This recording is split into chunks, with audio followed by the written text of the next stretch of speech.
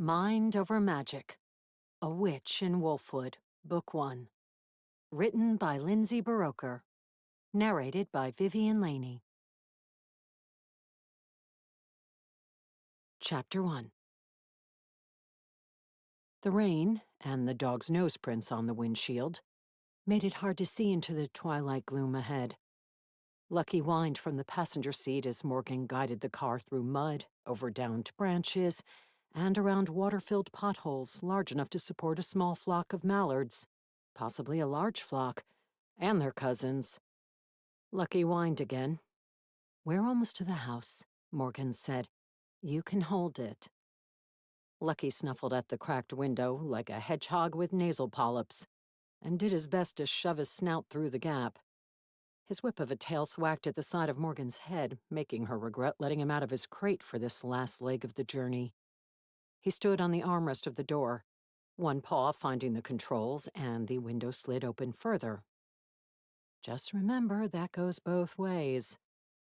Morgan concentrated on the road, navigating around another pond-sized pothole.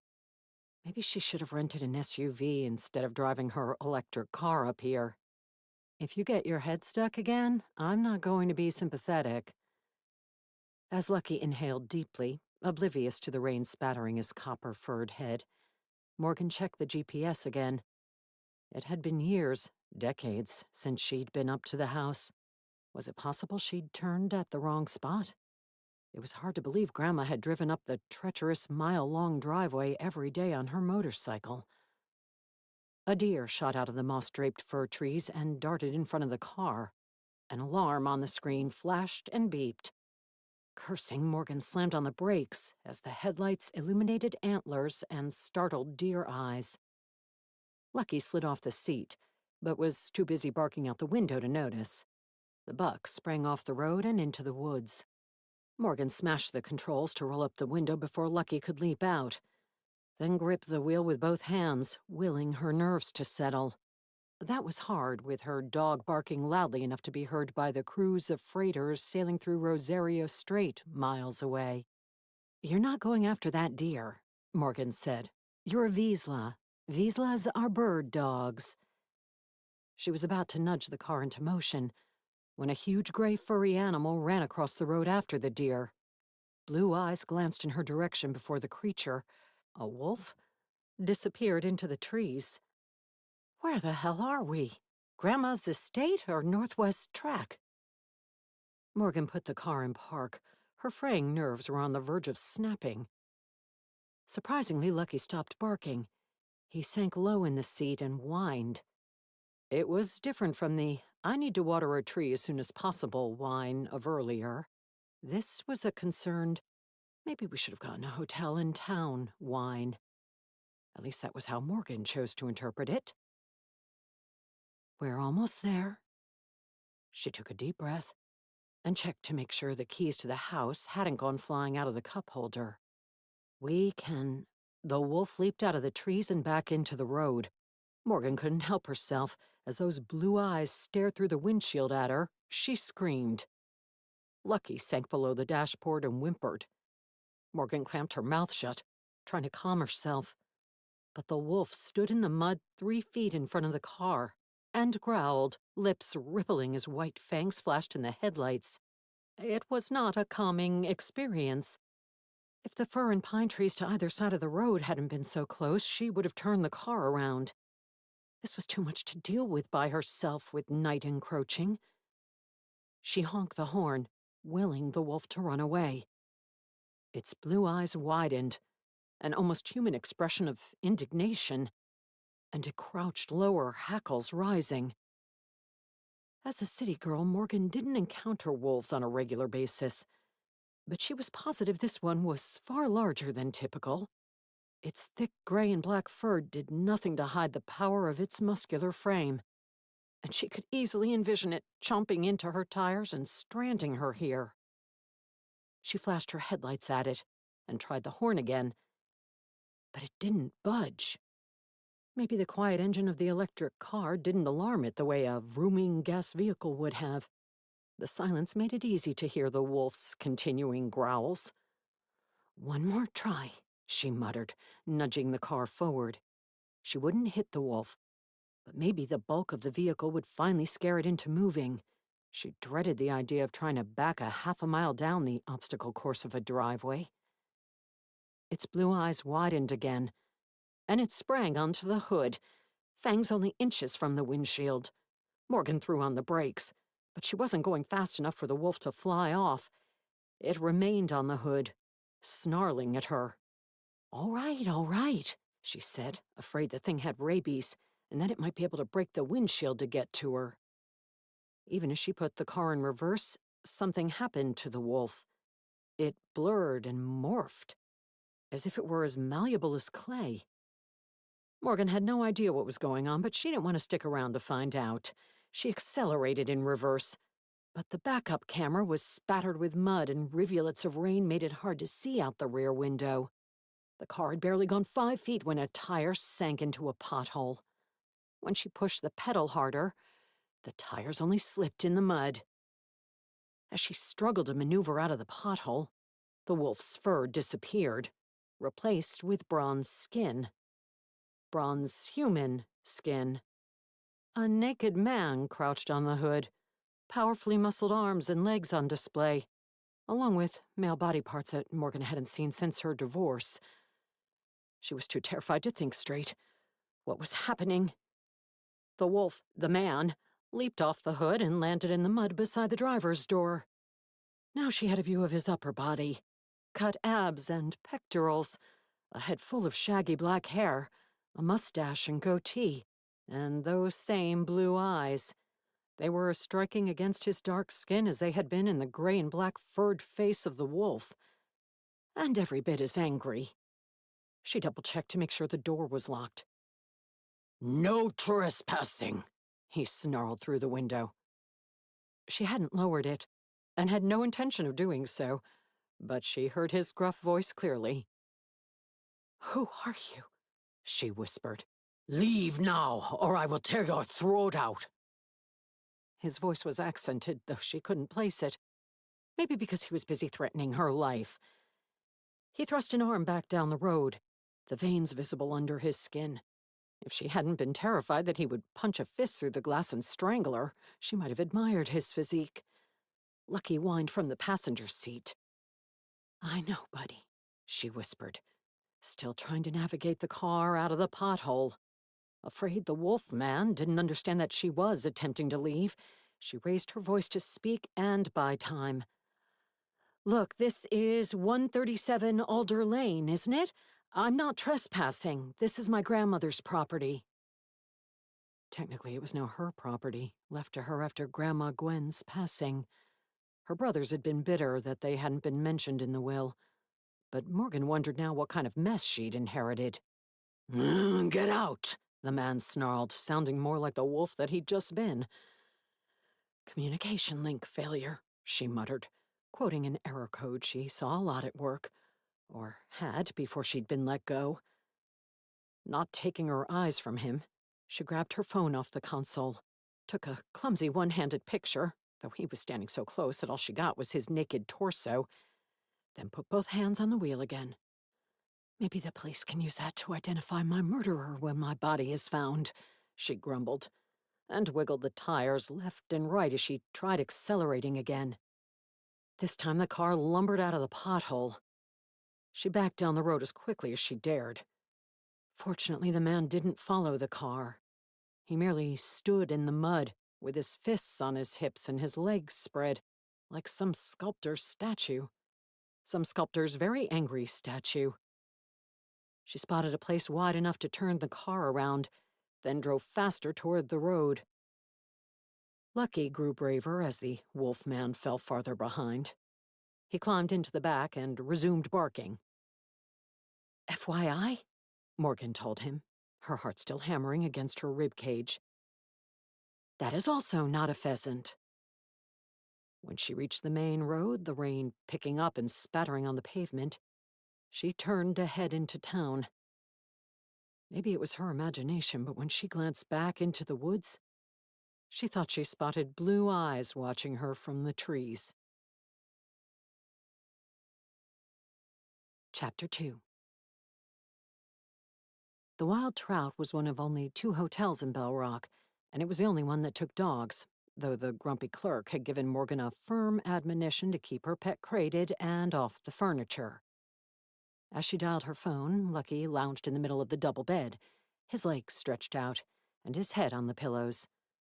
Earlier, she'd put a quarter in the ancient magic fingers machine, thinking the vibrations might scare him onto the floor, but he'd only nestled in deeper. "I can see you were traumatized by our adventure," Morgan told him, wondering where she was going to squeeze in. Not that she had sleep on her mind. It was early, and she was too keyed up. What if she returned to Grandma's property in the morning, and the wolf was still there? The werewolf. Unless someone had been playing an elaborate prank on her, that was all he could have been. But werewolves didn't truly exist, did they? They were like vampires and ghosts and witches and wizards, the stuff of Hollywood movies and fantasy novels. "Hello?" her cousin Zoe answered. "Morgan?" "Yeah, thanks for picking up. I have a problem." "You want to list your house? I'd be happy to help. I sell houses all over Seattle and know your neighborhood really well." "No, Jun got that in the divorce. He's still living in it." "He got the house? What did you get?" "Lucky, my car, and a lot of questions about my self-worth. Also questions about whether she was as distant, aloof, and cold as Jun had told the lawyer. All those years together, and she hadn't realized he'd felt that way. He was an engineer, a logical and analytical human being, not driven by his passions. She'd thought they were similar types of people, and that they understood each other." "Lucky?" Zoe asked. "That's your dog, isn't it?" "Yeah." "He's a nice pup and all, but he's not worth more than a house with 10 years of equity in it." "He's good company," Morgan said. On the bed, Lucky rolled on his back, with his paws crooked in the air. "You know Grandma passed away, right?" Morgan added. "I know you were the only one to get anything in her will. I don't care, but I bet your brothers are pissed about that. Your sister probably is, too. I haven't talked to her in forever." "She's not pissed. I called her and left a message when I told her about the funeral. She called back and left a message saying she couldn't make it." No need to mention that was what passed for a meaningful interaction with Sean. Jun might have thought Morgan was distant, but he'd called Sean an Arctic glacier, based on the 2 times in 10 years that they'd met. Morgan and Jun had been married for 3 years before the first time. Sean didn't show up for weddings any more often than she came to funerals. She didn't sound irritated about the will. Probably because she's in Botswana chatting up gorillas and can't be bothered with such earthly things as money and houses. It's Borneo, and her specialty is orangutans. Let me ask you a question. As a real estate agent, have you ever driven up to a house with your clients and had someone, tell them no trespassing and scare them off? Morgan shivered as she remembered the flashing white fangs less than a foot away from her windshield. Sometimes squatters will take up residence on a property that's been vacant for a while, though I don't know how any squatters would have found Grandma's house. From what I remember, it's in the middle of the woods with state land on all sides." "That's right. I drove up about an hour ago, and a man leaped out of the woods and tried to scare me away." Morgan winced. "When I say tried, I mean he succeeded." "Was he armed?" "He looked like one of those guys where his body is a weapon." Morgan didn't mention the werewolf possibility. It was far too kooky to share over the phone. Besides, she was a database programmer, a logical and rational person, not someone who spouted tales of fantastical creatures. "Oh yeah? Did you get a picture?" Why did Zoe sound more intrigued than worried for her? "A blurry one of his chest." "Send it over. I'll give you my professional opinion." "Your professional opinion as a real estate agent? Are you going to appraise him?" "Absolutely, I will." Morgan snorted and texted the photo. "I was thinking of calling the police to see if someone would go out there with me in the morning." At which point she would feel foolish, because the man wouldn't show up, and there would be no evidence to suggest he'd ever been there. Wasn't that how these things went?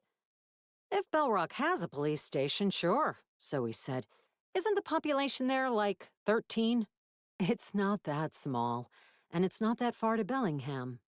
My professional appraisal of this chest is that it could indeed be used as a weapon, Zoe said.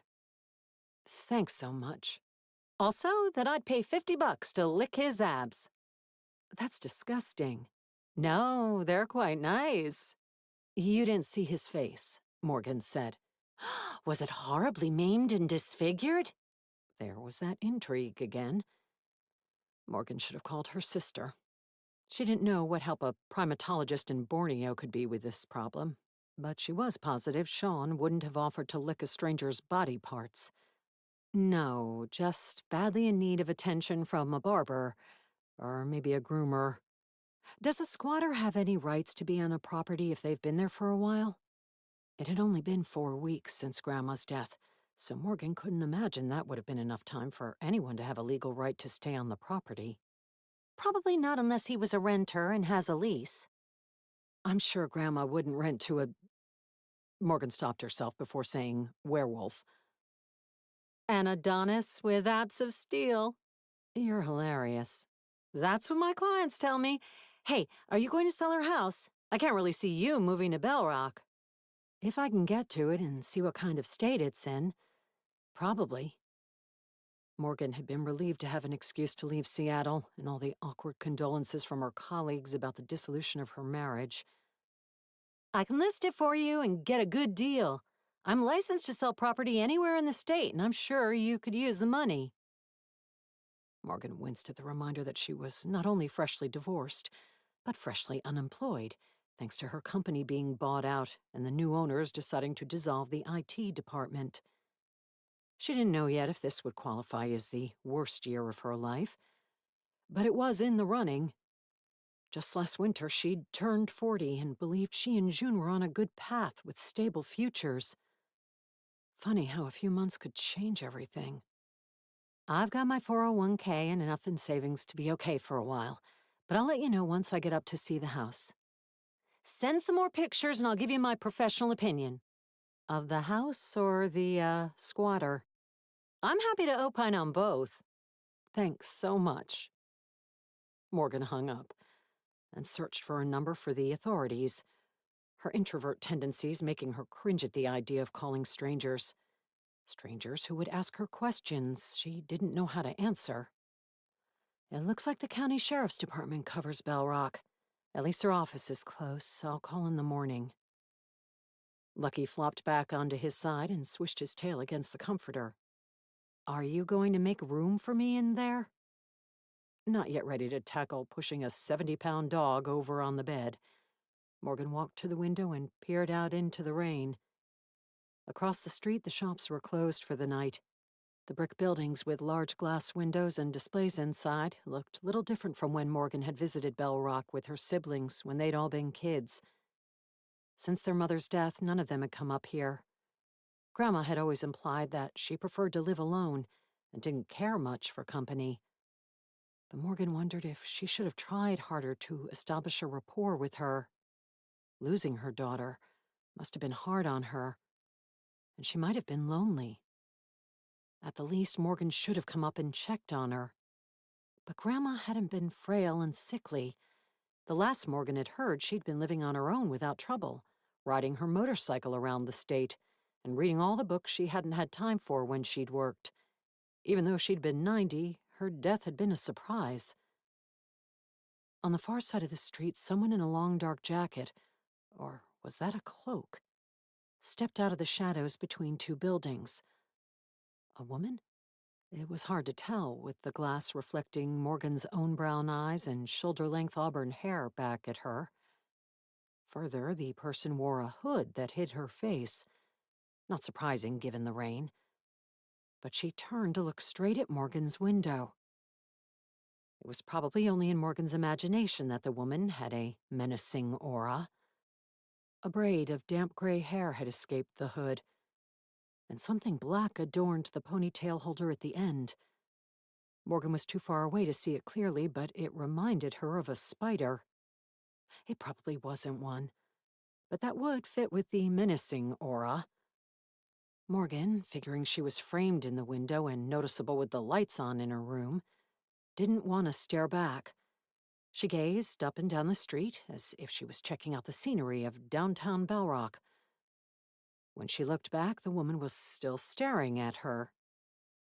Morgan backed from the window and closed the curtains. Bell Rock isn't as friendly as I remember. She hoped the werewolf would be gone in the morning. Chapter 3. The second time Morgan drove up the long, muddy driveway, the sun was out, and a deputy sheriff's big SUV trailed her car past the water-filled potholes. As she sipped from a cappuccino from Bean Me Up, a drive-through coffee stand on the way out of town, she peered warily into the woods. She didn't see any wolves or anything amiss until they reached the spot where she'd stopped the night before. And she stopped again. A dead deer lay across the driveway. Morgan swallowed and closed her eyes, not wanting to look at the mangled body. She loved animals, even wild animals that darted in front of her car. It was one of the reasons she hadn't fought her doctor's recommendation that she become a vegetarian. Her stomach churned at the thought of having to deal with this.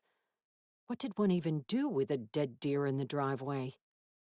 A knock at the window startled her. Lucky barked from inside his crate behind her seat, startling her further. Morgan hadn't wanted him to be tossed about on the bumpy driveway again, so she'd put him in it before they set out. Fortunately, it was only Deputy Franklin, a big-eared man with a pot belly that slumped over the belt of his olive-green uniform. When she'd mustered enough extroversion to call the sheriff's office and ask for help, she'd envisioned driving up to the property with someone like Wyatt Earp, not Droopy Dog.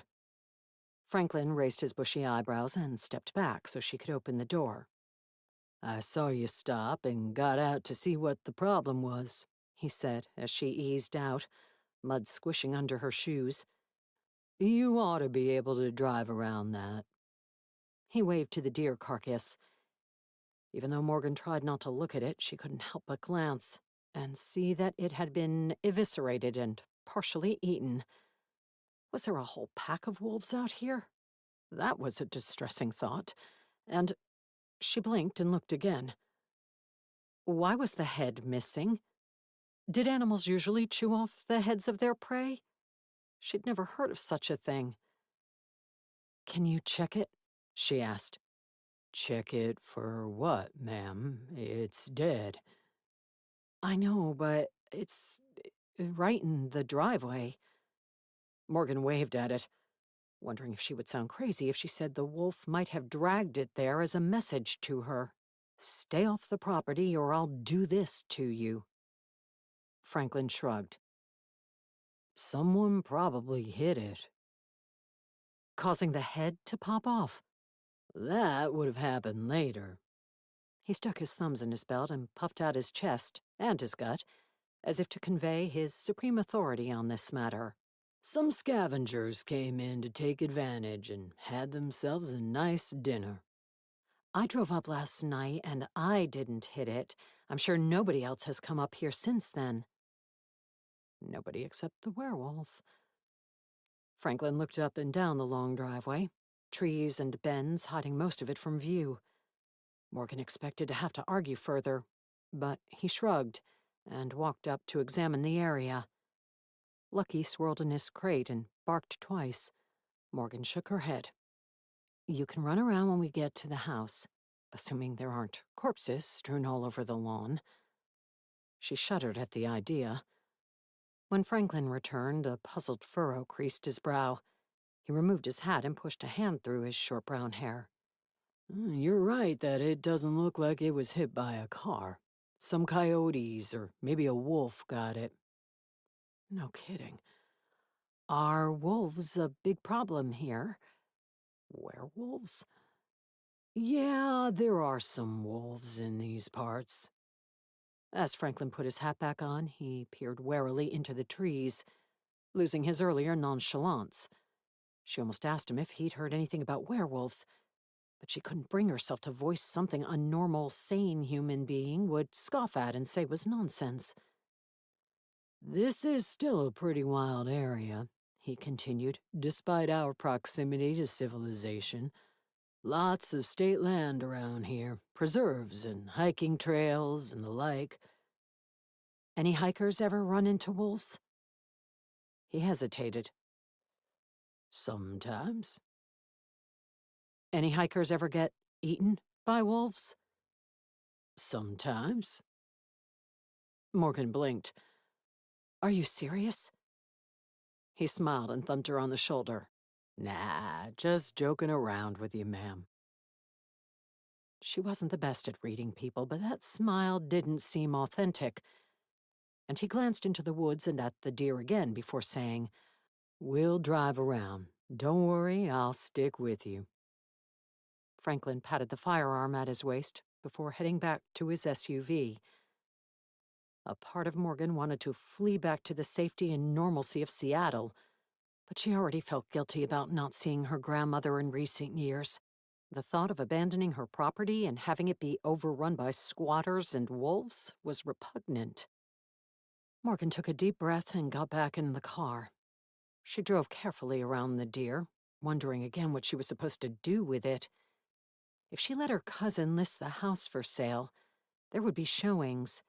She couldn't imagine they would go well if the potential buyers had to maneuver past a headless deer carcass on the way up the driveway.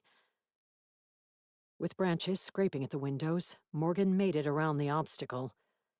She couldn't keep from peering into the woods as she continued on, afraid she would spot a whole pack of wolves watching her, or a single pair of icy blue eyes.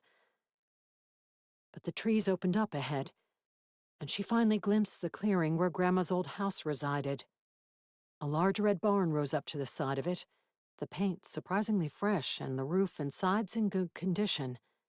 The nearby three-story, early 1900s craftsman was in more need of work, with the green paint and yellow trim peeling and moss growing on the roof.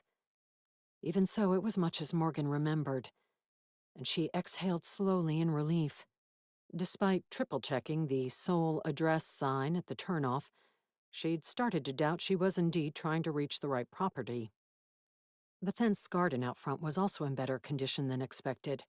The weeds had grown up in the weeks since Grandma's passing, mingling with the strawberry plants sprawling across several beds and the green beans and tomato vines growing on trellises. The large lawn surrounding the house and barn had been mowed recently. Maybe a caretaker had come up regularly to tend the yard for Grandma. If so, Morgan would have to find out who it was and let them know she'd passed on. Maybe she could employ the same service until she was ready to sell the house. Reminded of her cousin's request, Morgan got out of the car, intending to take some pictures. The deputy had also stepped out and was looking around with his hand on his firearm. Had he seen something? The naked man? A hulking wolf, far too large to be of natural origins? Morgan felt safer out in the open with the sun shining on the damp grass. But firs, alders, pines, and spruce rose up all around the hilltop property. In the distance, the water of Rosario Strait was visible through the trees. When she'd been a girl, there had been a better view. A real estate agent would probably want to cut some of the trees down to put water view in the description. But Morgan didn't think they belonged to Grandma. The agent would have to list this as a peekaboo view. I didn't realize how isolated this place is, Franklin said. You'd heard of it before? Did you know my grandmother? It's a small town. Everybody knows everybody. But Gwen was a recluse, so I can't say that I knew her. Just heard a few rumors now and then. She rode through town on that Harley of hers even though she had to be creeping up on 70. 90, actually. Huh. She didn't look all that old. A shame it was the motorcycle that did her in. Yeah. Whines from the car reminded Morgan that she'd promised to let Lucky out. She released him, and he sprang free, beelining straight for the barn. He immediately started sniffing and pawing at the ground next to the wall. Might wanna keep an eye on him, Franklin said. Because of the wolves. That's right. Usually they'd leave a pup that size alone. He waved to Lucky's 70-pound frame. The dog was large for his breed. But people have spotted some big wolves around here. Imagine that. For the first time, Morgan thought to check the hood of her car for claw marks. The night before, it had been dark by the time she reached the hotel. She grimaced at the scratches all over the hood and pointed them out to Franklin. That's from your dog? He asked. No. A wolf jumped on my car last night. He squinted at her. You only mentioned a man who blocked your way. The man was the one who threatened to rip my throat out if I didn't leave. Technically, he may have made the same threat in the wolf language when he'd been growling at her. That left a larger impression. Not exactly true. The whole scenario, including the wolf transforming into a naked man right before her eyes, was indelibly imprinted on her mind. Are you planning to stay up here? The car door was still open, and Franklin waved to the luggage visible in the back. That was my original plan. I need to figure out what to do with Grandma's belongings and get the house ready to sell. She dreaded the necessity of sorting through her grandmother's things and deciding what to do with them. Her mother should have been here to spearhead this. Morgan, remembering so little of Grandma, didn't feel qualified. Most of what she remembered was that Grandma had been a librarian and loved books. They'd had that in common, and Morgan knew what it was like to prefer solitude to crowds of people, even family. Right now, she wouldn't have minded less solitude.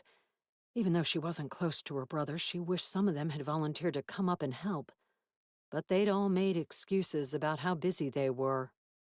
She'd sensed their bitterness about not having been left anything, and suspected that was the real reason they hadn't come.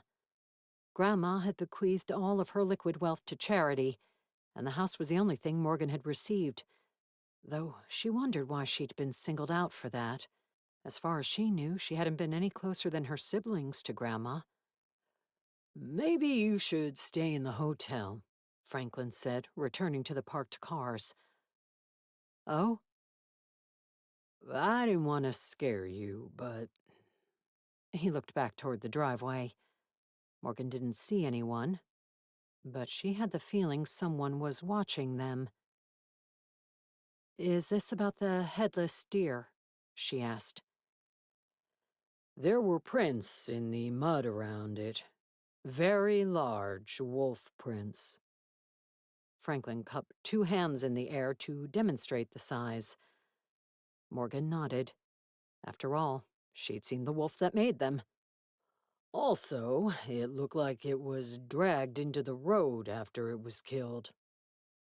Like, to make a point? I wouldn't necessarily attribute that much intelligence to an animal, but... Franklin paused, then shook his head. Never mind. I don't want to worry you. It might not mean anything. Uh-huh. I'll look around the property a little more, he offered. See if I see anything peculiar or dangerous. Thank you. As Franklin headed off to do an investigation of the property, Morgan grabbed the keys out of the cup holder in her car. Her fingers trembled a little, and she couldn't shake the feeling that someone was watching her. After making sure Lucky hadn't gone far, he was still sniffing around the barn. She headed for the covered front porch. The wood had recently been sanded and sealed, courtesy of the caretaker who'd mowed the lawn. Most of the house appeared old and in need of repairs, but parts here and there looked good, with the barn almost gleaming, though it had to be 100 years old, if not older. She halted at the top of the porch steps. A large firewood box rested on the doormat and blocked the door. Odd. Morgan bent, intending to push it to the side. But a twinge of foreboding came over her, and something made her reach for the wooden lid. She lifted it, and screamed for the second time in a day. The decapitated deer head was inside, dead eyes staring up at her. Chapter 4. Morgan's hands wouldn't stop shaking as she walked around the exterior of the house, taking pictures from different angles. Deputy Franklin was toting the firewood box with the buck's head inside to the back of his SUV. She had no idea if he intended to run fingerprints on the hinges of the box or do any kind of investigation, or if he was simply calming the terrified newcomer to his town by taking it away. Morgan had only screamed once, but it had been enough to bring him running up to her side. He'd admitted it was disturbing and apologized for not offering to go inside the house first. After he put the box away, he took the keys from her and went in to look around. Normally, Morgan prided herself on being the independent type and not needing a man's help for anything. But the last 12 hours had worn down her bravery.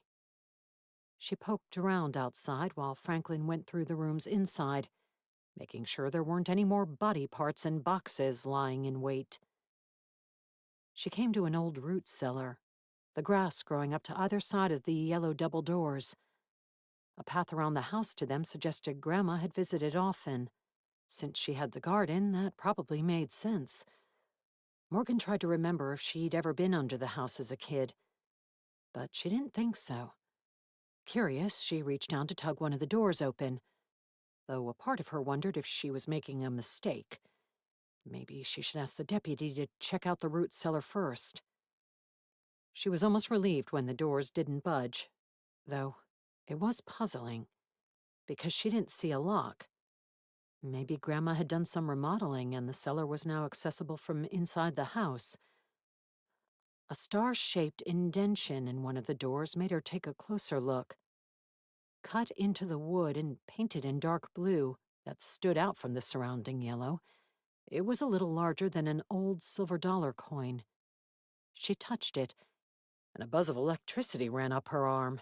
Startled, she jerked back and looked at her finger. It was already turning red, as if she'd been burned. Because this day wasn't weird enough, she muttered, frowning at the indention. She'd touched wood, not metal, so she didn't see how current could have been conducted through it.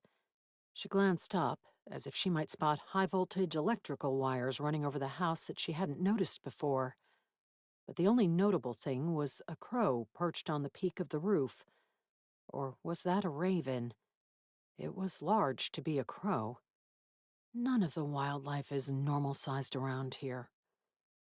She touched the indention again to see if it had been a fluke. It buzzed her once more, almost as if it were an alarm or a warning not to touch the doors. Huh. Ma'am?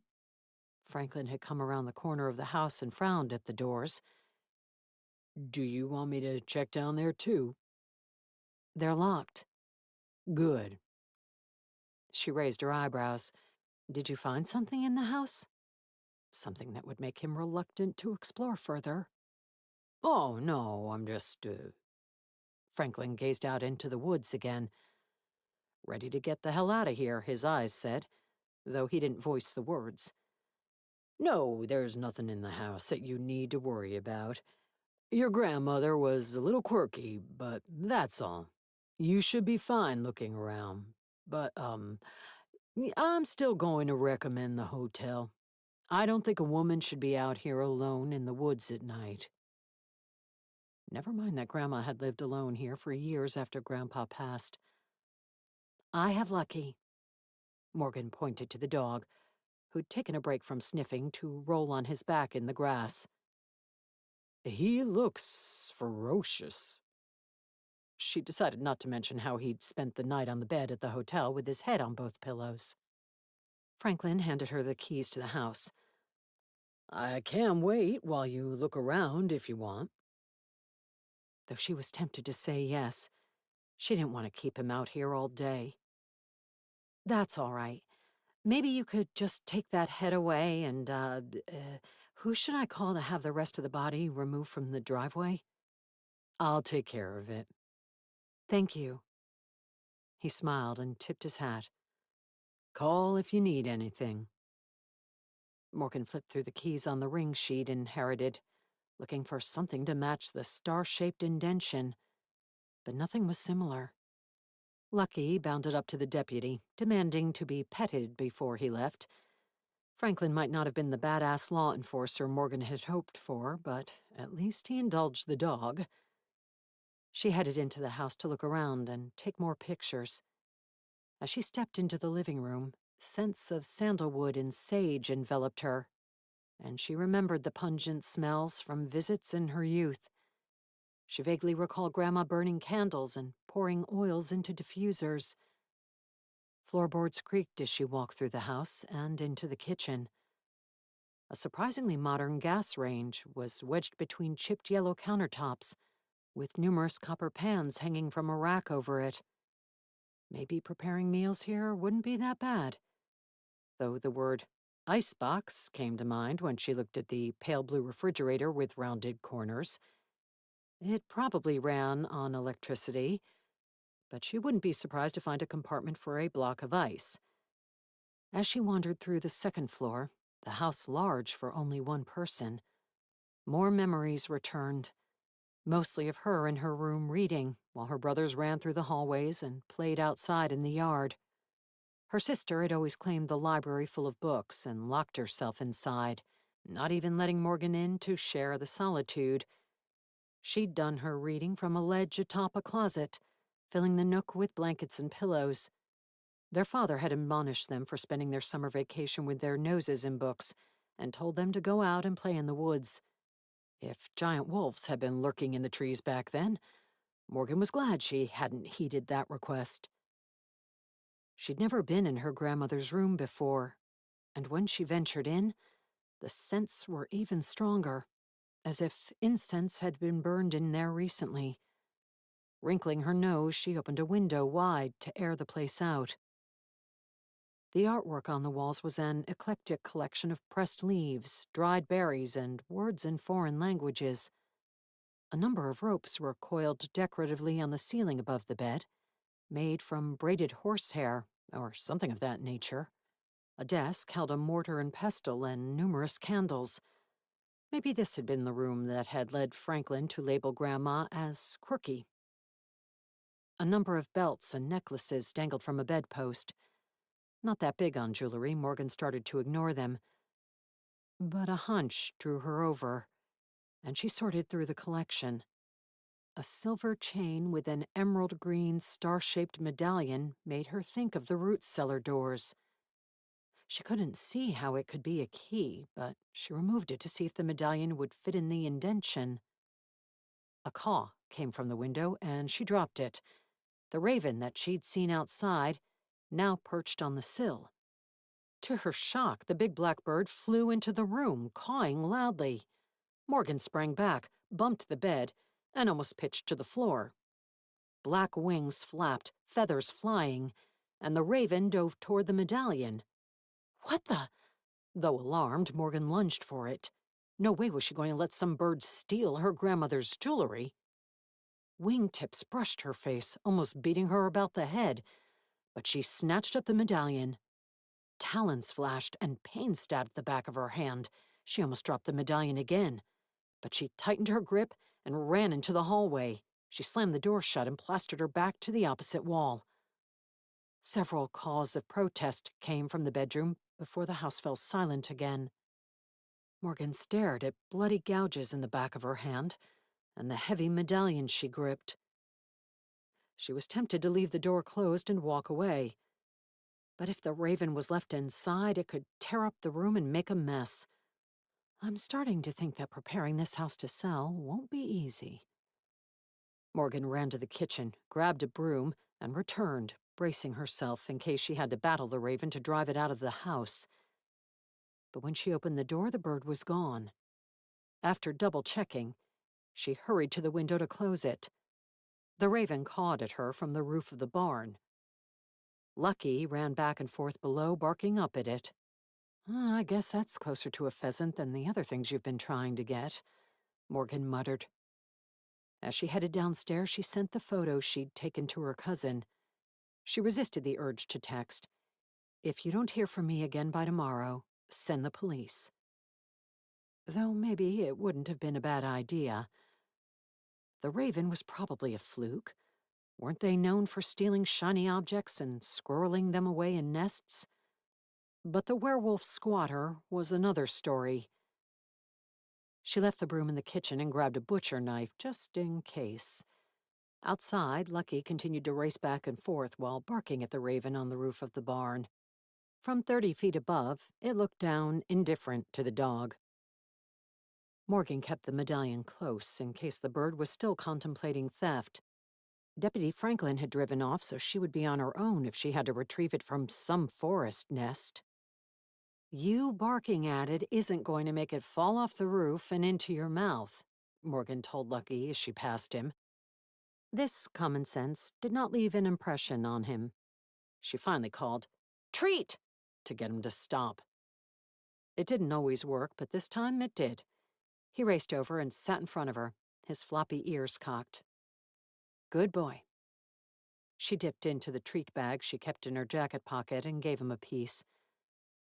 How about giving your vocal cords a rest for a while? He licked her hand, dropped to his back, and rolled in the grass. That works. A call came in from Zoe as Morgan knelt in front of the root cellar doors. What do you think? Morgan answered, assuming her cousin had looked through the photos. It's got good bones. You should remodel it before listing it. You'll get a lot more. People with money want granite countertops, walk-in closets, and heated floor tiles in the bathrooms. Even better if there's a steam shower, a jetted bathtub, and towel warmers. Towel warmers? Morgan placed the star-shaped medallion into the indention. It was a perfect fit. Coincidence? After you spend a few million on a house, you don't want to have to endure chilled towels when you step out of the shower. Morgan scoffed. This place isn't worth millions. It's only 5 minutes outside of town, and it's on a bunch of land, right? And Bell Rock is close to Bellingham and not all that far from Seattle. Trust me, that much land by the water is going to go for a fortune. I think it's mostly state land. There's only an acre or so around the house. Morgan tried turning the medallion, though the indention was cut into the wood, so she didn't see how it could turn. And it didn't. It lay there, the emerald glass gleaming in the sunlight, but nothing else happening. Are you sure about that? Zoe asked. It's not unheard of, but it would be uncommon to find a private parcel surrounded by state land. Pretty sure. If it was truly worth a lot, Grandma never would have been able to afford the property taxes. She was a retired librarian, and I don't think Grandpa left her much when he passed. Seniors can get discounts on property taxes. Let me check on it. Text me the address. All right. Wingbeats sounded as the raven flew off. Lucky growled. But he wasn't looking toward the bird, but into the woods. Morgan didn't see anything among the trees, but she again had the feeling that she was being watched. Let me know what you find, she told her cousin, the urge to finish searching around and get out of there as soon as possible filling her. Another night at the Wild Trout sounded more and more appealing. Bye. She was about to give up on the medallion doing anything, but decided to try pressing it. It didn't depress far, but a click sounded. When nothing else happened, Morgan pulled out the medallion. She tried opening the doors again. This time they creaked open, revealing wide earthen stairs that descended under the house. A hodgepodge of strong scents that she couldn't identify wafted out, making her wrinkle her nose again. It was even worse than in the house. How did discerning buyers who liked jetted tubs and towel warmers feel about homes reeking of incense, dried herbs, and who knew what else? Stand watch, Lucky. He'd returned to sniffing around the barn, making Morgan wonder if another dog, or a wolf, had been marking the area. As she descended, she hunted for a light switch, but the walls were made of dirt. It truly was a root cellar. Except that it didn't contain jars of pickles and cans of tomatoes. Enough daylight filtered down for Morgan to make out unfamiliar tools on pegboards and shelves filled with quirky potion bottles, ceramic crocks, and jars holding everything from powders to agates to organs and eyeballs and formaldehyde. Some of the powders were glowing. Would the real estate listing have to mention that parts of the house were radioactive? Boxes and crates were stacked against the back wall, along with bookcases that overflowed with weathered tomes that might have been older than the house. With some books stacked horizontally and others perched vertically or leaning diagonally, they didn't seem to be categorized in any way, and the urge to spring into the morass and arrange them in a logical organizational paradigm made her fingers twitch. But the sheer strangeness of everything collected within kept her feet rooted to the floor as she gaped around. The rest of the walls were lined with counters and workbenches, the tops cluttered with daggers, vials, bottles, cauldrons of various sizes, and more mortars and pestles. A staff with antlers attached to the top leaned next to the stairs. In the center of the sprawling cellar, the packed dirt floor held a pentagram in a circle painted in red. Blood red. If one of Grandma's motorcycle helmets hadn't dangled from a hook next to the staff, Morgan would have thought she'd wandered into an alternate dimension, or that Grandma had unknowingly rented out her root cellar to a witch. But the key to this place had been in her bedroom. Morgan shook her head and set the butcher knife down next to a wavy-bladed crease. The kitchen tool looked like a toy in comparison to it. Her grandmother had kept to herself and been aloof, but that ran in the family. It wasn't that weird. This. What was Morgan supposed to do about all this? Put it in the description for the listing for the house under bonus room? Lucky barked, and the rumble of a car engine floated down. Now what?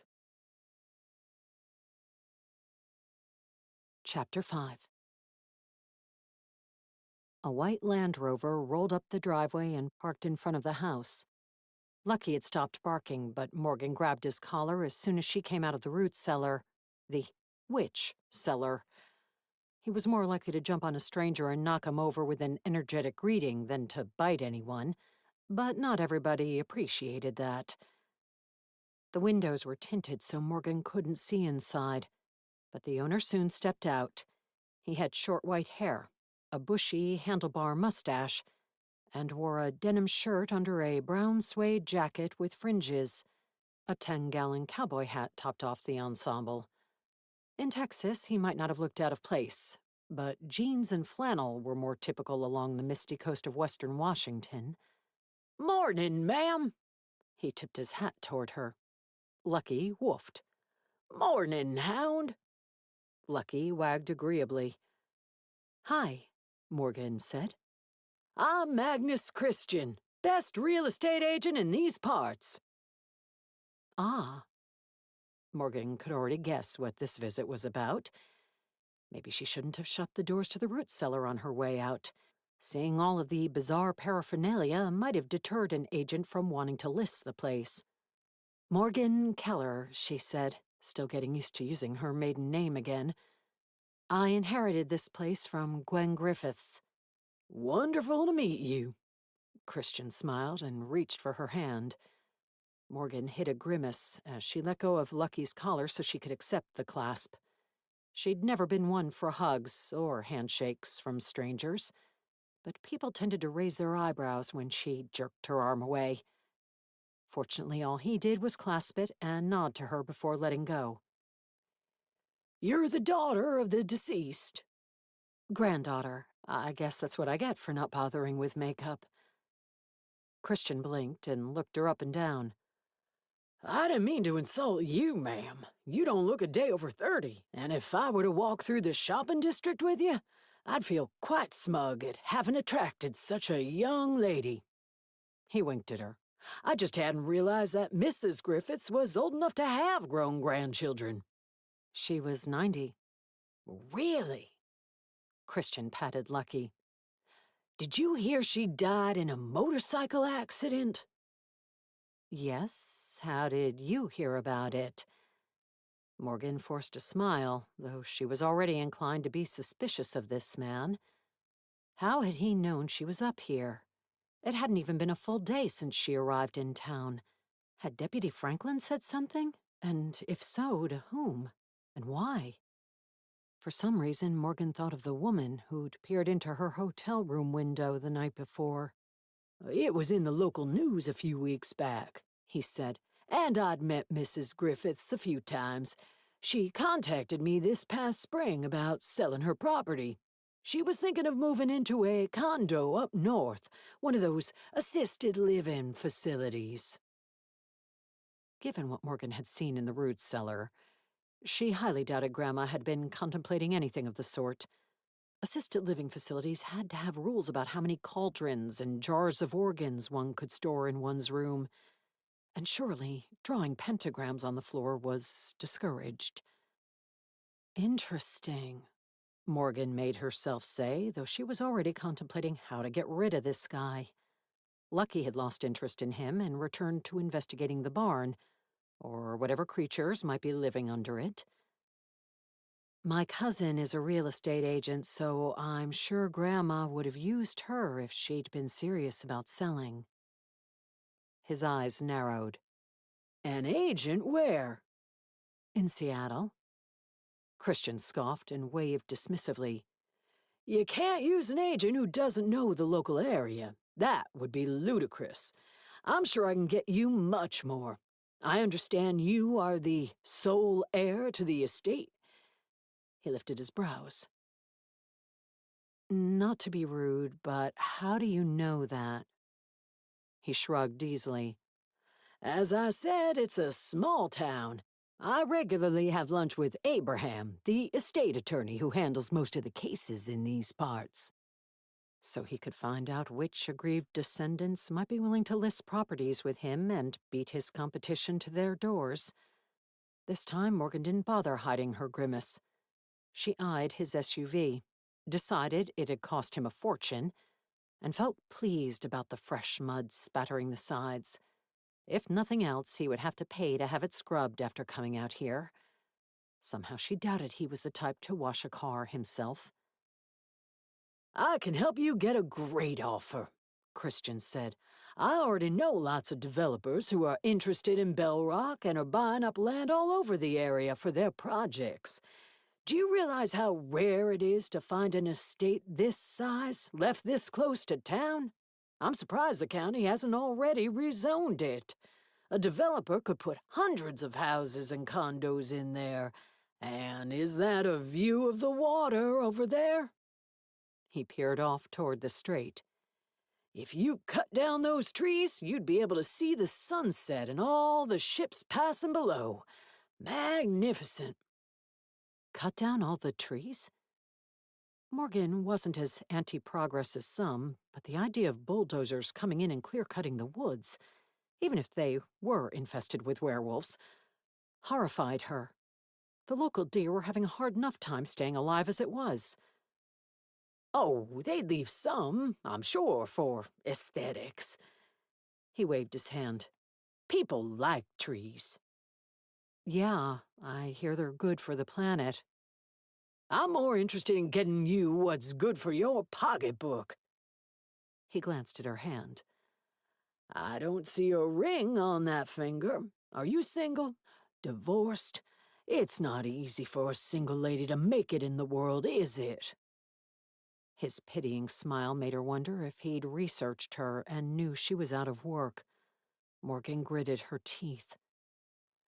Look, Mr. Christian, I just got up here, and I need to sort through Grandma's things.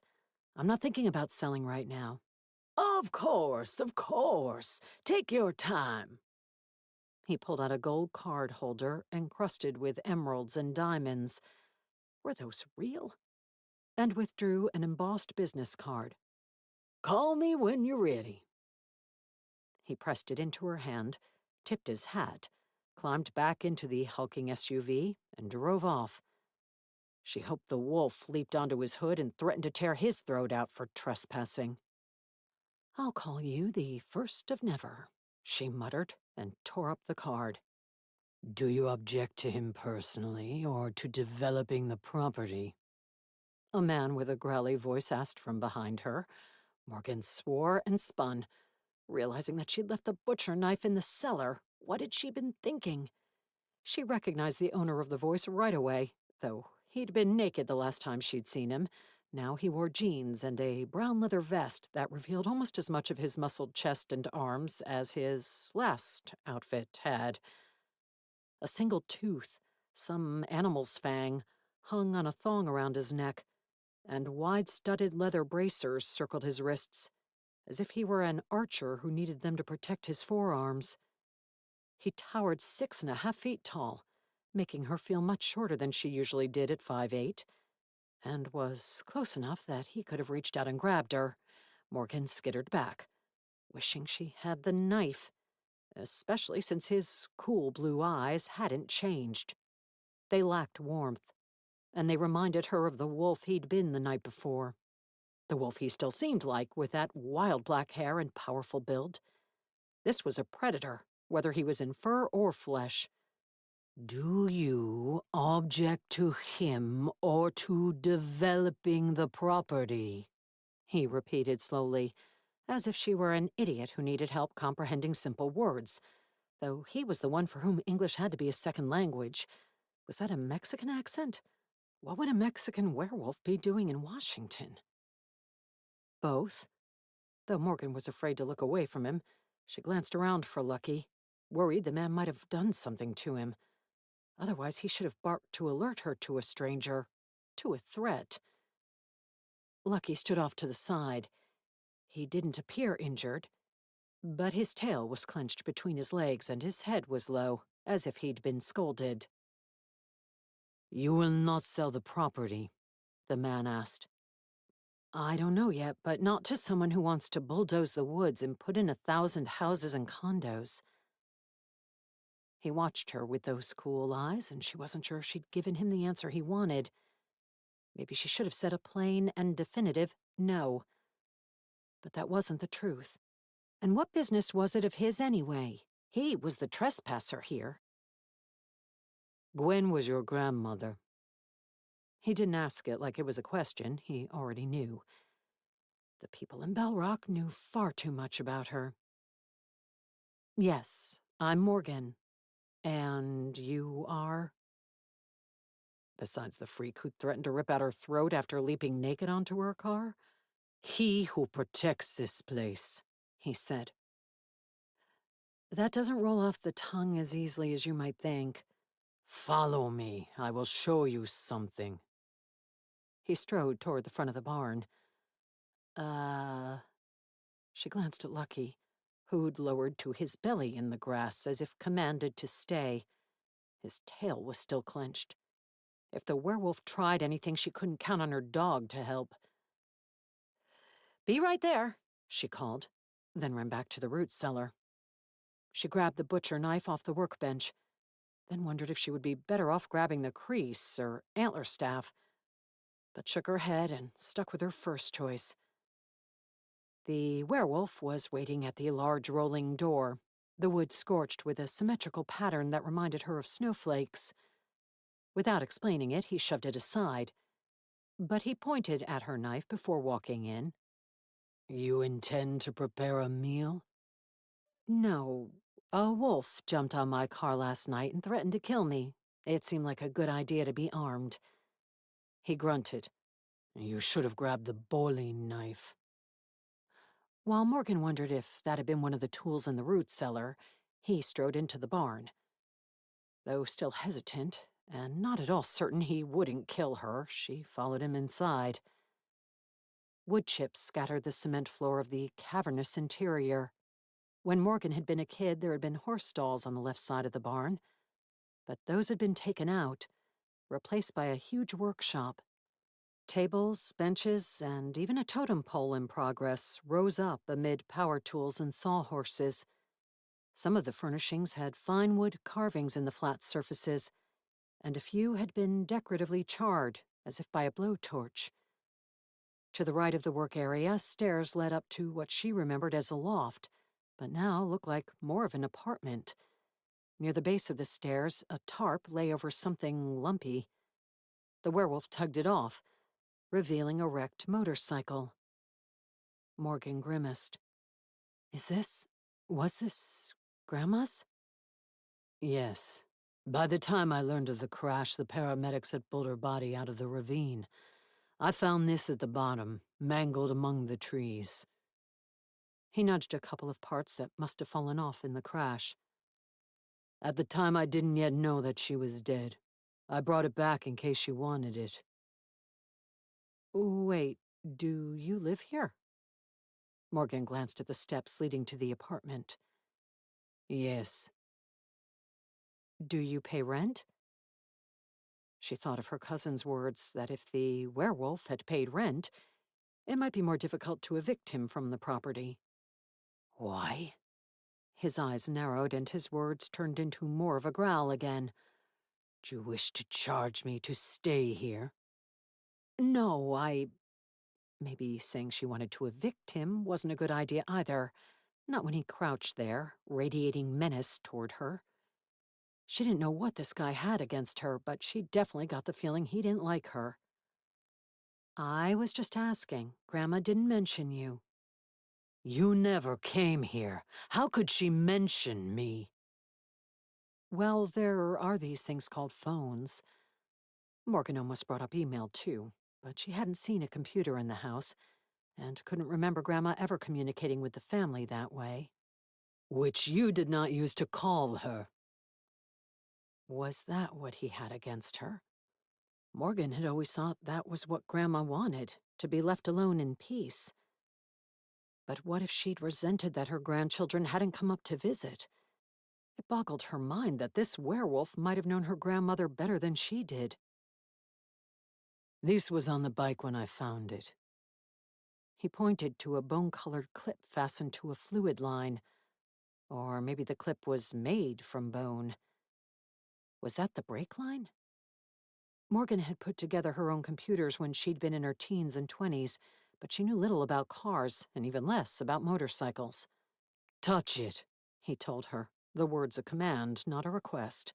She bristled, not wanting to obey him, or crouch shoulder to shoulder beside him. But curiosity kept her from voicing a protest. She bent over, touched a finger to the clip, and jerked her hand back when it buzzed her the same way the indention in the root cellar door had. His eyes glittered with triumph. It is magic, yes.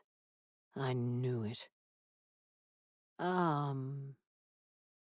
Nothing more articulate came to mind. And you have the witch blood of your line. That deserved another, or maybe something more profound.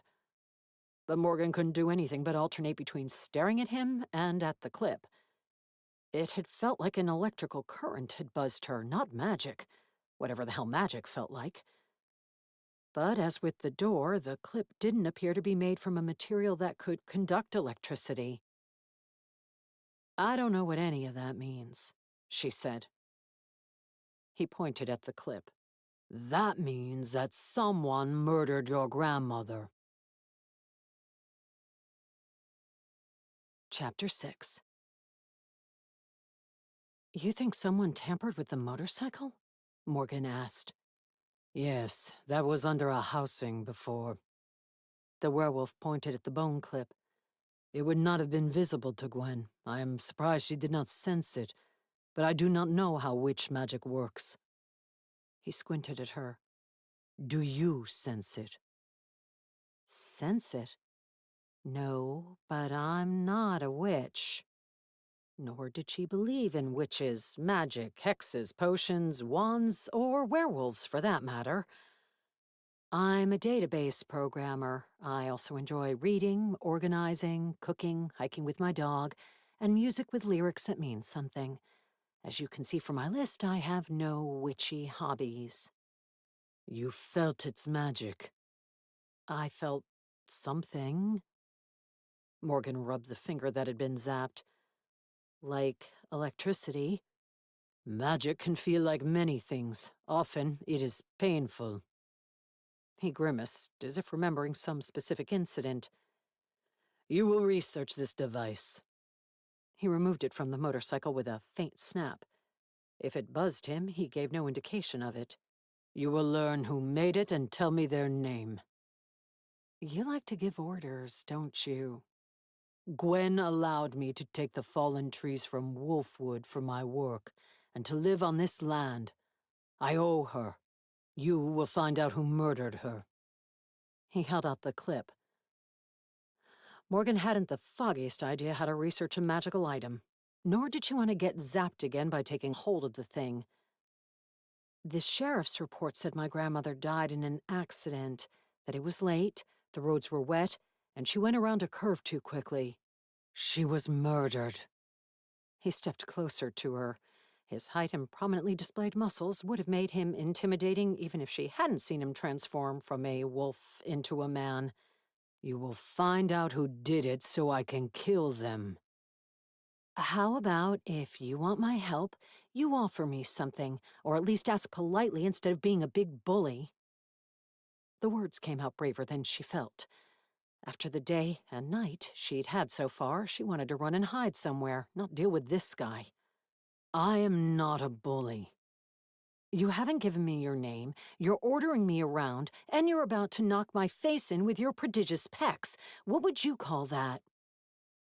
He squinted down at her for several long seconds, and she didn't know if he was debating whether his actions and his pecs were or weren't bullying, or if he was contemplating throwing her over his shoulder and locking her and the clip in the root cellar until she solved his mystery. Finally, he stepped back. She realized she was gripping the handle of the knife so hard that her knuckles ached. My name is Amar Guerrero. If you research this item, find out who put it on the motorcycle, and tell me, I will— He looked around the barn for inspiration. Make you a table. A table. She appreciated that he was taking her advice and offering her something. But what was she supposed to do with a table? Especially a giant table made out of slabs of wood hauled in from the wilds. She didn't even have a house these days, unless one counted the small apartment she'd rented in Shoreline. If the chunky furnishings in the barn were indicative of his typical work, she wouldn't be able to get anything he made through the door. Or a bench, he said. You could just buy me dinner. Morgan meant it as a practical suggestion, especially since she hadn't yet had time to grocery shop, but belatedly realized it sounded like she was fishing for a date. No, she was not looking for that. Not from any guy, and especially not from the werewolf who'd threatened to rip her throat out. Besides, what did he eat that a vegetarian could have? Deer was not on her menu, especially not freshly eviscerated deer. She shuddered. Fortunately, he seemed more puzzled by than interested in this suggestion. Apparently she wasn't his type. That was fine with her. She shuddered again. A bench would be fine, she said. I'll fend for myself for food. I've got a bag of cauliflower puffs in the car. Maybe she could put his bench on the front porch here. Then she wouldn't have to worry about transporting it, and the people who came to look at the house could sit aghast on it after seeing the pale blue icebox and the lack of towel warmers. Though it occurred to her that selling the house, the original and only plan she'd had when driving up to Bell Rock, might not be a good idea. What if everyone wanted to develop the property instead of living on it? No, she wouldn't let that happen. As long as there were multiple offers, she could be selective. Maybe she could find a nice family that wanted a fixer house with room for the kids to run. Though small children might not be appropriate for a property with a werewolf living in the barn. She rubbed her face, wondering if she would wake up to find out this bizarre day had been a dream. Cauliflower what? He, Amar, asked. Puffs. They're a snack food. A mix of cauliflower and sorghum. Sorghum? Sorghum, yeah. It's an ancient grain. And an environmentally responsible, sustainable crop. No need to feel guilty about your snacking pleasure. Morgan stopped short of telling him about the fiber content, as her husband, ex-husband, had been quick to point out. Nobody wanted the details of her hippie health kick, as he'd called it. She couldn't help it that her doctor had traumatized her with ominous threats and stern lectures about her questionable health and how her body would only decline further in her 40s if she didn't change something. At first, she'd been reluctant to give up her diet of fast food to learn to cook vegetable-based meals at home, but she'd gradually gotten used to it. These days, cauliflower puffs didn't even seem that odd. They were handy for car trips and prompting strange conversations with werewolves. A werewolf whose brow remained furrowed and unenlightened. "I'm a vegetarian," she explained. That tended to clear things up, or at least helped people to categorize her crazy. "I like animals," she added, wondering if he'd been the one to put the deer head on the doorstep. Who else could it have been? Maybe she was crazier for standing here and talking to him than for her food choices. "Huh," was all he said. "A bench would be great." "Yes, good." Amar held out the clip again, looking more exasperated than pleased by her acceptance. Or maybe he was just exasperated with her. She probably should have told him she liked deer puffs. She tugged her sleeve down, hoping a fabric barrier would keep the clip from zapping her again, and accepted it. He folded his arms over his chest and stood like a statue, as if he meant to wait there until she finished her research and brought him the answers he wanted. How likely it was that she could, she didn't know. But if Grandma had been murdered, Morgan wanted answers too.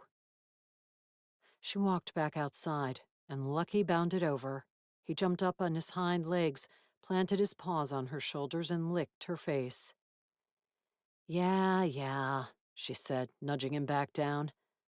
They'd gone to obedience classes for months to work on the jumping thing, and she'd thought he'd grown out of it. But maybe this was an extenuating circumstance. She had, after all, just walked out of a werewolf's lair. As Morgan headed toward the root cellar, figuring a witch's laboratory, or whatever it was called, was the appropriate place to research a magical bone clip, she pulled out her phone to take a picture of it. Maybe an image search on the internet would be enlightening. She didn't find anything exactly like the clip, just a lot of sites ensuring her that working with skulls, bones, and animal remains was typical in modern witchcraft, shamanic practices, and folk magic. Well, that's a relief. I was hoping my day would turn typical. Lucky bounded along at her side and sniffed at the clip. "No buzzy bones for you," she said, even though that sounded like the name of a product for her treat pocket. "And if you're coming into the root cellar with me, you have to keep your nose out of things." Lucky ran off to sniff at the side of the barn again. Maybe he couldn't be constrained by such rules. Morgan descended the stairs, the strong sense making her dread the idea of spending hours down there, and headed straight for the bookcase.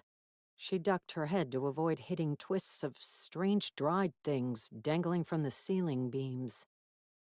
The collection of paraphernalia gathered down here wasn't any less daunting the second time. If she needed to find any specific item, she wouldn't know where to start. If this had been her workshop, she would have tagged everything with RFID and entered the items into a database before sorting and storing everything in a logical manner. Her fingers groped at the air with longing as she imagined instilling such order on the place. When she reached the bookcase, she was relieved that most of the titles were in English, though the fancy calligraphic script on the bindings made the text seem just as old as she'd guessed. Some were even handwritten. "Grimoire of Sacred Knowledge," she read on one as she scanned the titles, hoping something would pop out at her as possibly relevant. The part of her that had read numerous detective stories believed it might be a better use of her time to wander around town and speak to people who'd known her grandmother, such as that smarmy real estate agent who'd apparently been talking to her about selling the property. but the introvert in her cringed at the idea of starting conversations with strangers. She would rather spend days in a library or a cellar full of grimoires than wander around asking people questions. But she wouldn't be able to find anything in this disorganized mess. After again eyeing the books, the jars, the bottles, the crocks, and bags of what had to be ingredients for potions or creams or who knew what, Morgan ran to her car to grab her laptop. Sadly, she didn't have RFID tags along, but she could improvise some labels and at least get a thorough inventory of everything. Maybe in the process, she would come across something identical or similar to the bone clip, and instructions telling her all about it and who made them. She'd been working for 2 hours, thankfully finding a chain to turn on a naked light bulb mounted in a socket between ceiling beams. When the phone rang, Zoe's name popped up. "Hey," Morgan answered. "Thanks for calling back." "No problem, cuz. And have I mentioned that you're my favorite cousin? And that I'm a brilliant real estate agent who will gladly lower my commission if you let me sell that house for you?" Since I've already inventoried the root cellar and know there isn't a stash of gold bars down here, I'm going to assume it's on more land than we all thought. Morgan could have guessed that based on Christian's comment about hundreds of houses fitting on the property. She knew developers crammed a lot of houses into small areas these days, but nobody would put 100 on an acre. "Good guess," Zoe said. "The house itself is on a 2-acre tax lot, but here's what Grandma never mentioned. She owned it and the 6 tax lots surrounding it. The easternmost one does back up to state land that stretches over to the interstate, but everything you can see from the house all the way down to the water was hers. Is yours now, I guess. There's over 500 acres. Morgan swore, far more daunted than excited. How did the lawyer not mention that? There's going to be a huge estate tax due at the end of the year, right? Morgan would have to sell the land to pay that. Even though it was what she'd planned to do after hearing she'd been left the property, the idea of being forced to do it was distressing. Not necessarily. Grandma, actually I think this was her grandmother, had it designated as forest land a long time ago. Looks like that comes with an agreement to sustainably manage the forest. More importantly, it means the maximum assessed value of the land is a lot lower than it would be if you put it on the market and sold it to someone who was going to try to get it rezoned for residential development. Exactly what Amar didn't want to happen. Even if she didn't like him, Morgan couldn't blame him for not wanting to see the forest destroyed. What had he called it? Wolfwood. She also had a veteran's exemption on her taxes. That must be because Grandpa served. And a senior citizen exemption, too. It looks like she wasn't paying for anything more than the property the house is on. Are you sure the lawyer didn't tell you all about this? That's odd. Morgan sighed. I don't know. I never talked with her over the phone. These last couple of weeks have been tough. The last couple of months had been tough. And I don't like talking with strangers under any circumstances. Even strangers who are giving you things. Yeah. She ended up sending a big packet along with the keys to the house. It's all in the car. I was going to look everything over this week. Well, she probably would have warned you about the estate tax if the property value meant it crossed the threshold and you had to pay it. But you will definitely have to pay it if you sell the land and make millions. It's not that big a deal since you'd make FU money out of the deal, even after paying the taxes. Like I said, I'm happy to take care of it for you. Yes, everybody would be happy to sell the property for her. Morgan could think of worse problems to have, but she was starting to wish Grandma had left the place to her sister. And if I don't want to sell it, what then? I just have to worry about the property taxes. Essentially, but they're going to go up a ton because you don't have any exemptions. Can you define a ton? Not really. There aren't any comps around for me to look at, but it might be a lot. And you said you're not working, right? Morgan, you have to sell it. You can't afford to move up there. There aren't any programming jobs in Bell Rock. There's a fudge store, 3 tchotchke shops, the woo-woo place that sells crystals and weird powders, and 2 hotels that probably don't even have computer systems. Just sell the place. We barely went up there as kids. It can't mean that much to you. And don't you want to be a millionaire? I don't know what I want yet. No, that wasn't true. Morgan eyed the bone clip lying on a counter next to a mortar and pestle. She wanted to find out if the werewolf was right, if someone had killed Grandma. Chapter 7. It was almost full dark by the time gritty eyes and an aching back made Morgan give up on her cataloging and organizing project. She'd barely made a dent in the mess. Admittedly, the project might not need to be done. Maybe she'd given herself the only kind of task she was perfectly suited for because everything else was too daunting to deal with. But she couldn't help but think the answer to what the bone clip was, what it did, and maybe even who had made it, could be in the cellar somewhere. At the least, she ought to familiarize herself with what had been her grandmother's secret life, at least secret to her family, especially if Amar had spoken the truth and Morgan had inherited some predilection for witchiness, witch ways, witch blood. Was that possible? If she hadn't been inexplicably zapped twice today, she would have scoffed and dismissed it all, filing away everything in the cellar as a sign of an odd hobby and possible senility. But as she rubbed her fingertips together, the memory of the electrical buzzes fresh in her mind, she feared there might be something to it. A blast of worry struck her as Morgan stepped outside, looked around and didn't see Lucky. She'd had the doors to the root cellar open while she'd been down there, and she'd heard him snuffling around from time to time, and he didn't usually go far from her. But what if he'd chased something into the woods and gotten lost? Or what if he'd irked a werewolf who'd decided to eat him? She glanced toward the 2 windows in the apartment above the barn, but no lights were on. Either werewolves saw in the dark, or Amar had gone out for a hunt, or he was skulking around in the dark somewhere. Morgan shivered. By the fading light, she grabbed Lucky's dog dish and bag of kibble, along with the big envelope of papers she'd told Zoe about and hadn't yet read.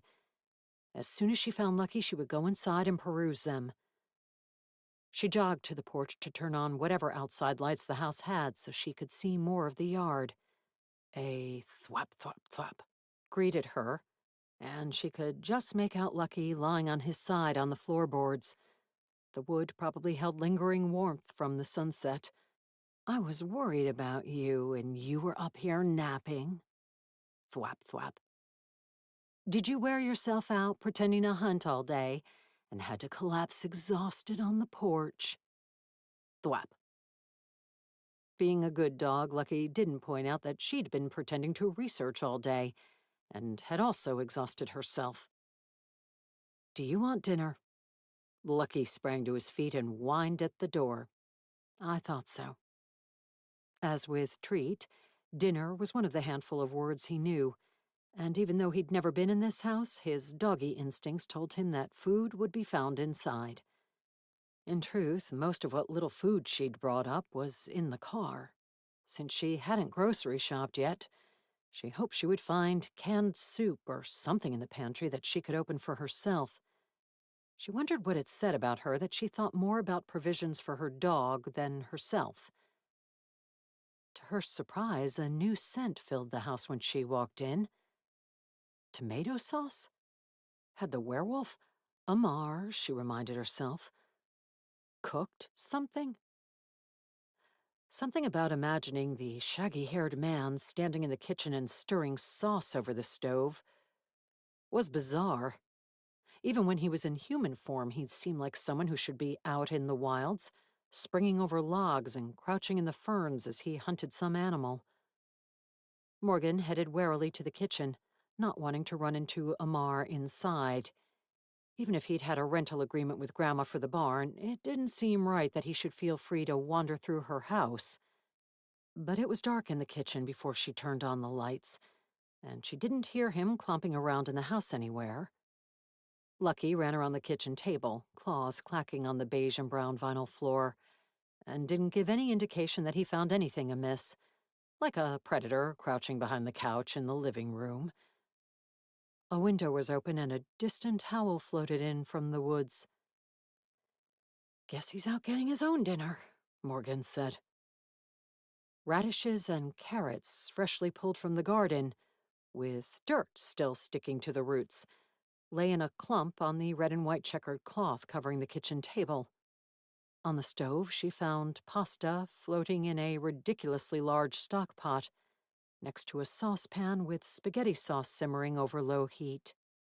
The jar it had come out of rested on the counter and was labeled pepper and sausage medley, but a bowl next to it held a bunch of tomato sauce-covered lumps. The sausages? There was a dirty strainer in the sink.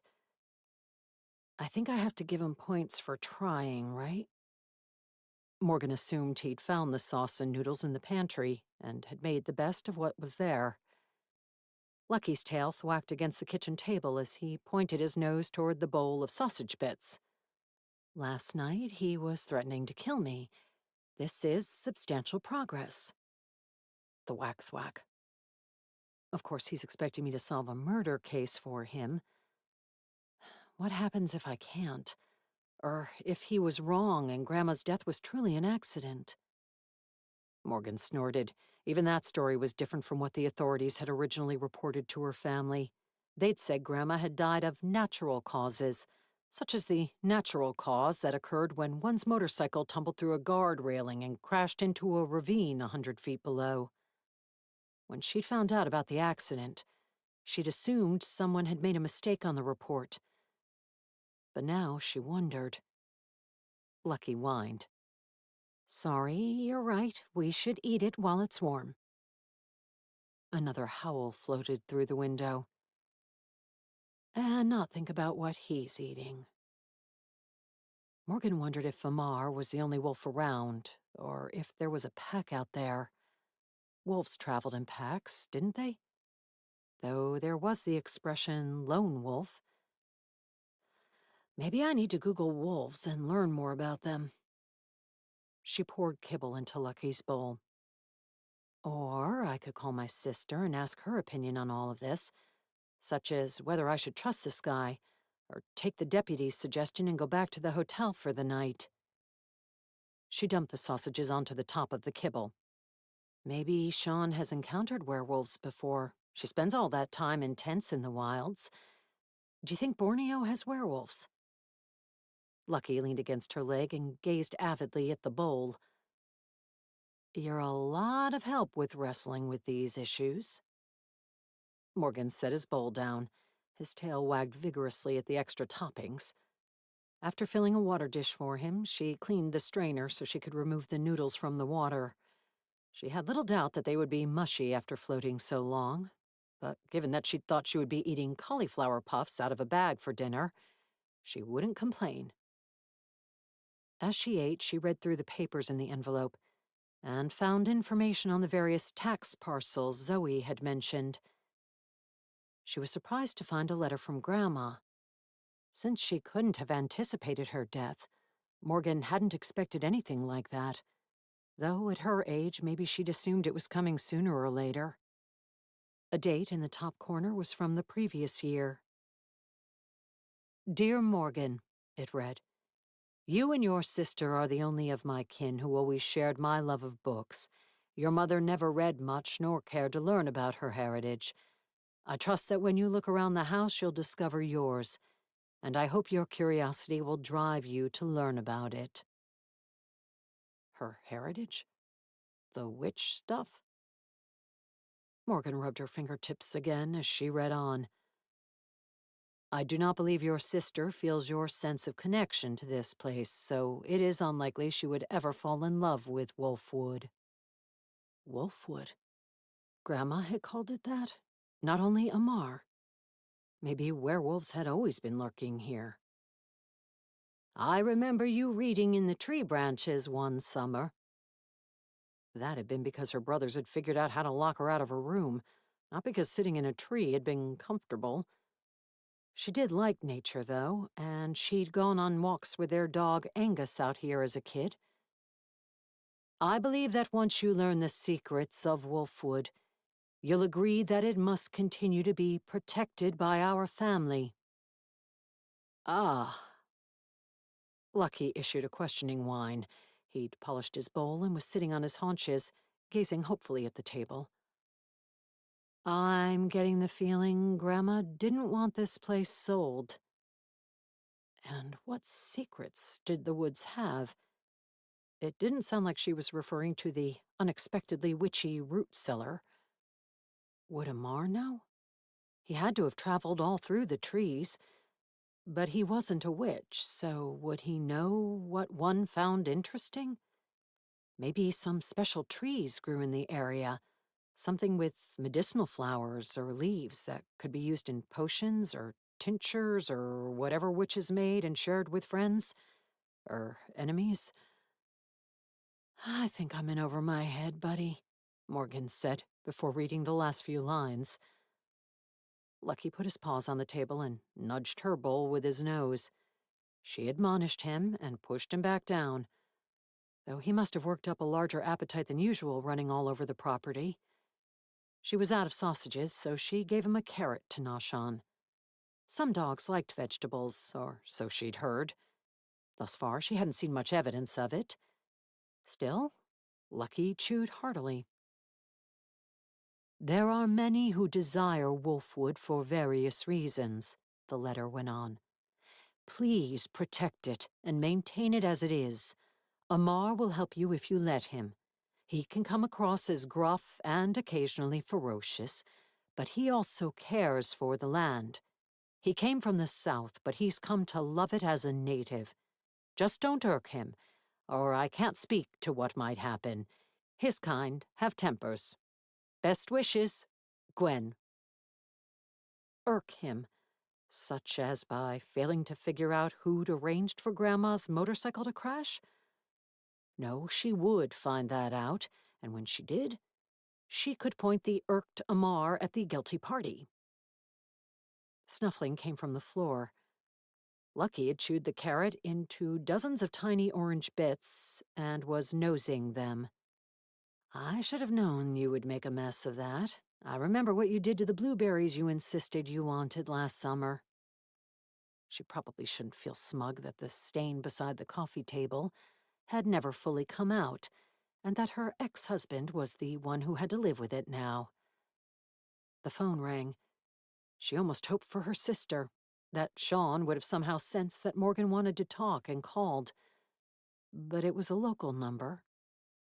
She let it ring several times as she stared at it, her natural proclivity to let unfamiliar calls go to voicemail before deciding if she wanted to return them. But she had a hunch who it might be, and an idea percolated into her mind. "Hello?" she answered. "Hello, ma'am," Magnus Christian drawled. "I just wanted to see how you're settling in."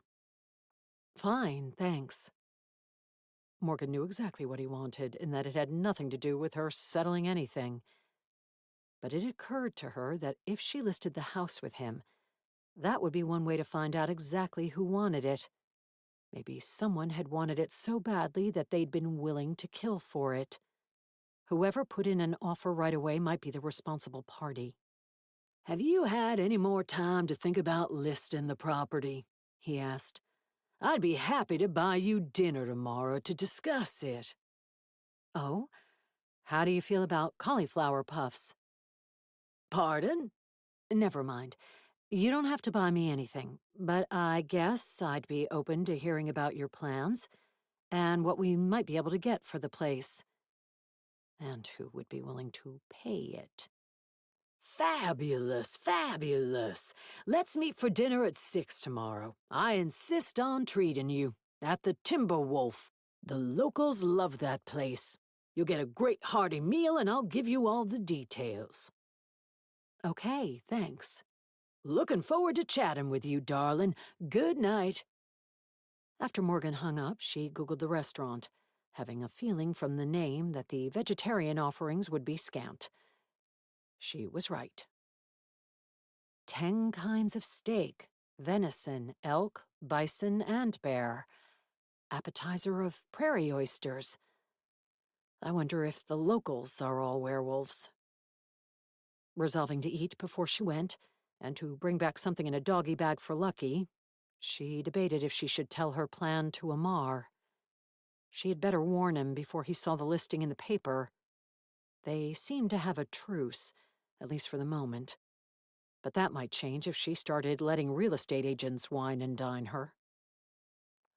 I'll figure out a way to let Amar know without irking him. She thought of Grandma's warning in the letter. That should be possible, right? Just because Jun said I'm as warm and charismatic as a frozen pond in a remote wilderness doesn't mean I can't charm a werewolf, right? Lucky, disappointed with the carrot, returned to his empty bowl to lick it for a 4th time. Chapter 8. Morgan woke to a loud buzzing noise and lurched upright in bed. She forgot where she was and clunked her head against the frame of the bunk above her. Swearing, she rubbed the sore spot. It hadn't seemed right to sleep in her grandmother's room, so she'd claimed the room she and her sister had stayed in as kids. As the older sister, Sean had taken the double bed on the bottom, while Morgan had been stuck in the twin above. With no competition this time, Morgan had opted for the larger bunk, believing it would be spacious enough for an adult. But that had been before Lucky burrowed under the covers and expanded throughout the night.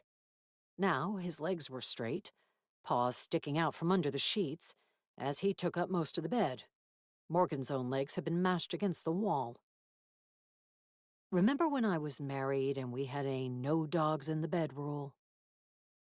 She couldn't remember when she'd decided to relax that rule, but Lucky was softer and cuddlier than June had been, so it wasn't that awful.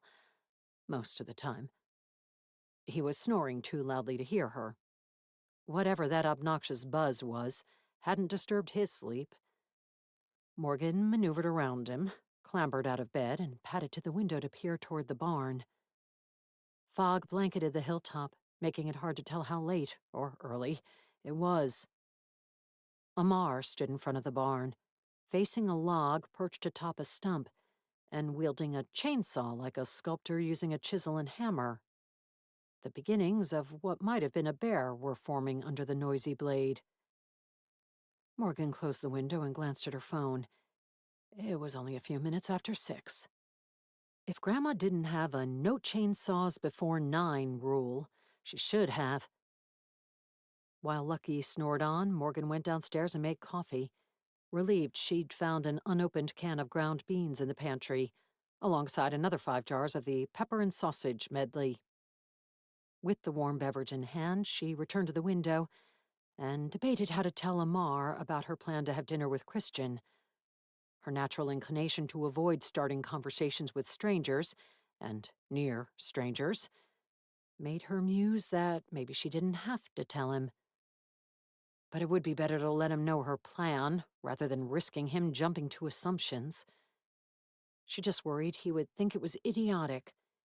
He thought the answer was with that bone clip and seemed to believe her blood would make it easy for her to discover it. Morgan checked the time in Borneo and called her sister.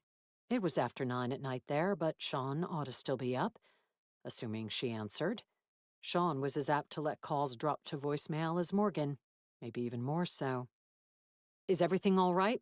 Sean answered. "Yes, hi. Hi." A long pause followed. "Normal social conventions suggest I ask you about your work and how things are going in Borneo," Morgan said. "And I would be happy to hear about such things, but you usually show such disdain for small talk that I'm guessing I should just ask my question." "Yes. If you wish an update on my work, you can read my upcoming paper in Nature on homosexual behavior between orangutans in the context of both affiliative and aggressive interactions." "I'll do so. The copulating habits of primates never fail to be of interest." This is true. What is your question? I'm up in Bell Rock dealing with Grandma's estate, and there's this. Well, I wouldn't believe it if I hadn't seen him transform in front of my eyes on the hood of my car, precisely. But there's a werewolf here. An even longer pause followed. I don't expect you to believe me, Morgan said. But since you're an expert on animals, I thought you might give me some insight. I don't want to, irk him. Grandma's letter specifically suggested avoiding that.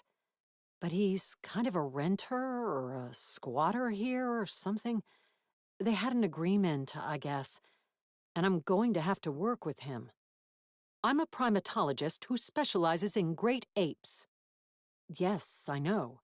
I was at your graduation and suffered through countless watchings of People of the Forest with you when we were kids. But you studied other types of animals in school, right? I distinctly remember you doing a paper on wolves and talking Mom and Dad into taking us to Wolf Haven in Tenino one weekend. That was when I was in 4th grade. You practically have an eidetic memory. I'm sure you remember a lot. Morgan was starting to regret calling. I remember a great deal, such as errors in pack behavior that were propagated at the time and falsely linger into this century. They were based on studying wolves in captivity rather than wild wolves. To this day, I cringe every time I hear the term alpha male or alpha female. Most wolf packs are simply the pair-bonded parents and their 4 or 5 offspring that have not yet reached maturity and headed out on their own. In the wild, dominance fights between other wolves are rare. Captivity forces unrelated wolves into close quarters, so it's a strange and unnatural relationship. That's interesting, Morgan said, though it wasn't what she wanted to know about. Thus far, she wasn't dealing with a pack. She was about to ask about lone wolves, assuming that was what Amar was. But Sean went on. There are some exceptions where larger packs form and hunt together, such as with the wolves in Yellowstone National Park, which were reintroduced to the area approximately 25 years ago. There, the higher prey densities created different conditions, and they ended up with a lot of packs in very small territories. The packs get larger as more wolves are forced to work together. It is less common, then, for pups to forge off on their own at a young age, and they may stay with their parents and other wolves for up to 4 years. I knew you knew a few things about wolves, though I note you're not commenting on werewolves. I'm pretending you're an intelligent, educated human being and wouldn't bring up something so farcical unless you were teasing me, because you know I struggle with sarcasm and practical jokes. If you truly believe in werewolves, I am concerned. It's possible that the unexpected termination from your satisfying and mentally stimulating employment has resulted in the development of a psychological condition that you should be assessed for. You think I should blame any issues I've developed on losing my job rather than my divorce? Certainly. Your work has been a crucial part of your identity for nearly 20 years. Your husband was obnoxious. You find all men obnoxious? Yes, most women as well. Non-human primates are more intriguing to me. It's good that you do work that calls to you. What about lone wolves? I'm dealing with one at the property. Are they outcasts or dangerous? Is it a wolf or a werewolf? Sean asked. He can be whatever you need him to be in order to answer my question, though right now he's making chainsaw art on a stump in front of the barn. Maybe she shouldn't have said that. The third pause was the longest yet. Lone wolves are typically those who have yet to find an unclaimed territory and a mate, or they have lost their mate. Their goal is presumed to be to find a new mate, settle down, produce pups, and start their own pack. Occasionally, lone wolves will linger on the outskirts of an existing pack until such a time as they can join to replace an existing breeder. There are some false beliefs that packs are required for wolves to kill large animals and survive, but a study of wolves in Minnesota showed that lone wolves kill more prey per wolf than a pack of 5. Lone wolves and pairs are very capable hunters on their own. If one is choosing to live alone, is it because he can't find a mate? Are all wolves driven to mate? It is a biological imperative for most, though exceptions do arise. Sean's tone had turned dry. Was she thinking of herself? Morgan was fairly certain her sister hadn't ever gone on a date, but since she had never enjoyed courtship herself, and had married June less out of passion-fueled love and more because they'd seemed like a logical match with common interests, she couldn't fault anyone for that. "My dessert is waiting for me," Sean said. "Do you have further questions?" "Just one." The only one Morgan had truly wanted to know. "Do you have any suggestions on how not to irk a lone wolf?" "Lone wolves are typically circumspect and wish to avoid straying into another pack's territory, lest there be repercussions. I'd worry more about irking any packs that might be in the area, though, as a human, you shouldn't have to worry about any of this. Avoid scent marking the trees around Grandma's house, and you'll be fine." "Thanks so much for the tip. Can I send you anything? Fudge from Bell Rock?" "Would it be vegan fudge?" Sean was about as disdainful of Morgan's diet as a werewolf might be. "Probably not, and I'm vegetarian, not vegan. I will eat butter and milk, though my doctor suggested olive oil or rice bran oil as an alternative." "Do not send me fudge with rice bran oil in it." "I don't think that's a thing." "Good. You know my preferences for gifts, practical with touches of whimsy." "Yes, I remember the bamboo underwear request." "Bamboo underwear is practical. It's soft, dries quickly, resists odors, and is hypoallergenic." "I thought you just liked the last set because it was purple with pink flowers." "That satisfied my need for whimsy. Good night." As Morgan hung up, Lucky stirred, oozed out from under the covers, and stretched. "I'm not sure if I'm any more enlightened about my chainsaw-wielding tenant than I was 20 minutes ago," Morgan said, heading downstairs to let him out.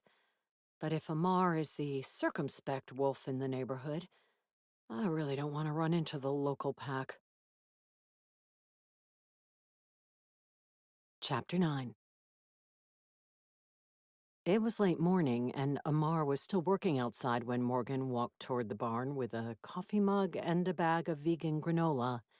It was one of her road trip snacks, and not likely something that would excite a werewolf, but she felt she should offer Amar something in case he was hungry after his morning of chainsaw aggression toward stumps. She'd spent several hours continuing to look for clues and organizing the cellar, but she still hadn't found anything related to bone clips. Amar had ignored her trips in and out of the house, as if he preferred to pretend she didn't exist. Maybe he did.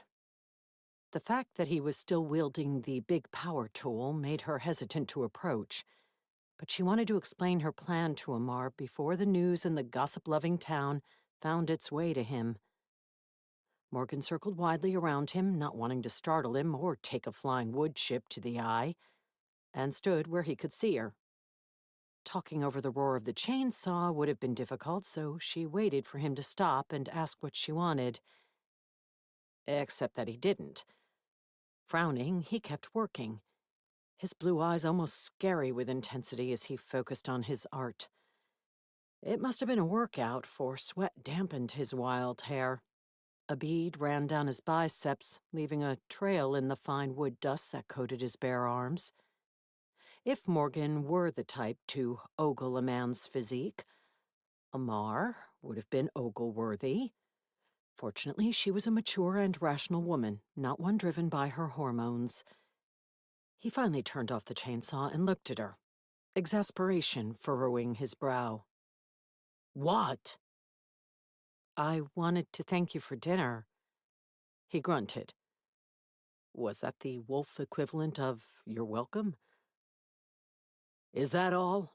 he asked. "A client is waiting for this piece. I need to finish it today." "Yes, but I brought you coffee and food if you're hungry." She held up the granola bag, wondering if she should have put it in a bowl, but since she didn't have any almond milk, or any other kind of milk, that had seemed unnecessary. When she was in a hurry, she usually ate it dry. "That's food?" he asked in his gruff voice. He always sounded like he was on the verge of breaking out into growls. "Espresso flavor granola. It's high protein and low sugar, and has caffeine in it, though since you were up making chainsaw art at dawn, I guess you don't need caffeine in the morning.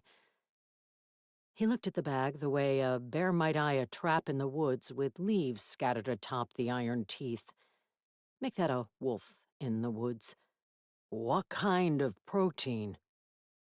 Um, she read the label on the back. Watermelon seed protein. What is that? Morgan dug out her phone and Googled it. A highly digestible plant-based protein rich in B vitamins and magnesium. How is your magnesium, Amar? His expression turned from suspicious to disgusted. He strode up to her, and she pulled the bag to her chest, worried he was going to knock it aside. The last thing she needed was Lucky running over to hoover up caffeinated granola. He was looking for gophers in the holes proliferating the lawn near the garden, but he had a knack for hearing the drop of food from miles away. Amar halted in front of her, took the cup of coffee, and guzzled it down in a long drink. That gave her a prolonged view of his bobbing Adam's apple, and his chest when a few droplets dripped down to slither between his pecs. Like his arms, they were covered in a fine wood dust. That vest didn't offer a lot of protection from dirt, dust, or coffee droplets. Amar handed the empty cup back to her and returned to his stump. "Happy to be of service," she said. That earned her another grunt. She decided it was not only his equivalent of "you're welcome," but also "thank you."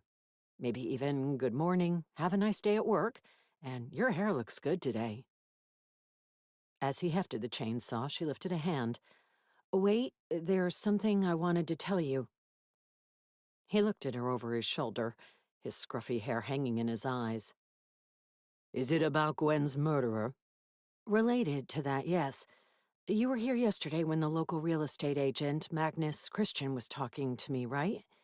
Do you know him?" Fury flared in his eyes, making Morgan take an involuntary step back. I know him, Amar growled. He tried many times to talk Gwen into selling her property. He has talked many older people in the area into selling their homes that are on acreage, because developers from up north are moving into this area and wish to turn it into housing communities and golf courses. "I imagine you prefer trees to golf courses." Unnatural grasses that are not native to the area and are full of chemicals that make your fur itch when you roll on your back are despicable. "Your fur." Since he'd transformed from wolf to human on the hood of Morgan's car, she supposed he wasn't trying to hide his secret. Maybe it wasn't a secret at all. Maybe all the townsfolk knew about the lone werewolf who haunted the area. My fur and my skin. Christian is an enemy to the pack. "Oh, there is a pack. I'd wondered. You seem solo." I am solo." His eyes narrowed. But there is a pack. There are two packs that compete for this territory. It is one of the few areas along the western coast that has not been completely destroyed by the encroachment of civilization so far. His eyes remained narrowed as he watched Morgan like the predator he was, making her uneasy about the survival of more than her granola. Why do you ask about this man?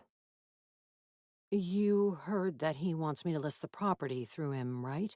You said that you would not. His eyes narrowed further. Why did she get the feeling that he would spring over and throttle her if she said the wrong thing? Though she wanted to scurry farther back, she made herself hold her ground and look him in the eye. "I did, but I'm thinking of letting him list it. That wouldn't obligate me to sell it, so I can find out who wants to buy it. I thought that whoever made an offer might be the person who arranged for Grandma's motorcycle to have an accident." Who arranged for her to die, he said. "Yes." You did not find answers about the magical clip? "Not yet. I'm trying to find information related to it, but until yesterday, I had no idea about any of that. Morgan waved toward the root cellar. Or that my grandmother had a quirky hobby. She was a witch, he stated, as if that was a completely normal thing. To a werewolf? Maybe it was. Right. She neglected to mention it to the family. Perhaps because her family never came to visit. His still narrowed eyes radiated icy disapproval, making Morgan wince and once again wonder if she'd misread Grandma, if she'd only said she preferred her privacy, but had secretly felt alone these past years after her daughters died. Morgan still missed her mother terribly, the only person who'd ever accepted her and Sean as they were, and hadn't tried to force them to be more extroverted or social or normal, like their brothers. The loss had been horrible for Morgan, but she imagined it had been as bad, if not worse, for Grandma, who'd lost not one daughter but two. Aunt Alice and Mom had both died of cancer, as if they'd been marked by the same faulty genes. Faulty genes that Morgan often feared lurked in her own blood. That had more than a little to do with her decision to adopt a healthier diet. She always told us she preferred her privacy, Morgan said quietly. And Sean and I, that's my sister, are both like that, so we assumed she was telling the truth. She was a private woman. That doesn't mean she always wished to be alone. Maybe she should have told us that then. We're not mind readers. Morgan clenched her teeth. Even though she was too wary to do anything but step lightly around Damar, she didn't appreciate the lecture. He only glared stonily back at her. "Forget it," Morgan said. "I just wanted to let you know about my plan and that I'm not really going to sell the property. Unless the taxes made it impossible for her to keep it. But she would worry about that later. But like I said, I want to see if I can lure out the person or persons who want it, who maybe want it badly enough that they killed to remove the primary obstacle to getting it. I'm telling you so you won't freak out if you see it listed. Maybe I won't have to go that far. I'm having dinner with Christian at a place called the Timberwolf, and if I can learn who the prospective buyer is, we might not have to." The Timberwolf? Yes, it looked like your kind of place. There's a dearth of watermelon seed protein on the menu. It is not my kind of place. The Loup La Flamme claim that pub. Flame wolves? Morgan asked. Yes, they are the rival pack to the Lobo Sanguiniento. Blood wolves? Yes. For the first time, his eyes lost their irritated squint. Hablas español? She shook her head. High school Spanish had been a long time ago. Un poco. Sorry. That's more than most here. We're a ways from the Mexican border. French wolves seem like more of a fit. They are not a fit. There went his eyes, narrowing again. The Lobos were here first, when this territory was not claimed by any. That's your pack. He hesitated. I have no pack. Because you're waiting for the, breeder to die so you can take his place? Morgan didn't know if the werewolves actually used the terminology her sister had shared, but Amar seemed to understand what she meant. His nostrils flared, and his back stiffened. My brother leads the Lobos. I do not wish him to die. Maybe she shouldn't have trotted out her newly gained wolf knowledge and assumed it applied to him. Sorry. I was doing some research on wolves earlier and trying to figure you out. Why do you care? Good question. Mostly, she didn't want to annoy him. Grandma said you helped her. Morgan shrugged. Just because I wasn't here doesn't mean I didn't care about her. This place is special. It needed a protector. She needed a protector. And how the heck had he come to be in that role? Morgan flashed back to him leaping on her car with his fangs on display. He was about as protective as stinging nettle. She should not have left the property so much, Amar grumbled, turning his back on her. He dusted wood chips off his project. She was independent and refused to be told what to do, or to take suggestions regarding her safety. She believed, as a witch, that she could take care of herself. For the first time, his voice was soft and touched with an emotion other than gruff surliness. Morgan bit her lip, not sure how to react to the change. She wasn't much better than her sister at knowing what to do to comfort people. And it wasn't as if he was a typical or predictable people. A soft, yeah, of agreement was all she could manage. Amar looked to the foggy gray sky, as if wrestling with some decision, then turned back to her. I will take you to the Timberwolf and make sure the loops do not bother you. That's not necessary. I can't think of any reason why French werewolves would care about me. It is necessary because now you control this. He extended his arms toward the trees in both directions. Why does that matter to werewolves? This can't be the only forest land around here. Though she admitted it was likely difficult to find hundreds of acres of unbroken wilderness nestled between the towns along the coast. The Cascade Mountains were full of national forest and had to be appealing for wolves. But perhaps other packs lived out there and claimed that territory. Or perhaps werewolves, unlike regular wolves, had to live near civilization so they could have jobs and homes. After all, they were human half of the time. Or most of the time. She didn't even know. A day ago, she hadn't believed they existed.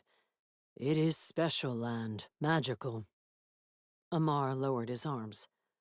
Come, I will show you. She glanced at the clock on her phone. But the conversation hadn't been that extensive, and she still had a long time until her date with Christian. All right. Lucky. She called the dog away from his gopher hunt. Do you want to go for a walk? Walk was one of the words Lucky knew, and he bounded up, ears flapping and tail wagging, though he slowed down when he drew close to Amar. He dropped to his belly and whined uncertainly. Amar is going with us. He's recently guzzled coffee, and he's probably feeling perky. One of Amar's eyebrows twitched, but he didn't reply, simply heading off toward a trail behind the barn. Morgan followed, wondering what he would show her, and what she'd gotten herself into by agreeing to dinner at a restaurant claimed by one of the local packs. Hopefully any werewolves that lurked at that restaurant didn't hang out there before sunset. Chapter 10. As Morgan trailed Amar deeper into the woods behind the barn, the fog thick among the trees and a creek burbling off to their left, she worried that coming out here alone with him hadn't been wise. He had such a short temper, and that warning in Grandma's letter not to irk him kept coming to mind. Lucky didn't seem concerned. He trotted through ferns alongside the well-worn trail, sniffing at whatever critters scurried about under the dew-damp fronds. The woods themselves weren't eerie, though the evergreens, with curtains of moss hanging from their branches, might have felt more welcoming in sunlight.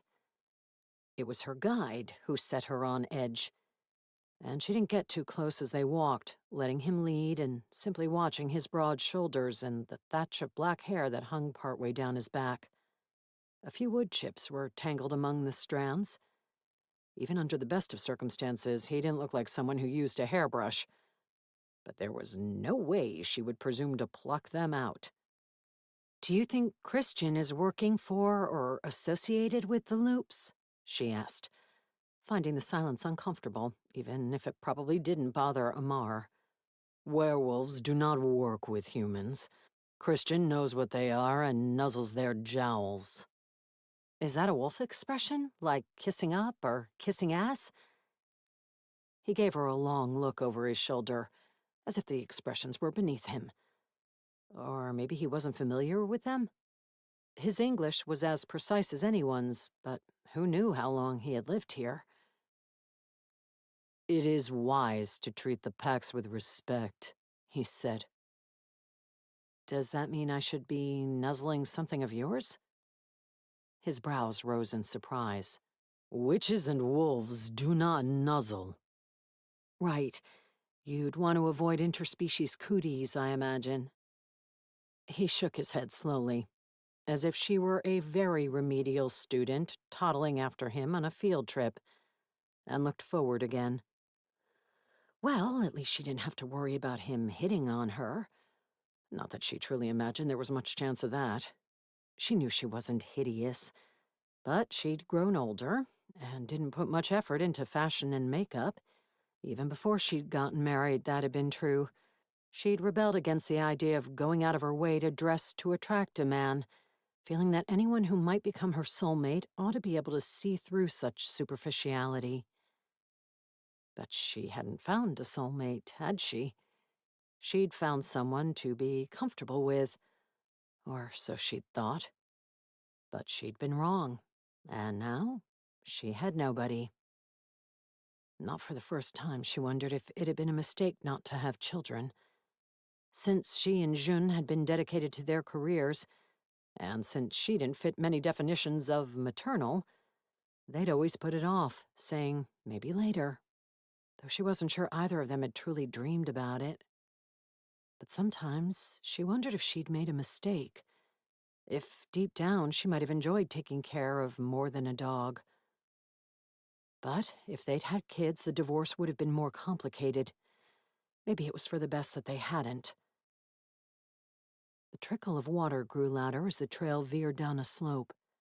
The creek came into view, as well as a deep pool with mossy green rocks all around it. Old-growth trees grew close, many of their gnarled roots visible above ground. A weathered cement bench rested in the shadows, the legs almost as coated in moss as the rocks. Here and there, patches of mushrooms sprouted from soil dusted with fir and pine needles. The moss and mushrooms were so vibrant they almost seemed to glow. There was a serenity to the place that made Morgan forget about her ex-husband and lose her concerns about Amar. After all, he'd cooked her dinner. He couldn't be that bad of a guy. Gwen called this the Mystic Pool. Amar stepped aside so she could walk closer.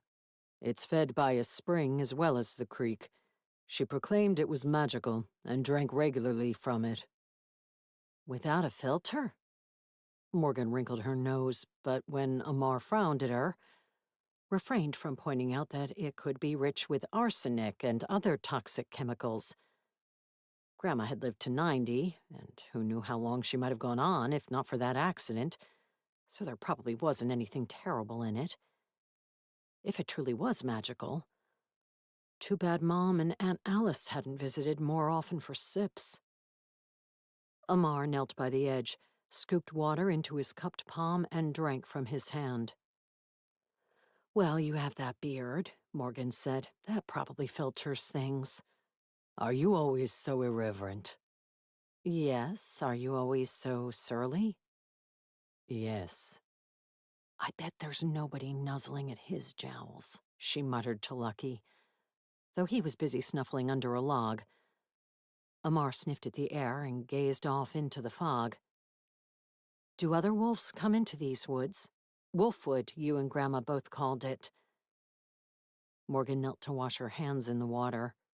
She wasn't ready to commit to drinking from the pool, but she rubbed some over her face. Even though it was midsummer, the morning was cool and the water was icy. Many animals come here. There are signs that inform human hunters that it is private land and not to trespass. I help enforce the rules. But it's okay for you to hunt here and leave deer carcasses on the driveway?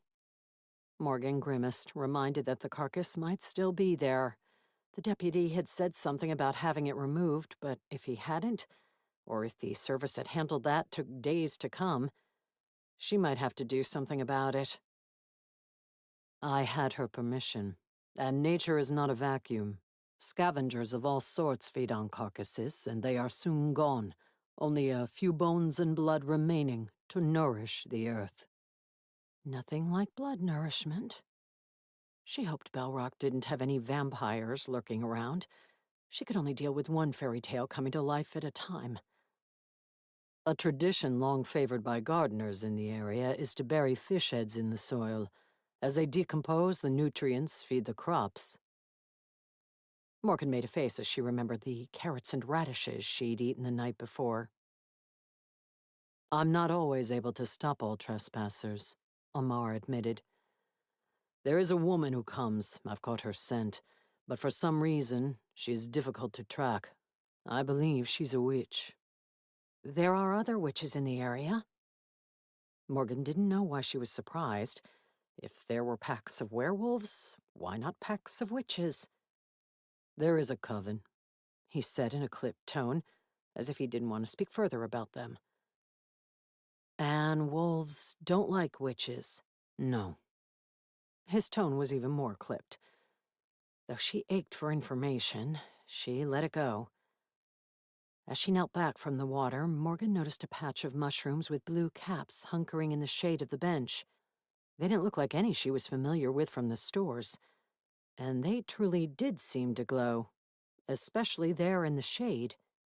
They were so striking that she couldn't resist reaching out to touch one. She would have to poke around in Grandma's library to see if there were any books for identifying mushrooms. A buzz of electricity zapped her finger and she jerked back. What the? Many of the plants and fungi that grow around the spring are magical, Amar said, as if there was nothing strange about being electrocuted by mushrooms. Does that mean I better not touch any trees or ferns as I'm getting up? Morgan planted her hand carefully in dirt devoid of vegetation as she pushed herself to her feet. Likely. Or you could start wearing a witch amulet. Which is what, exactly? Morgan thought of the star-shaped medallion she'd used to open the root cellar doors.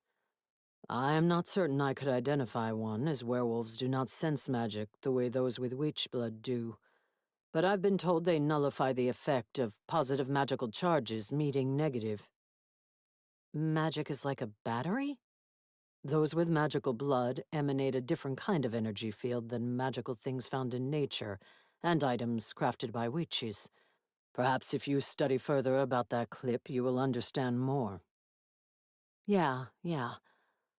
Morgan had time enough before dinner to do more research, but after spending hours down there, she was starting to question if the answers were in the root cellar.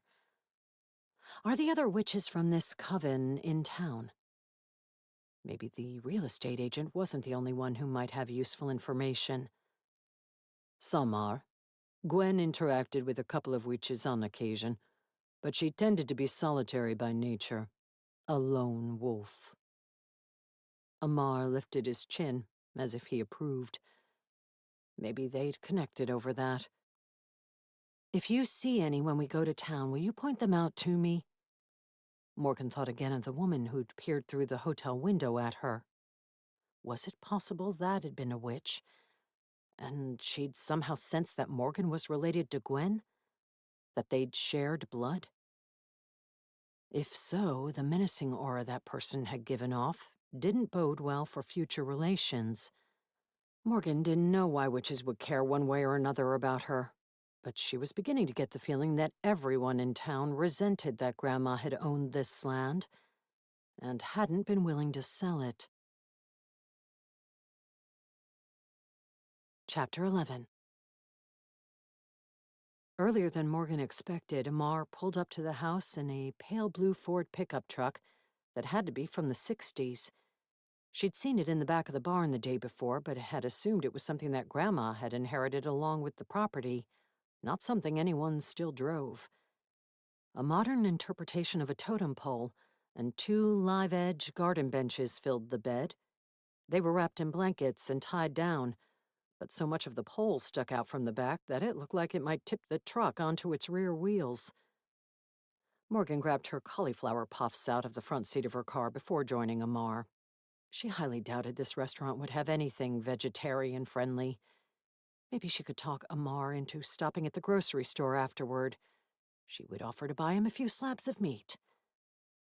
A whine of protest came from one of the front windows of the house. She'd left Lucky inside with a rawhide snack and water, but he'd probably already scarfed down the treat. Normally, if the weather wasn't warm, she would take him along on errands. But the thought of this timber wolf being rife with werewolves made her hesitant. Besides, if the late afternoon sun burned through the clouds, it might be too hot for him to wait in the car. Somehow she doubted the Timberwolf was the kind of place with outdoor dining that invited well-mannered dogs onto the patio with their owners. Amar got out of the truck and jogged back into the barn as if he'd forgotten something. He returned with a toolbox and a blowtorch and tucked them into the bed.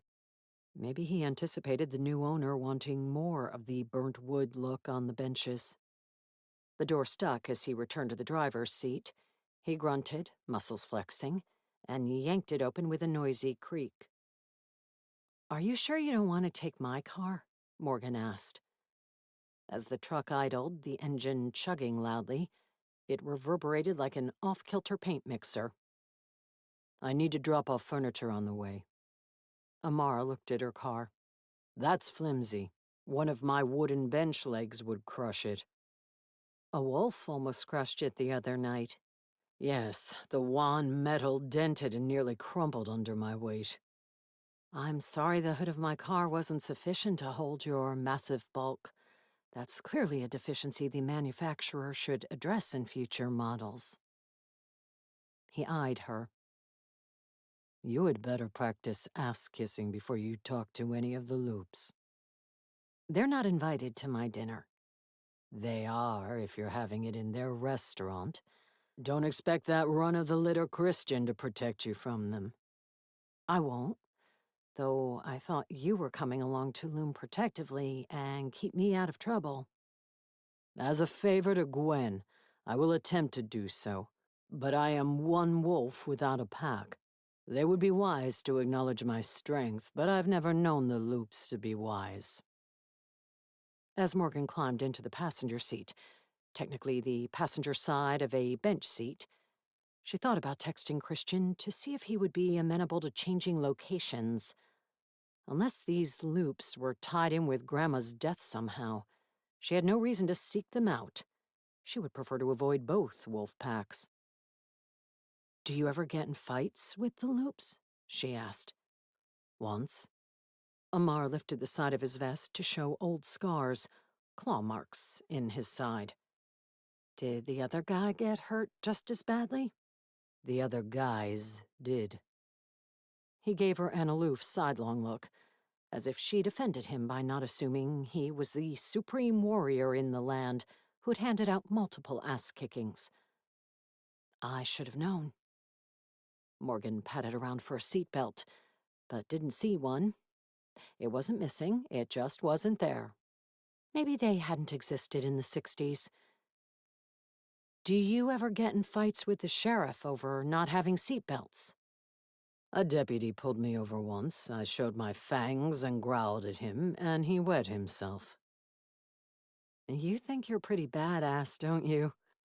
Morgan gripped the handle bolted to the door as the truck rumbled off down the driveway, the furniture clunking and shifting in the bed behind them.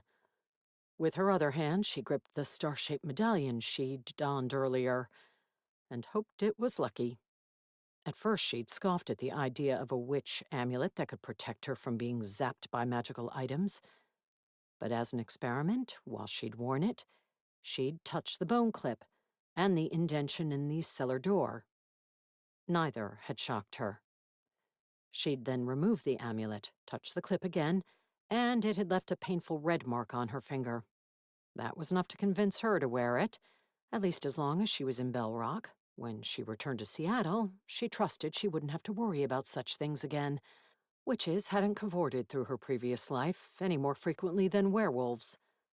I am a capable warrior, Amar said. You should be honored that I will accompany you today. "Oh, I am. I'm giddy." He gave her another sidelong look as he navigated the potholes. This one was harder to read. Many females in town are attracted to me, he stated.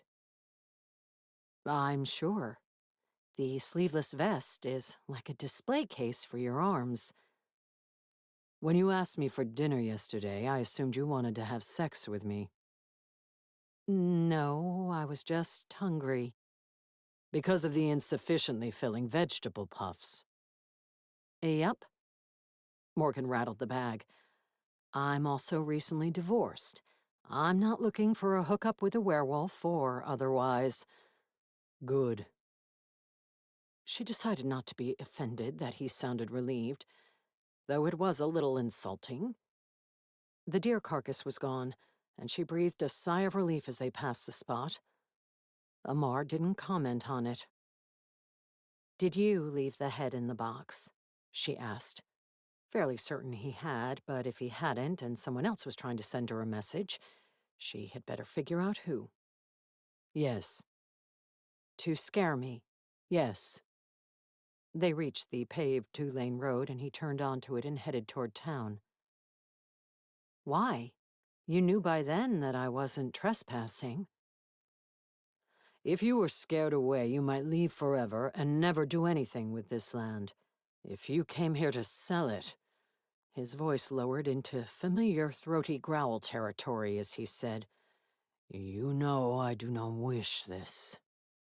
Yeah, you haven't been shy about expressing your feelings on the matter. They reached a stop sign, turned, and the main street of Bell Rock came into view. The Wild Trout and a gas station on the left, and shops on the right. She eyed the alley where the cloaked woman had spied on her, but nobody was loitering there this evening. They passed the Wild Trout's sole competition, the cedar-shingled Roaming Elk Inn, with a few tourist amenities across from it, including miniature golf and a go-kart track, both looking like they'd been installed around the same time Amar's truck had come off the factory line. The go-karts probably didn't have seatbelts either. Before reaching the handful of restaurants that presumably included the Timberwolf, Amar turned the truck onto a side street that led up a hill with a view of the strait. It curved past houses and driveways, half hidden by trees. There were more residences up there than Morgan would have guessed.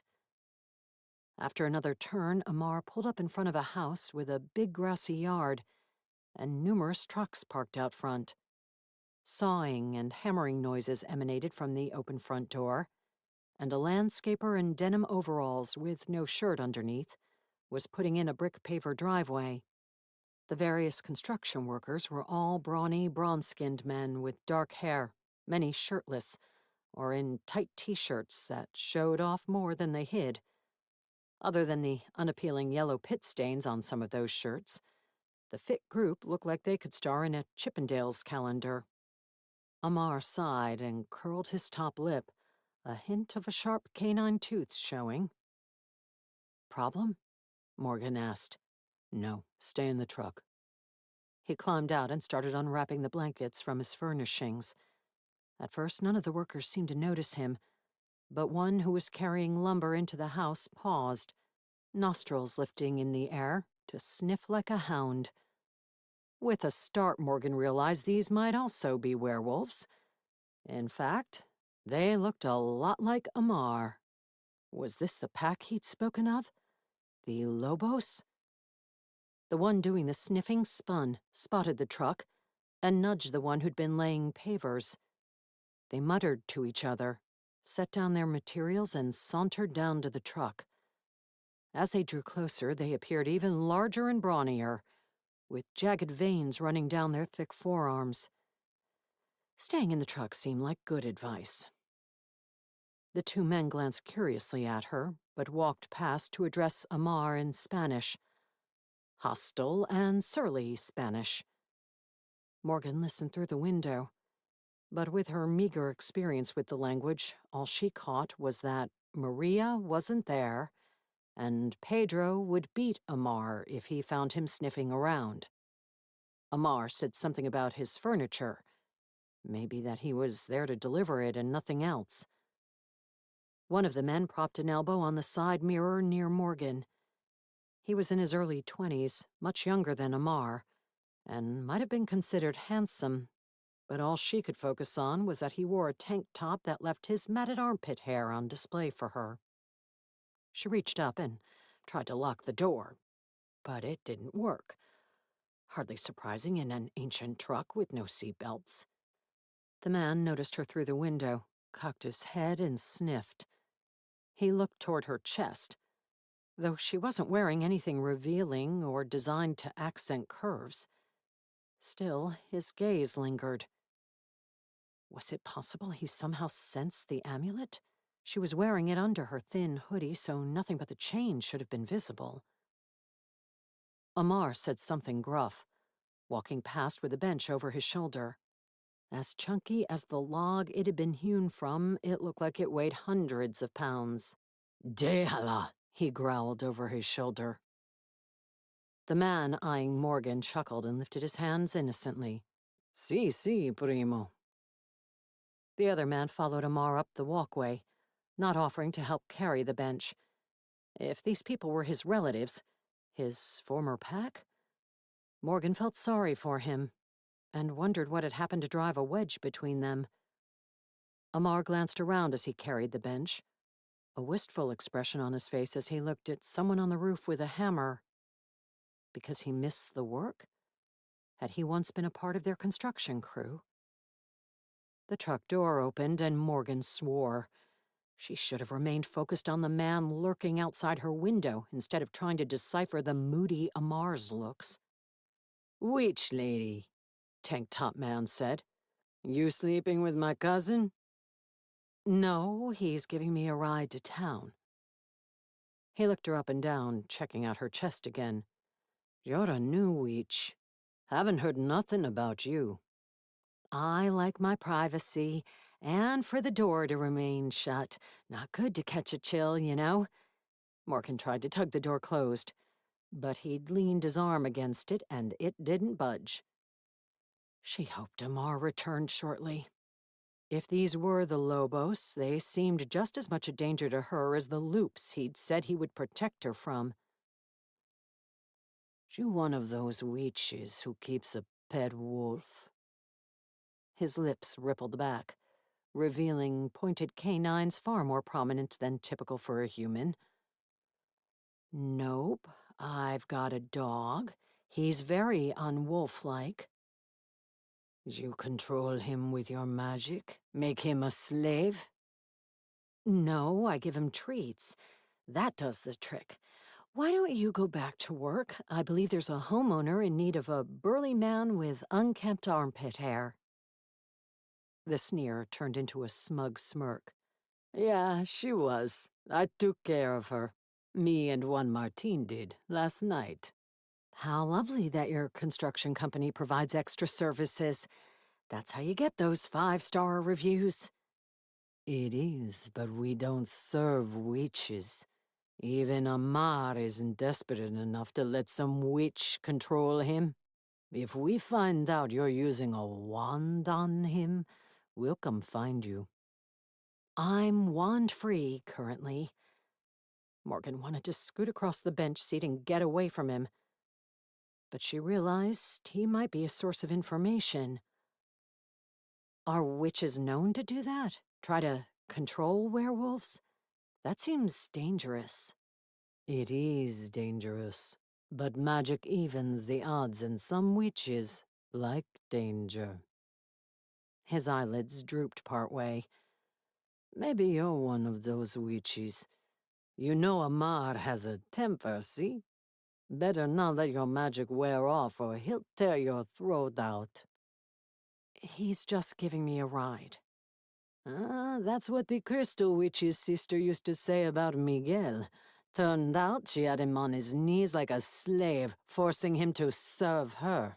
Bautista! Amar snapped, jogging back down the walkway. I said to leave her alone. Just watching out for you, Primo. You don't care for me. You just hate the idea that someone who used to run with the pack could end up like Miguel.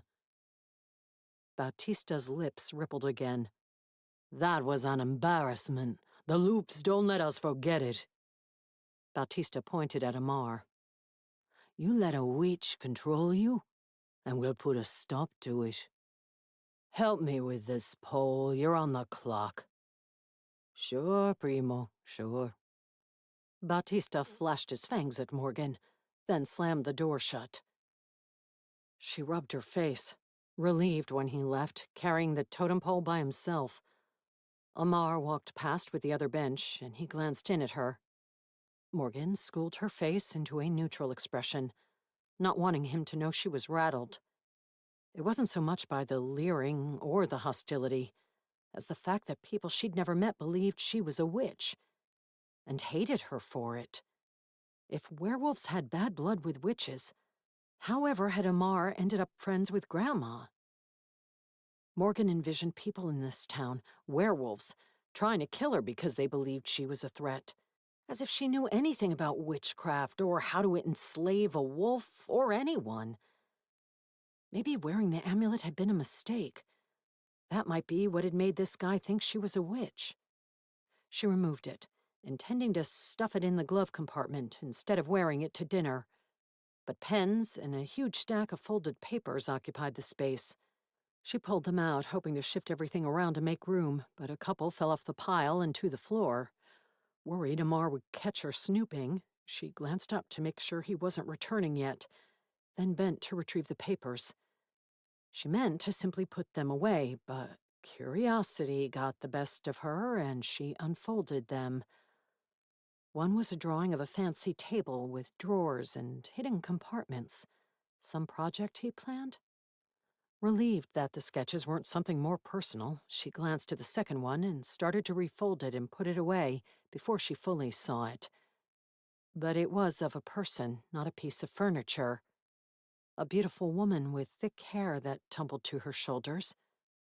Her eyes gleamed with warmth, and her full lips parted in a smile. A cute nose crinkled slightly with laughter. A loving hand had drawn the portrait, or the hand of a lover. A bang at the window made Morgan jump and crack her head on the roof of the cab. Put those away, Amar snarled, fire in his eyes. Sorry, she blurted, hurrying to fold them and return them to the glove compartment as he strode to the driver's side, his back even stiffer than it had been that morning. All the warnings about his temper leaped to mind, and she gripped the door handle, tempted to spring out and take her chances with the pack. Or simply leave all of them. She was close enough to the restaurant that she could walk there herself. Indecision made her hesitate, and Amar opened his door and climbed in, the bench shuddering as his weight settled onto it. Jaw clenched, he started the truck without looking at her. Sorry, she repeated. That man, your, cousin, thought I was a witch casting a spell on you or something. I thought it was my grandmother's amulet that made him think that. Since it was still in her hand, she held it up as if it might work as proof of her innocent intentions. I was afraid I would be a target if I wore it into the restaurant, so I was going to put it in the glove box for now. I shouldn't have touched the papers. No, he said curtly, turning the truck back toward Main Street. She wanted to ask who the woman in the drawing was. Could it be the Maria that one of the men had mentioned?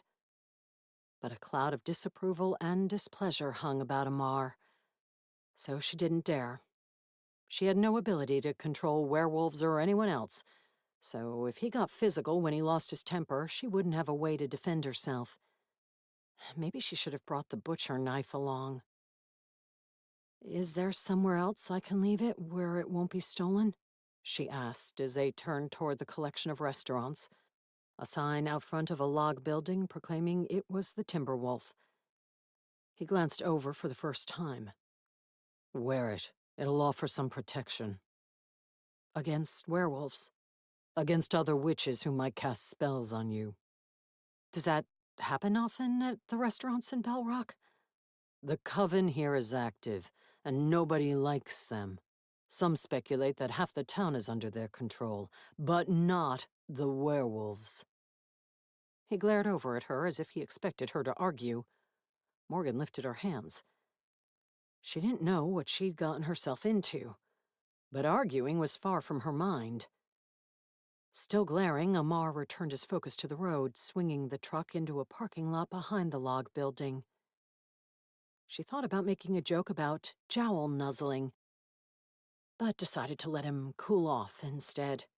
As irked as he looked now, she doubted she could count on him to defend her inside. All she could hope was that Christian came alone, and neither witches nor werewolves showed up to make the meal more interesting than she already feared it would be. Chapter 12. Morgan headed across the parking lot to the entrance of the Timberwolf alone, Amar saying that they shouldn't be seen together, but that he would be around. She had no idea if that meant he would skulk into the restaurant and hide in the shadows under a table, or if he planned to wait in his truck and that she should flee outside to him if she got in trouble. Or maybe he intended to take off as soon as she was out of sight and leave her to find her own way back to the house. Should have insisted on bringing my own car, she muttered.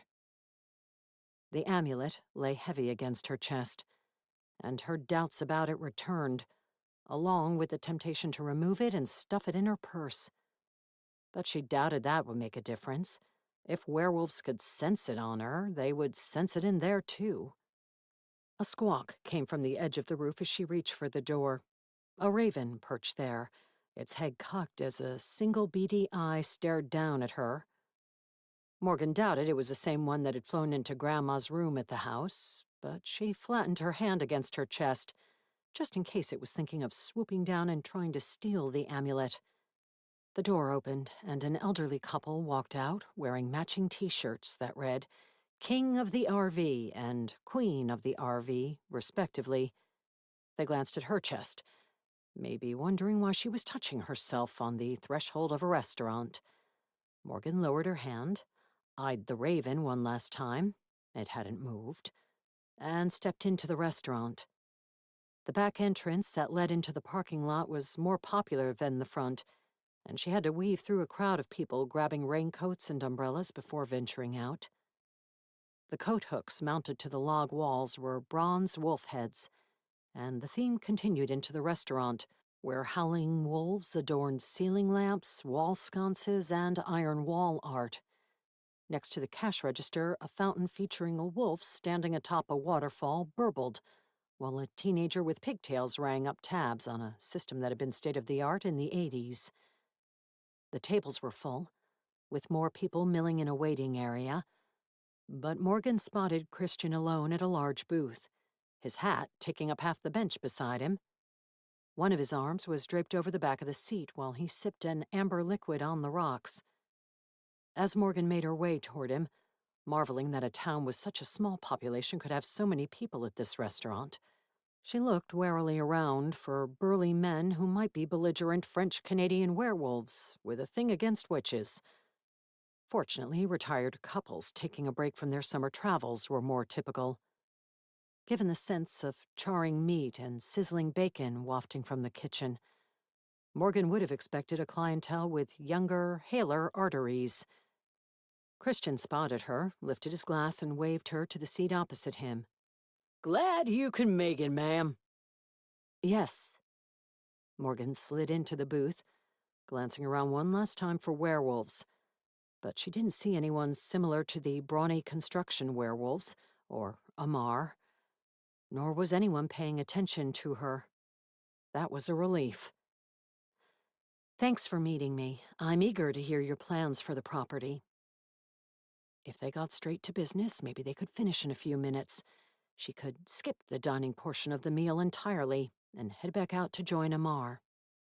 Certainly, certainly, but let me order you a drink first. Christian waved for the waitress. Morgan sighed, having a feeling that straight to business wouldn't happen.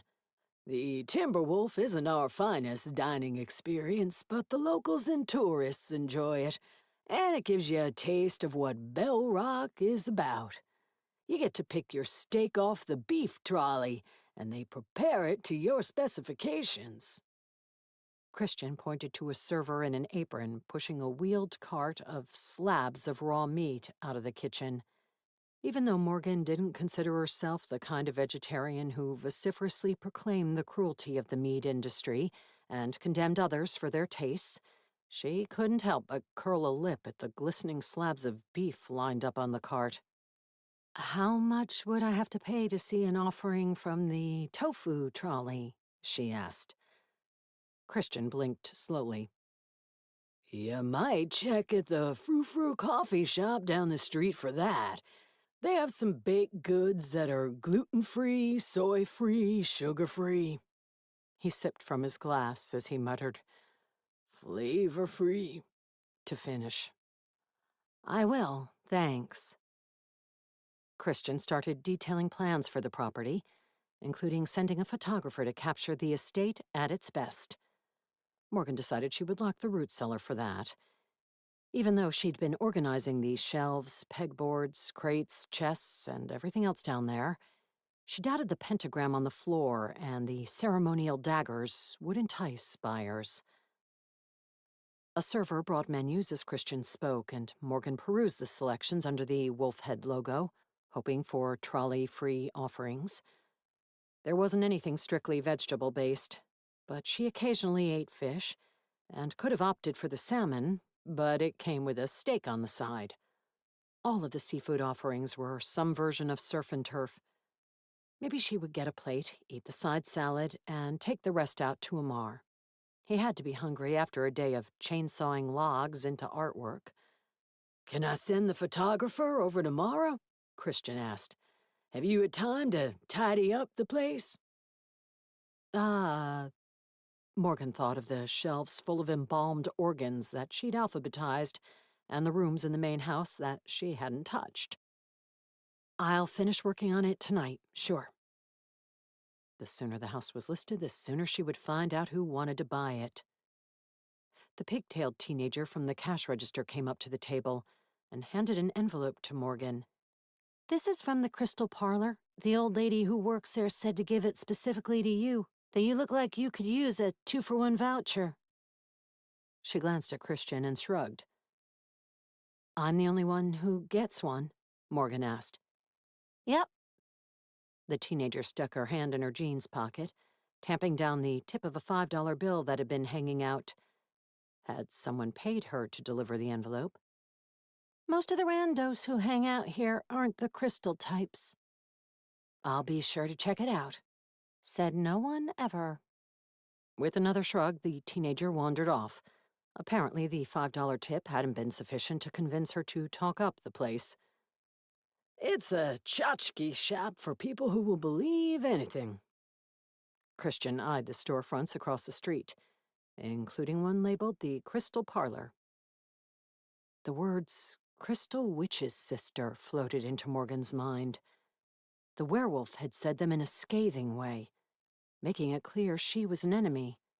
But maybe one of the witches in town could tell Morgan something about that clip.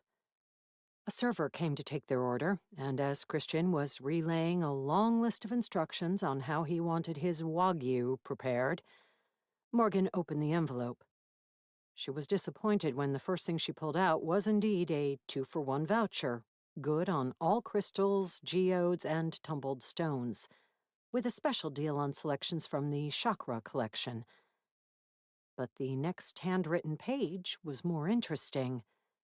Without preamble, it read, "The timber wolf isn't safe for our kind. If you have trouble escaping, you can use Gwen's amulet for assistance. Simply incant, 'Under the moon's magic, allow me to sleuth and reveal thy silvery truth, to learn the weaknesses of your enemies and exploit them.'" Morgan hoped incanting was the same as saying, and that she wouldn't need to do either. How had whoever sent this known that she wore the amulet? It wasn't as if she'd taken it out from under her zipped hoodie, and the silver chain itself was unassuming. For some reason, the raven popped to mind. What if it was a witch's familiar, and it was spying on her?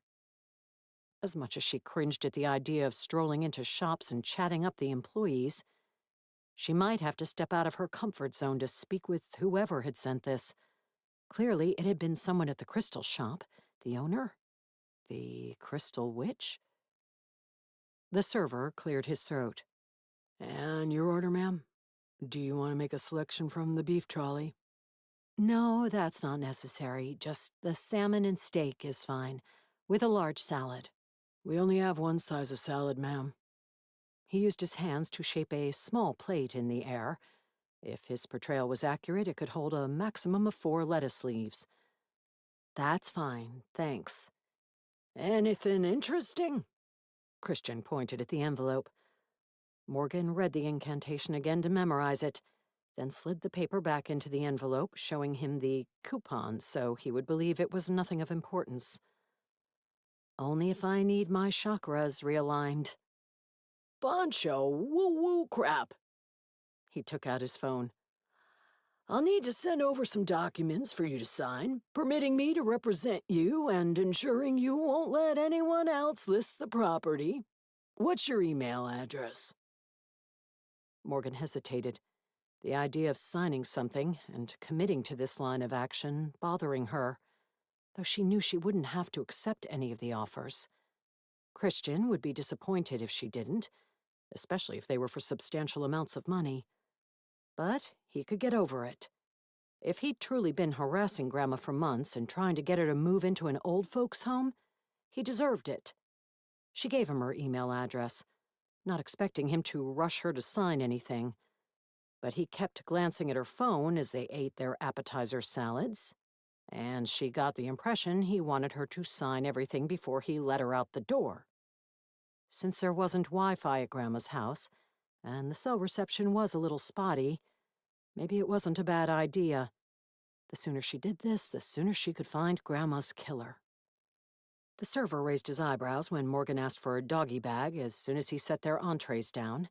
She restrained her humor by not asking for a wolfie bag, though, given the decor, he probably wouldn't have thought anything of that.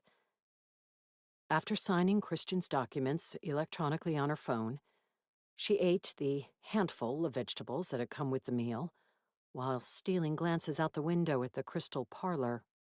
Unfortunately, the wares were the only things visible through the shop's large display window. She couldn't see anyone peering out at her. I'll take care of the bill. Christian picked up his hat and plopped it on. Thank you for your time, ma'am. I'll send up the photographer tomorrow. Thanks. With the business concluded, he didn't dally. Morgan was glad. As she swooped up her takeout box, she thought about heading straight across the street to investigate the crystal shop, but she felt obligated to check in with Amar. Also, it wouldn't hurt to ask if he knew anything about the Crystal Witch, and if she was likely the one who sent the note, or if that person had nothing to do with the parlor at all. The crowd had thinned by the time Morgan opened the back door, so she was the only one exiting the building. But she almost crashed into Amar's broad back. He crouched with his fists up, facing 3 pale-skinned men with neatly trimmed brown hair. They were as big and muscular as Amar, but their gold watches and North Face and Ralph Lauren clothes were a lot different from his style. Let us in, Lobo, one growled in a raspy voice similar in tone to Amar's, though the accent wasn't the same. Morgan had a feeling these were the Loops. That's our restaurant. We own it and we run it, the man continued.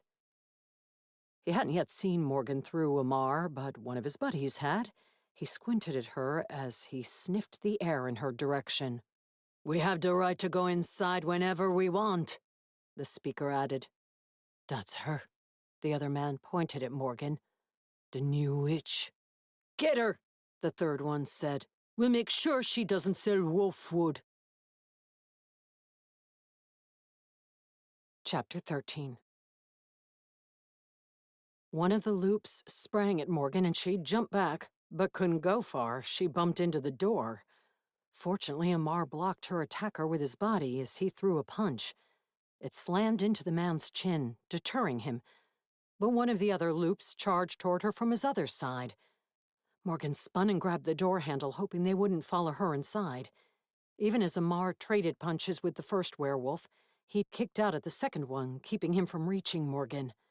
That was a good thing because someone had locked the door behind her. What the hell? She dropped her takeout box and tugged with both hands, thinking it was jammed or someone else was pulling from the other side. But no, it was locked. Movement at a nearby window drew her eye. Someone pulled the curtains.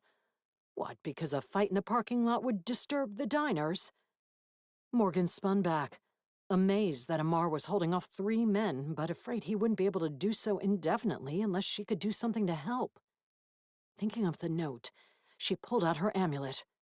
Seeing their weaknesses didn't seem that helpful, but she hurried to whisper, "Under the moon's magic, allow me to sleuth and reveal thy silvery truth." The amulet warmed in her hand, but nothing happened to the werewolves. 2 punched and kicked at Amar as one growled and whipped out a knife. Morgan glanced at the sky, afraid the incantation only worked at night under the moon, or that it didn't work at all. It wasn't as if she were truly a witch and knew how to cast spells. She didn't even know what incanting meant. The sky had grown dimmer as the sun descended in the west, but if the moon had come out, it was behind the clouds.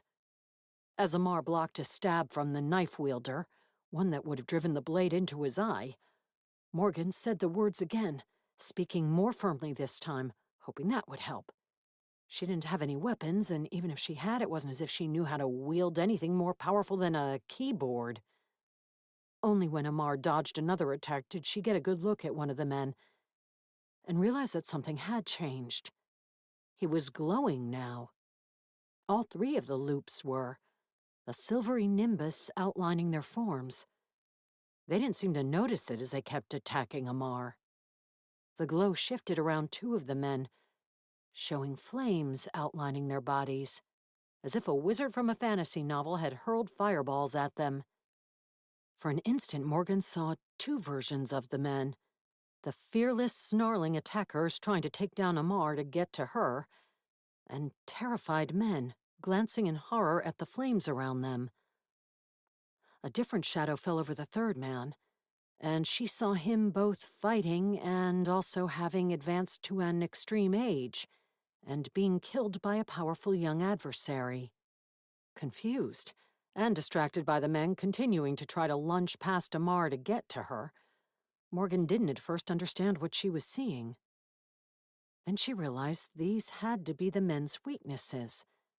2 of them were afraid of fire, and one of getting old and being taken down by a younger, stronger werewolf. If she had some fire, maybe she could do something, but all she could think of was the blowtorch that Amar had stuck in the truck bed. Would such a small tool scare the men, or would it take a forest fire roaring down on them? The blowtorch was all she had access to, so she would have to hope for the best.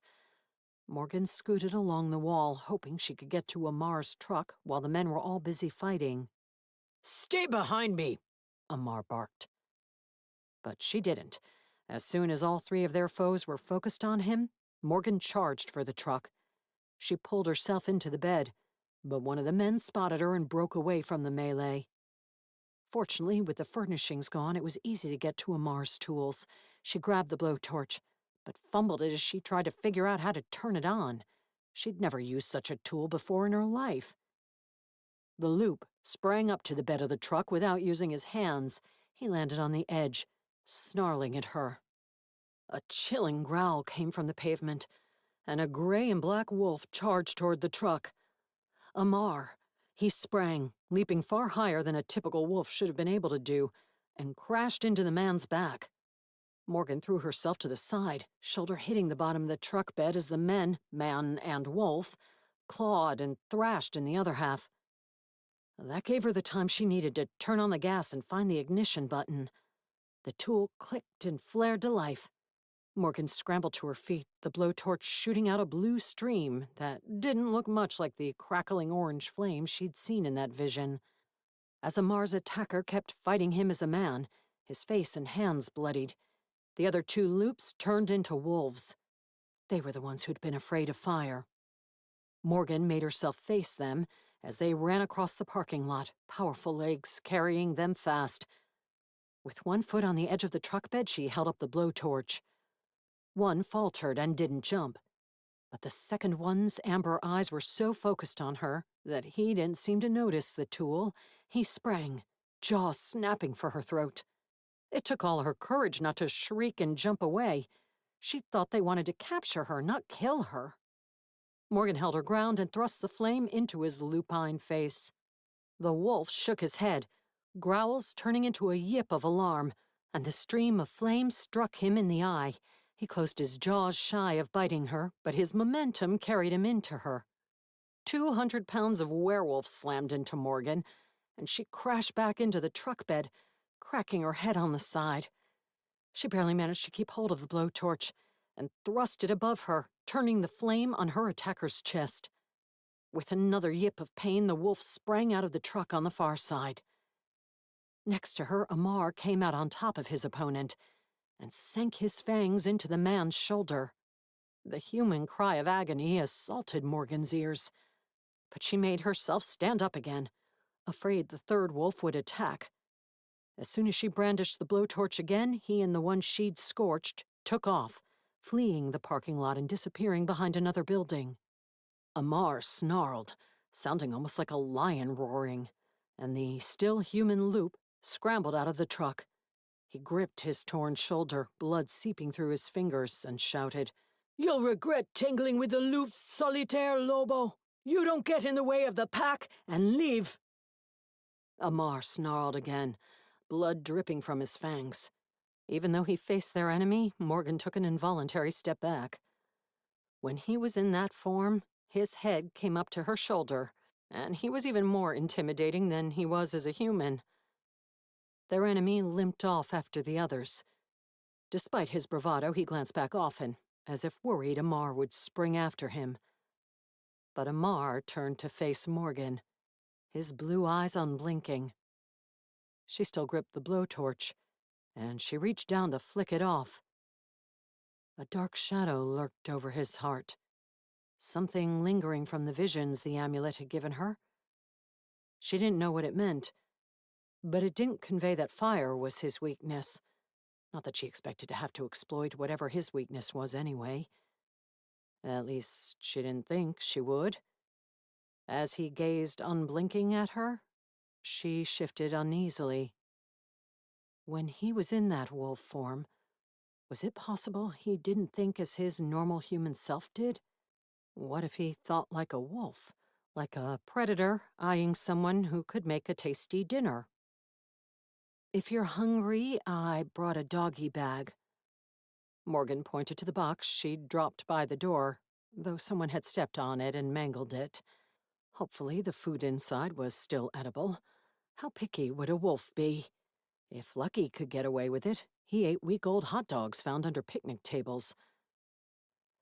"Thanks for the help, by the way," she said, hoping that speaking would remind Amar of who she was, and that he didn't need to stare at her like that. "I don't understand why everyone in this town has it out for me because they think I'm a witch, which I'm really not, but it's clear I need a bodyguard, and you do a good job. Maybe I could pay you for your time. I'm not flush with cash at the moment, but I do have a semi-substantial 401k that I've been contributing to faithfully for 18 years. I've even got some stock in the company that just let my team go. Come to think of it, I should probably sell it because their business is going to tank now that they let go of the IT department." Morgan heard herself babbling and struggled to stop. Having him standing there, his cool eyes staring at her, and blood droplets and saliva spattering the truck bed under his jaws, made her uncomfortable. Though she got the sense that he was trying to convey something to her. She hadn't the foggiest idea what. Apparently werewolves weren't telepathic. "I'd like to go to the Crystal Parlor before it closes to talk to the owner and see if she knows anything about that bone clip." Morgan tilted her thumb over her shoulder. "Do you want to come along, or wait here?" Amar emitted what sounded like the wolf equivalent of a sigh, then slowly morphed into human form, the process surprisingly quiet. It seemed that such a dramatic change should involve the painful snapping and cracking of bones. When the transformation completed, Amar stood before her, utterly naked. Twilight was approaching, so the shadows somewhat dulled the starkness, but she had no trouble making out his form. She looked away, lest he think she was ogling him and dreaming of having sex with him, though this wasn't the first time she'd seen him naked. It hadn't occurred to her that his clothes would disappear when he shifted forms. As she looked away, she noticed something on the pavement. His vest. And were those his jeans by the door? And boots. The jeans appeared to be torn. Maybe that happened when he shifted in the middle of a fight and didn't have time to remove his clothing first. I was trying to convey to you that you might want to get out of the truck if you didn't want to see me naked. Amar hopped down to the pavement and grabbed the vest. Oh, I thought you were riveted by talk of 401ks and unemployed database programmers. No. Well, nudity isn't a big deal. I mean, I've already seen you naked more than my husband in the last year of our marriage. But that's perhaps not surprising. We weren't that, conjugal at the end. Admittedly, they hadn't been that conjugal for a long time, which was perhaps what had led to him labeling her as cold and aloof. Amar glanced at her as he put on his vest, and she grimaced, not sure why she'd brought such a topic up with him. She set down the blowtorch and climbed out of the truck bed. He picked up his jeans, but they had indeed been ripped. I guess I'll have to include a clothing stipend if you're going to be my bodyguard, she said. You will not pay me. Amar tossed the ripped jeans in a garbage can, picked up his boots, and, despite the refusal of payment, grabbed the semi-mutilated takeout box before heading to the driver's seat. I will protect you because Gwen would have wished it. Are you sure? I don't want to get in the way of your work or anything. Amar didn't answer, only pulling out a set of jeans from under the seat. They were still folded with a tag sticking out. He pulled it off and put them on, sans underwear. Morgan winced, fearing for his nether regions and things being caught when he zipped them up. Maybe underwear wasn't practical when one had to remove, or lose, one's clothing every time one changed. But how often was that? In the movie she remembered from her youth, a dubious gift that her father had shared with her and her siblings, along with his passion for all the country western music of the time. Werewolves had only been able to change if there was a full moon, and there'd been a lot of biting of innocent people to turn them into werewolves. Did that actually happen? Or was it a hereditary affliction? If the former, would she be in danger if Amar got cranky and decided to chew on her? Get in, he said once he was dressed again. I need to make a stop first. The grocery store. That too. And a coffee shop that sounds like a must-visit for me. But I specifically had the Crystal Parlor in mind. I think I could learn something there.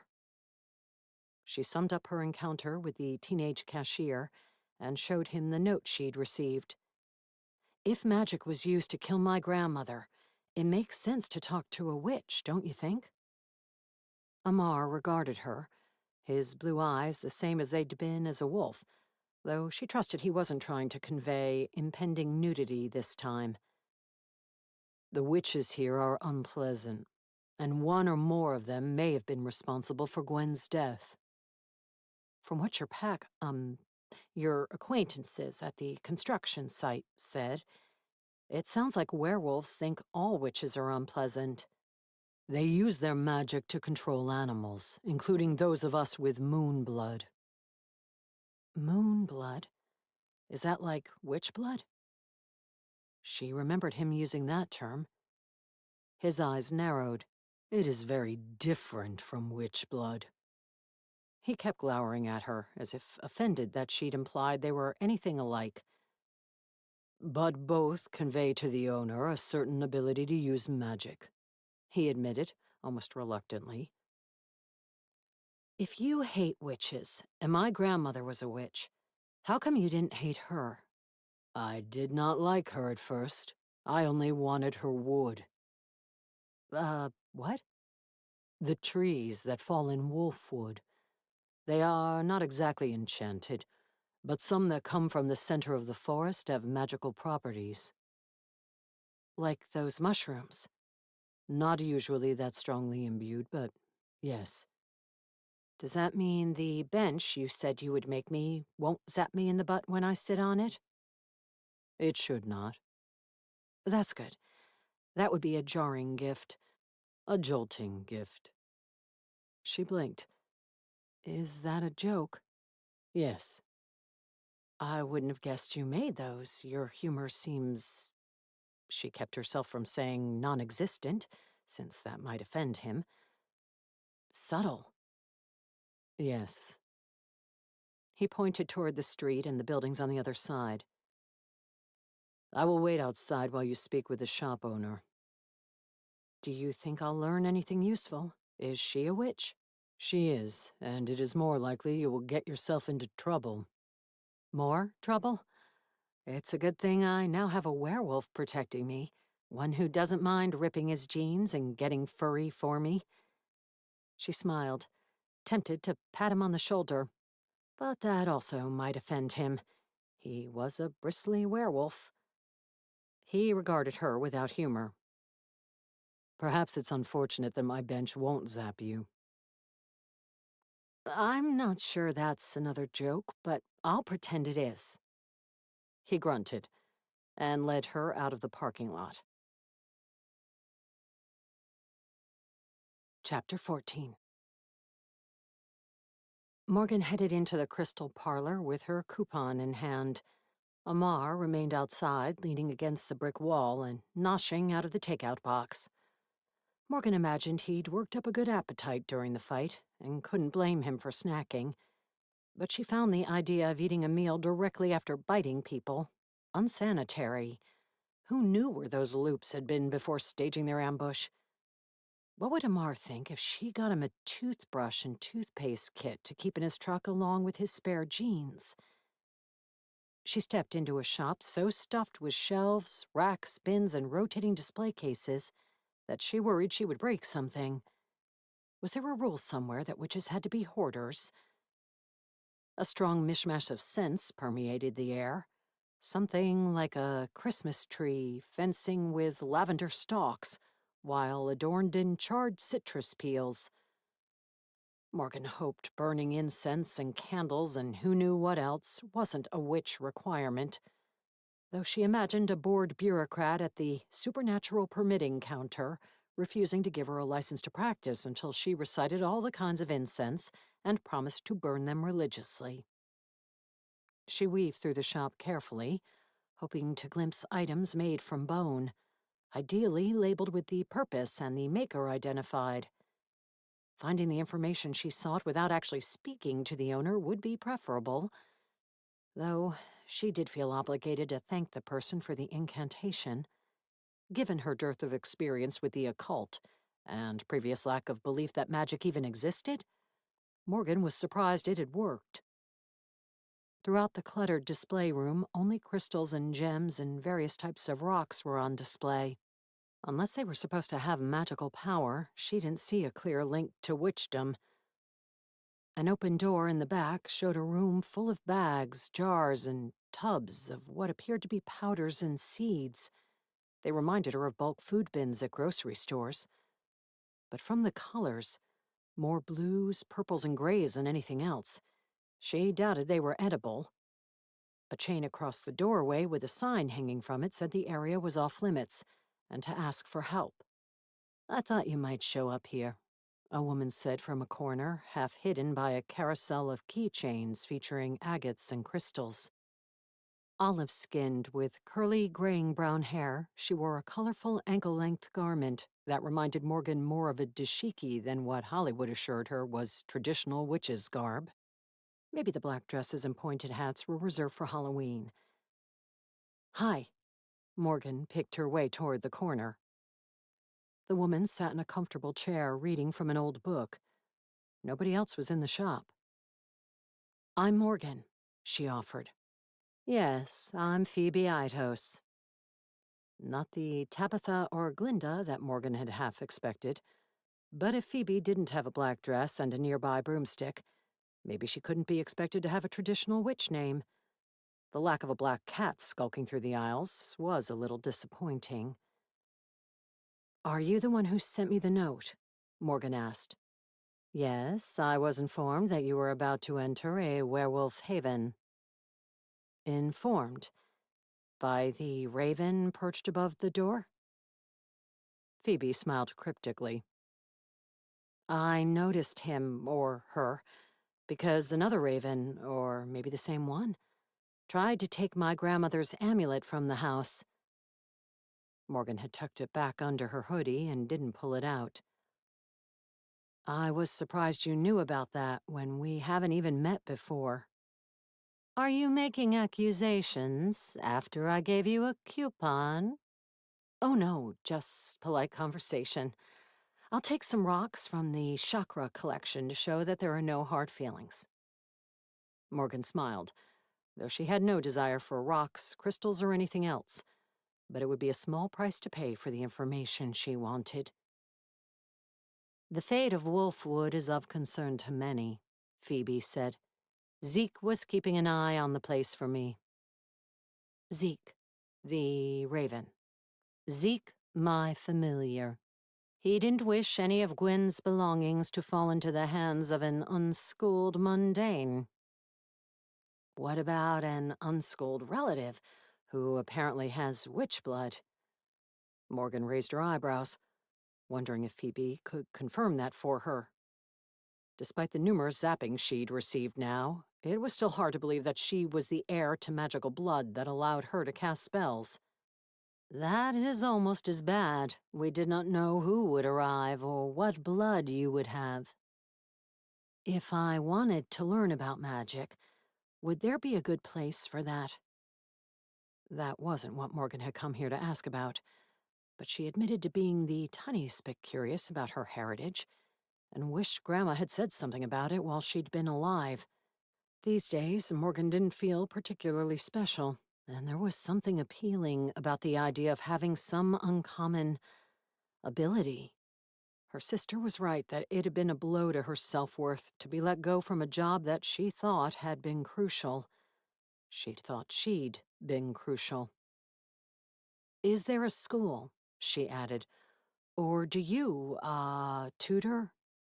"This isn't Hogwarts, and I'm not Dumbledore," Phoebe said dryly. "So I'm stuck relying on websites and YouTube videos." "Grimoires are more useful, but you can really only learn witchcraft from a master, and that requires that the master wishes to take you on as an apprentice." The dismissive look that Phoebe gave Morgan suggested she had no interest in doing so. "But you're too old to learn. I suggest you return to your regular life, leave witchcraft to those who've been versed in it from their earliest days, and put your grandmother's property into some kind of trust. You should leave it to someone who will care for it and ensure it remains as it is." "I'm too old to learn? Retired people go back to college to get degrees, and I'm not retired. I'm just on sabbatical." "Witchcraft isn't a college degree. You can't learn from lectures. A master must take you on personally and instruct you in the ways." "Then why did you send me a note with a spell?"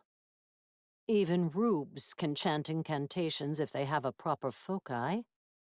Phoebe waved toward Morgan's amulet. "That isn't witchcraft. A real witch customizes and makes up her own spells, and creates potions tailored to specific maladies and desires. It's an art, and a secret, and guarded art at that."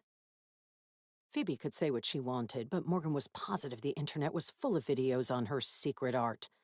"But you are welcome for that smidgen that I gave you. I trust you found it useful." Did that mean Phoebe knew about the werewolf battle? She'd probably heard the snarls and yips from here. "I did. Thank you. I was a good student back in school. If you'd be willing to teach me a few things, I'd put my heart into it.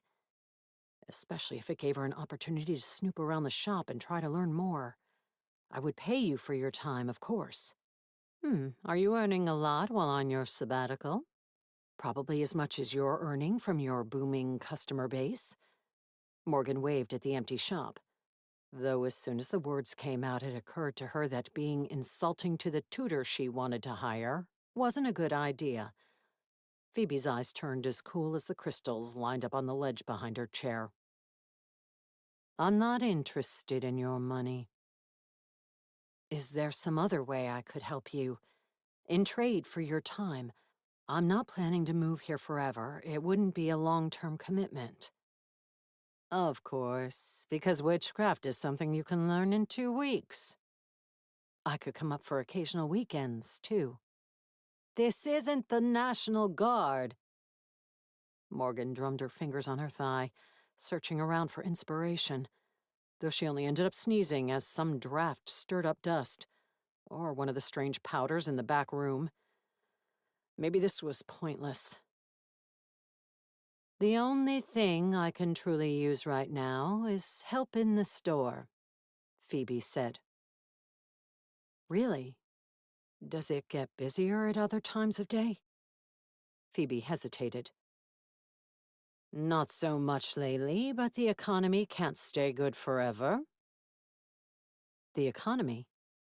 Yes, during booming times, people are less likely to turn to our ways for answers to their many problems. When your home and your stock portfolio are appreciating 20% a year, who needs advice from the spirits within the crystals? Whoever needed advice from spirits within crystals? Morgan kept that thought to herself. My sister used to help out around the shop, but she's been gone for months, and I can't afford to hire outsiders. Was that the Crystal Witch's sister that the Lobo had mentioned, who had enslaved one of the pack? It sounded like she had passed away, so she couldn't be a problem now. Besides, Phoebe continued, teenagers looking for summer jobs aren't qualified to work here. They know nothing of potions and powders. I hear that's not covered in high school these days. No. Phoebe frowned at the front window. Is that werewolf loitering outside with you? Yes, he didn't think he would be welcome in here. He wouldn't be. He's also not welcome to rub his scent all over my storefront. He's just standing there eating salmon. You should be careful around him. I trust he's not under your control since you don't know how to do anything yet. He's not under my control, no. He's just... Morgan almost said he'd only given her a ride into town. But it didn't feel right to dismiss Amar's help in the parking lot so blithely. Without him, she would be chained up in some werewolf den by now, if not dead. One of those wolves had been snapping for her throat. He's helping me out. Why? What's in it for him? My irreverent charm. He finds it endearing. You're a dreadful liar. Is a knack for mendacity required to become a good witch? It is not. It's useful, however, for customer service. If someone picks out a gem or earrings that don't look good on them, but you can smile, nod, and make the sale, you'll do fine in my shop. Phoebe gestured to the display cases. Why did Phoebe want Morgan to work here? She likely knew even less about potions and powders than the local teenagers. Admittedly, Morgan could help organize the place. Maybe even enter everything into an inventory management system for ease of tracking and reordering. Have you thought about selling some of this stuff online? Morgan asked. The number of people who come through Bell Rock each year must be somewhat limited. It is, but I don't know enough about computers to do that. I could help you set something up. Even if you didn't want to sell online, it would help you immensely to have inventory management software to let you know how much of everything you have and what's selling and what's not. Given your current organizational paradigm, I bet you run out of some items regularly and have far more of others than you need. That's not Untrue. I also have a tendency to order more of some gems and crystals because they're high quality and genuinely useful, and people should want to buy them, even though they always go for the pretty decorative things that have little to no power. It's madness, really. Right. Will you take my help setting up software and getting you online in exchange for teaching me? Morgan might end up here all summer if she got involved in this project for Phoebe, but did that matter anymore? There wasn't anything calling her back to that drab apartment in Shoreline. Very well, I'll agree to that. Come back when you are prepared to start. I'm here all hours that the shop is open, and then some. In the evenings, I make my potions. Phoebe pointed toward the back room. Good. Um, one more question before I go. I have reason to believe that Grandma's death might not have been an accident. There was a bone clip attached to her motorcycle before it crashed. Can witches make magical tools that could cause such a thing? Bones aren't the most ideal medium, but they can be infused with magic, yes. Bring it to me when you return and I'll look at it. Thank you, I will. Morgan turned toward the door, but Phoebe spoke again. A werewolf is not a friend of a witch. I've heard that. Morgan paused and glanced toward the window, though Amar was staying out of sight. How Phoebe had known he was loitering, Morgan didn't know. But he seems all right. He rented an apartment from my grandmother, and I guess they were friends. Friends? Phoebe scoffed. It's more likely that Gwen controlled him with a spell or even an idol or brand. If the werewolf hasn't realized it yet, he will one day, and then he'll feel vengeful toward her and her kin. Werewolves are not friends with our kind. Why not? They are shaped and easily affected by magic, but are not able to cast it themselves. That makes them bitter and resentful. From what I heard, Morgan said, choosing her words carefully so she wouldn't offend her potential new tutor. Some witches have treated werewolves badly. You just said my grandmother might have used magic on Amar. Morgan hoped that wasn't true, but she had been wondering how those two could have ended up as friends. If they weren't such surly bullies, witches wouldn't feel compelled to use their magic on them. Those two warring packs were a threat to this town before the coven stepped in. Further, as women, we often have need to defend ourselves, especially against savage bullies, and we can't be blamed for using our powers to protect ourselves and our kin. By ensorceling others, Morgan had almost said, enslaving others. To avoid being preyed upon? If necessary, yes. If they would leave us alone and leave the innocent townspeople alone, we would leave them alone. But they started it. And you had better be careful. If that werewolf is pretending to help you, as you said, it's because he wants something. Likely what everyone else wants, access to Wolfwood and for it and its magic to remain unchanged. That's not what everyone wants. Morgan thought of Christian's insincerely smiling face. The old world and the new have always battled over progress. Don't cross the wolf until you've learned to control him. Even then, it wouldn't be wise. I wasn't planning to cross him. Or try to control him. Let's hope Gwen didn't. A scorned werewolf is a dangerous enemy, an enemy who might arrange one's death. They weren't enemies, Morgan said certainly, though she did catch herself thinking again of the warning in Grandma's letter about not irking Amar. Had she done that at some point? How else would she have known of the danger? Don't be so certain. I promise you, they weren't friends. Morgan shook her head and walked out, not willing to believe her grandmother had been controlling Amar somehow. If she had, he wouldn't be protecting Morgan now. Chapter 15. It was full dark by the time the truck turned onto the long, pothole-filled driveway, Morgan's grocery bags tipping over and dumping everything from cantaloupes to cans of cream of mushroom soup all over the bed.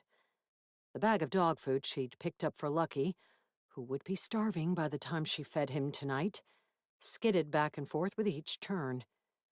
She resolved to take her car, with its modern amenity of a trunk, into town for her next grocery run. A clunk sounded as something hit the side of the bed. Hopefully not the label maker she'd purchased right before the small stationery / office supply / printing / mailbox store closed for the night.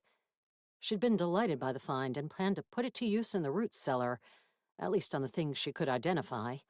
A lot of the jars weren't labeled, and a check of her phone's app store had shown her programs for identifying plants and trees, but nothing aimed at recognizing strange powders used by witches. As he drove, Amar sat silently. No lights on the antiquated dashboard to illuminate his face. He'd barely spoken since Morgan walked out of the crystal parlor, admitting that Phoebe was willing to show her a few things, but she sensed that he didn't approve. Maybe she shouldn't have said anything. All he wanted, and all she'd said she wanted when she'd walked into that shop, was to find Grandma's killer. But after being targeted by so many dangerous people, Morgan wanted to learn something about her heritage. Especially, she wanted to learn to defend herself. Back in the suburbs of Seattle, she hadn't felt the need. But Bell Rock was different. Very different. "I'm going to have to clean the house tonight and in the morning," she said, the seat making her voice vibrate as the truck bumped and swayed up the muddy road. "There's a photographer coming to take pictures of the property tomorrow." Long seconds passed before Amar replied, "You are certain this is only a ruse?" "Absolutely certain. Grandma left me a letter that I read last night and asked me to keep the woods intact. Even if I'd been thinking of selling the property before, which she admittedly had been doing, I wouldn't do it now that I know it would be against her wishes." "It would also be against my wishes." Morgan hadn't known him 2 days ago, so that wouldn't have swayed her nearly as much, but she said, "I know, and I'd prefer not to annoy you." Good. "But because I want the ruse to work, it might be a good idea if you would refrain from wandering around in front of the barn with your chainsaw while the photographer is here." You do not think a picture of me would help interest a buyer? "One of you holding a chainsaw would be alarming and not make anyone want to put in an offer." Then I should prowl about in every room as the photographer takes pictures. Haha. Also, don't turn into a wolf, please. You, with blood dripping from your fangs, would also put off a buyer." Morgan said it lightly, but the disturbing memory of that image had imprinted itself in her mind. I cannot become a wolf when the sun is out. "That's the rule. I'd wondered if it only worked at night. Are full moons required?" No, only that the sun be down or hidden behind deep cloud cover. It is painful, however, if the light level rises and forces a change back, so night is the ideal time to become the wolf. "Is it painful the rest of the time? Transforming?" Morgan imagined that having one's bones and body magically contorted into another shape had to hurt. It is not pleasant, he said tersely. "Then why do it?" Now she felt guilty that he'd had to change into his wolf form to help her at the restaurant. The moon calls. "Meaning you can't resist it?" You can resist, but it grows more difficult with time. For 1 or 2 nights, perhaps it is only an itch that longs to be scratched. But the urge grows as more time passes without turning. Also, at night, there's a great urge to hunt, to consume the hot, fresh flesh of the prey that travels the forest. Amar looked over at her, hopefully not thinking about how humans were prey that one might feast upon. Carrots and cabbage don't satisfy that urge, huh? She said after a long, uncomfortable moment. No. Amar looked back to the driveway as they ran into a pothole with a jolt. The hunt is even more exhilarating than the feast afterward. I am also stronger and more deadly in my wolf form. Thinking of his muscular arms, she wondered if that was true. He seemed like he would be deadly as a human, too. There are times when it's an advantage to turn, he added. Like at the Timberwolf. Yes, but you have to be careful once you turn.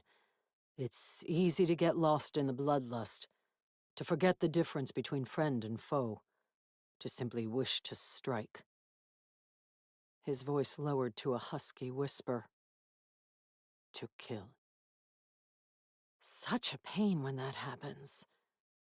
Maybe she shouldn't have made jokes, but the conversation was making her uneasy, and she longed for the house to come into view so she could escape inside. It was her fault for asking questions. It is a pain when you are also a man and judged by the laws of men, Amar said. Even if you are judged as a wolf, men will come after you if you've killed their kind. Their kind, as if he weren't truly one of them. They are weak, but their guns can kill even one of us, he said. Have you always been a werewolf? Is one born into it? No. She waited, expecting him to tell her the story, but he didn't. Maybe it was something painful that he didn't want to share, like the picture of the woman in his glove compartment. Amar sniffed the air, then rolled down the window and sniffed some more. Are you, smelling prey now? Morgan sniffed tentatively, but her nostrils didn't give her anything except the smell of the forest, damp after an earlier rain. No. I smell smoke.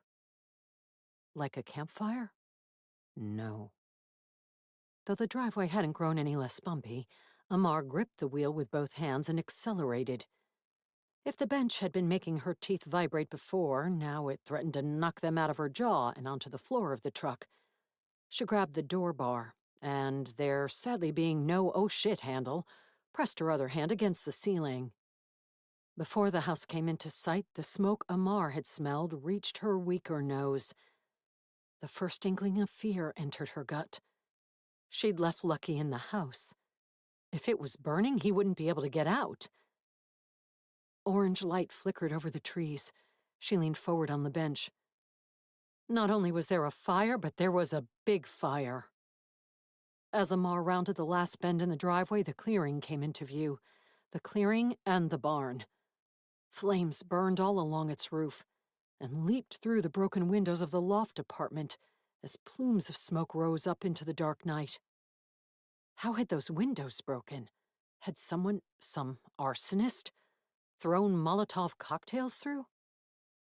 Amar swore, accelerating toward the barn.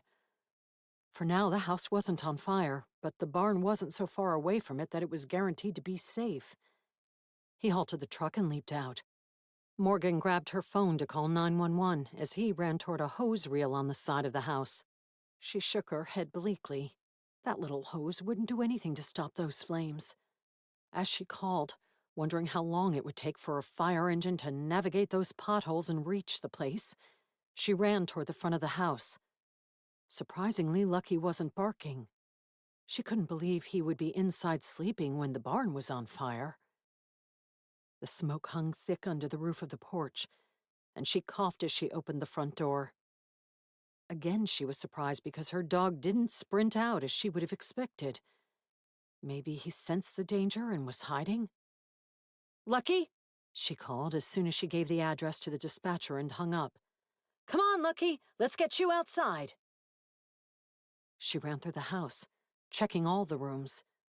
Since most of the windows were closed, it wasn't that smoky inside, so she didn't have trouble seeing or breathing.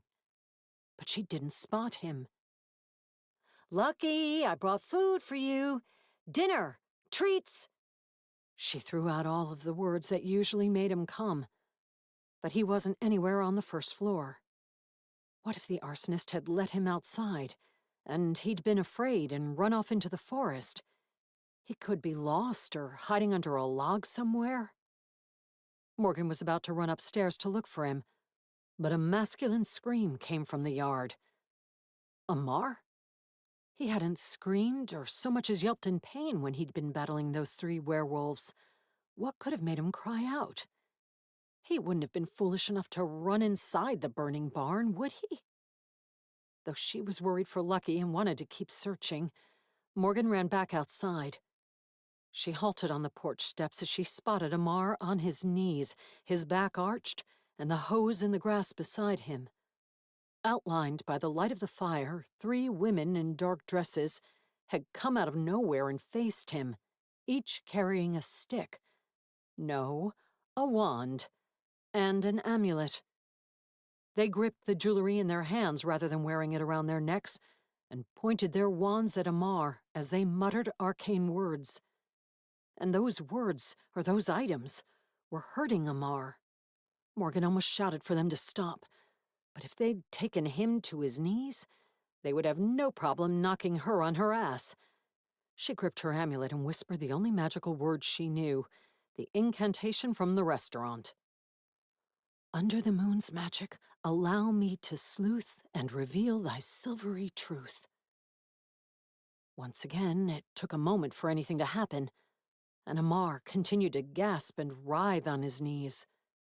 Morgan gripped the porch post, wanting to help him, not hide uselessly in the smoke and shadows. Had she been able to think of anything in her grandmother's house that could be used as a weapon, she would have run back in to get it. The fireplace poker?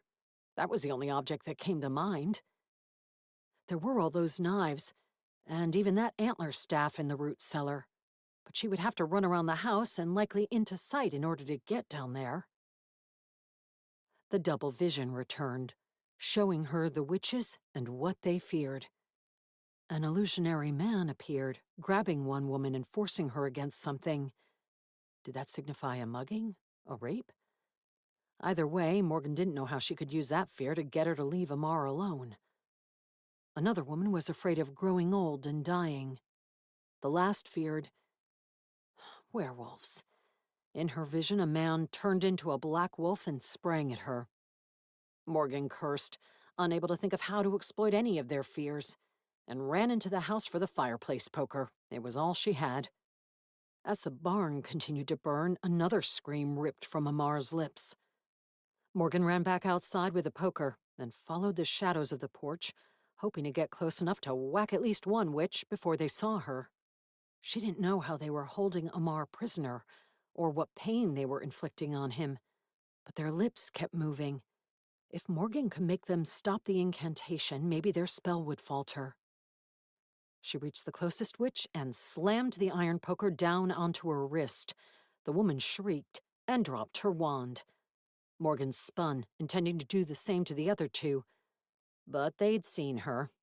One sprang back, her mumbling stopping. But the other frowned at Morgan and focused even more intently on Amar. He'd gotten one foot under him, but she renewed her chanting and thrust her wand toward him. His back arched and he screamed again. "Stop it, you bitches!" Morgan lunged past Amar, wanting nothing more than to crack the woman on the head. But the first witch recovered and snatched up her wand. She pointed it at Morgan, and something that felt like a lightning bolt struck her. Her entire body spasmed, and her legs gave out. She pitched into the damp grass, flopping like a fish at Amar's side, unable to keep her legs and arms from twitching wildly. A snarl came from a few feet away. "He's changing!" one of the women cried. "Stop him!" The electrical current flowing into Morgan stopped, though her limbs continued to shake. Her whole body was shaking. But she made herself pad around trying to find the poker. She found a piece of leather clothing. Was that Amar's vest? But not the poker. "Stop right there." Something cool pressed against the side of Morgan's neck. A gun? No, it was the metal of one of the pendants touching her skin as the witch bent over her. It was hot, like a branding iron. and Morgan winced, trying to pull away. "This is my property," she said. "You all better get off right now. The sheriff's department is on the way." "The sheriff knows better than to interfere with our justice," one of the witches said. "Justice? Burning down my barn and attacking the renter?" More snarls came from her side, followed by a yip of pain. One witch still had a wand pointed at Amar.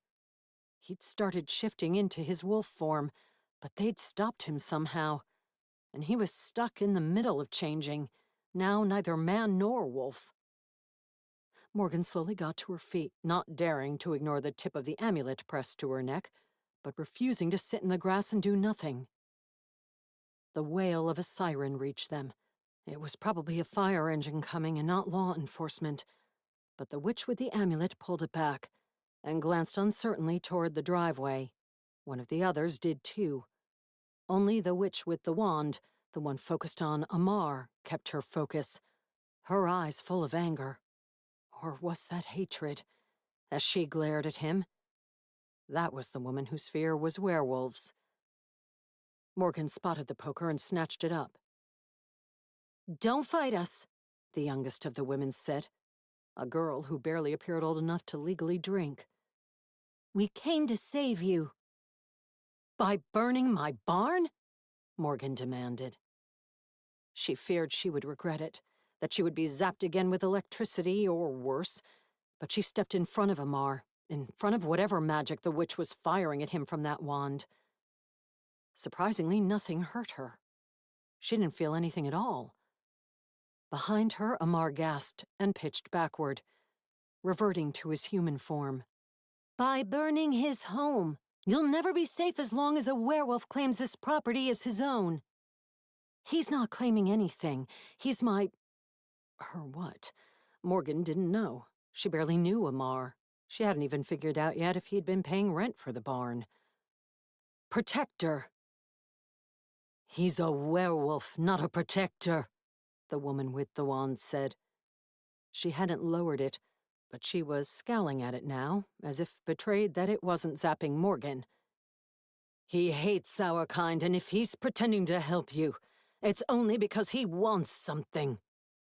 "Yeah, to protect me, because he was my grandmother's friend." Even as she said the words, Morgan wondered if they were true. Phoebe's warning came to mind. That grandma might only have gained Amar's allegiance by casting a spell on him. "He was her servant, not her friend. That is the only way for our kind to have a relationship with their kind. The cruel, bullying bastards." This time the woman who spoke was the one who'd feared rape, at least according to Morgan's incantation. She shook her head vehemently, loathing in her eyes as she stared at Amar. The sirens were growing closer, vehicles maneuvering up the driveway. The glances the witches sent in that direction promised that they didn't want to be caught here, even if they'd claimed the law didn't interfere with them. "Amar isn't like that," Morgan said. "Whoever hurt you, it wasn't him." She couldn't truly know that, but she believed she was right. Maybe Amar was fierce and aggressive, and had threatened her life, but he hadn't so much as glanced at her chest, not like the smarmy Christian. "They're all the same," the woman said. "All of them." "That's not true," Morgan said. "Now, get off my property so I can put out that fire. Put out your arson. How the hell did you think burning down the barn would help me?" "He was supposed to be in it, not riding around with you. You're a fool to trust him at your side. The minute you try to sell the woods, he'll tear your throat out." The headlights of the approaching fire engine flashed through the trees. One of the witches swore and grabbed the arms of the other two. "We have to go." They ran between the house and the burning barn and into the woods. 2 fire engines and a sheriff's department SUV pulled into the clearing. By now the barn roof was collapsing, and the sides of the loft apartment were charred black. The witches might not have succeeded in burning Amar to death, but they'd destroyed his home. and possibly all of the furniture and projects he'd been working on in the barn below. Distressed on his behalf, Morgan turned to help him as the firemen leaped from their trucks. He was naked and on his knees, a fist pressed into the grass, his jaw clenched as he glared at the earth. Thinking of his admission that shifting form hurt, she could only imagine what being knocked back mid-change did. And the witches had clearly been hurting him further with their magic. Morgan didn't know if she could believe them. But if they'd come here to help her, this was her fault.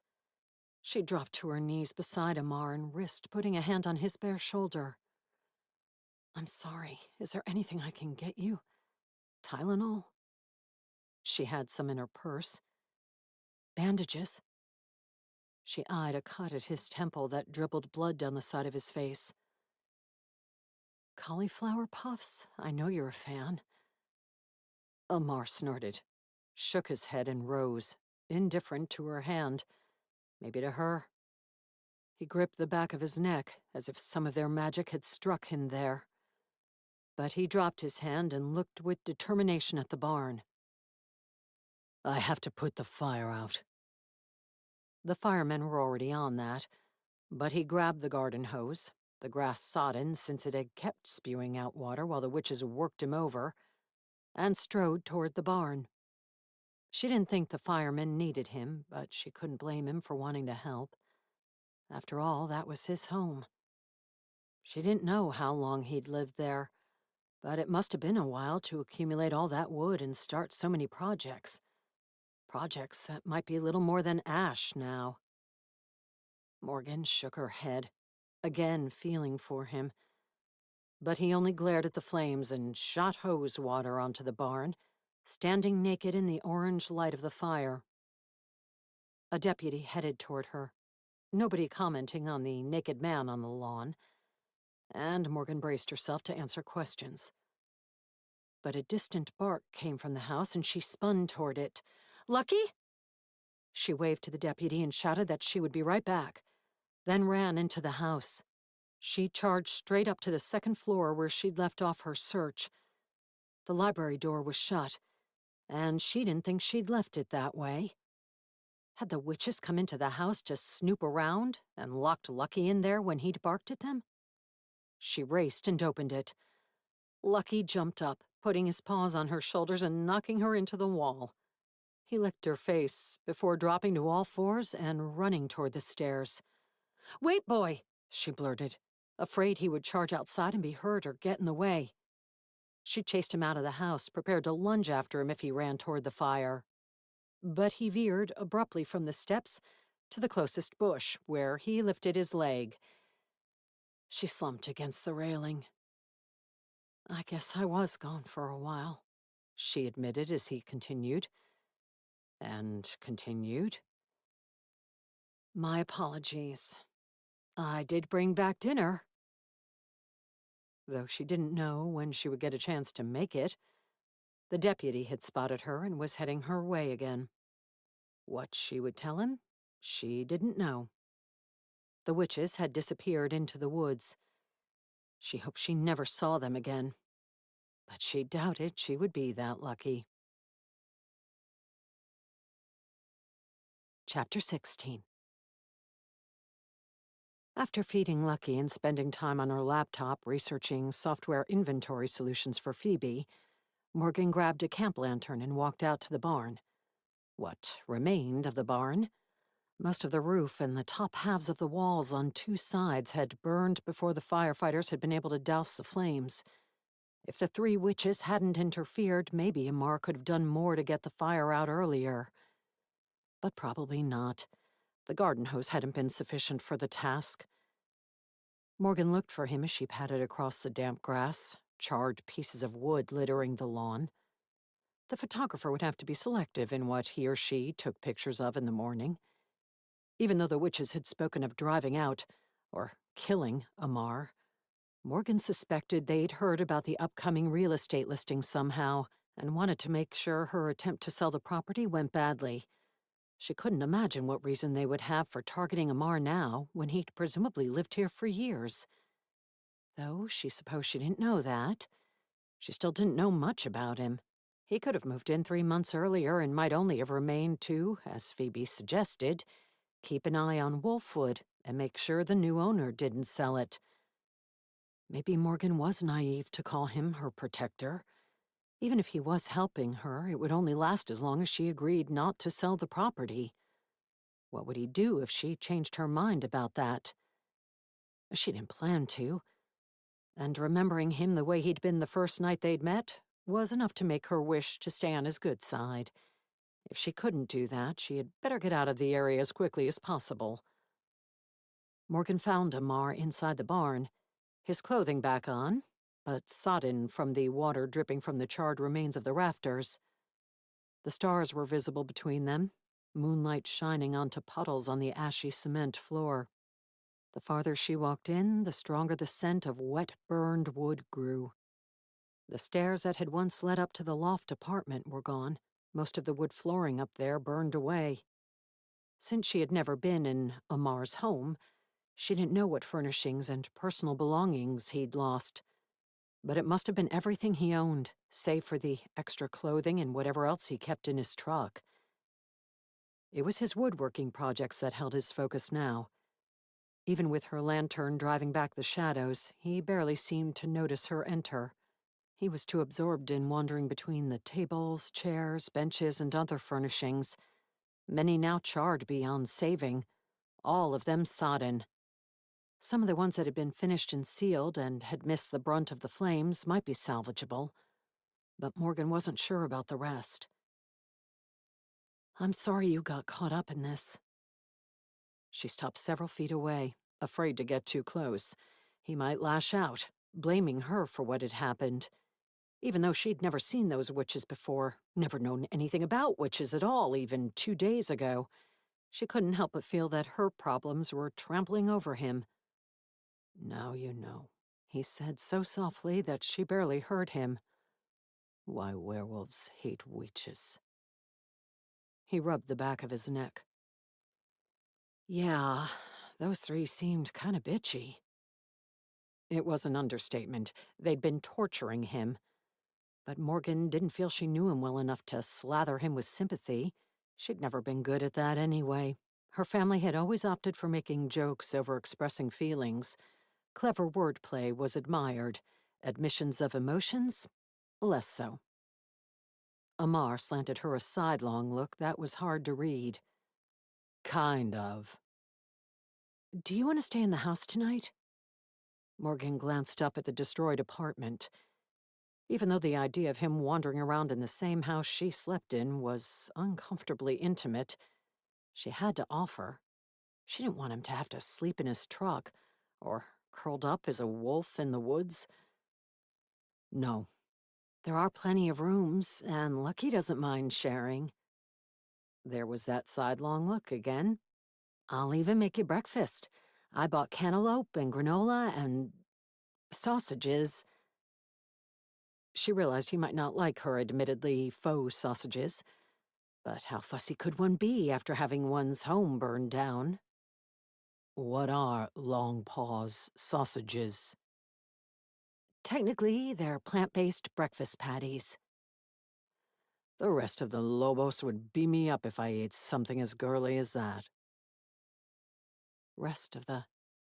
As if he still considered himself a part of the pack. Morgan wondered what had happened. But given how frosty he'd gotten when she'd glanced at a mere picture in his glove compartment, she wouldn't pry. "First off, boys become vegetarians too. And second, if you can't do sufficient manly menace after eating plant-based sausages, that's more of a personal problem than anything wrong with the food."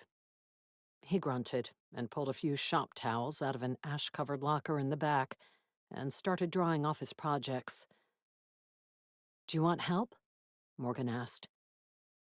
He didn't answer at first, merely focusing on wiping water off a table.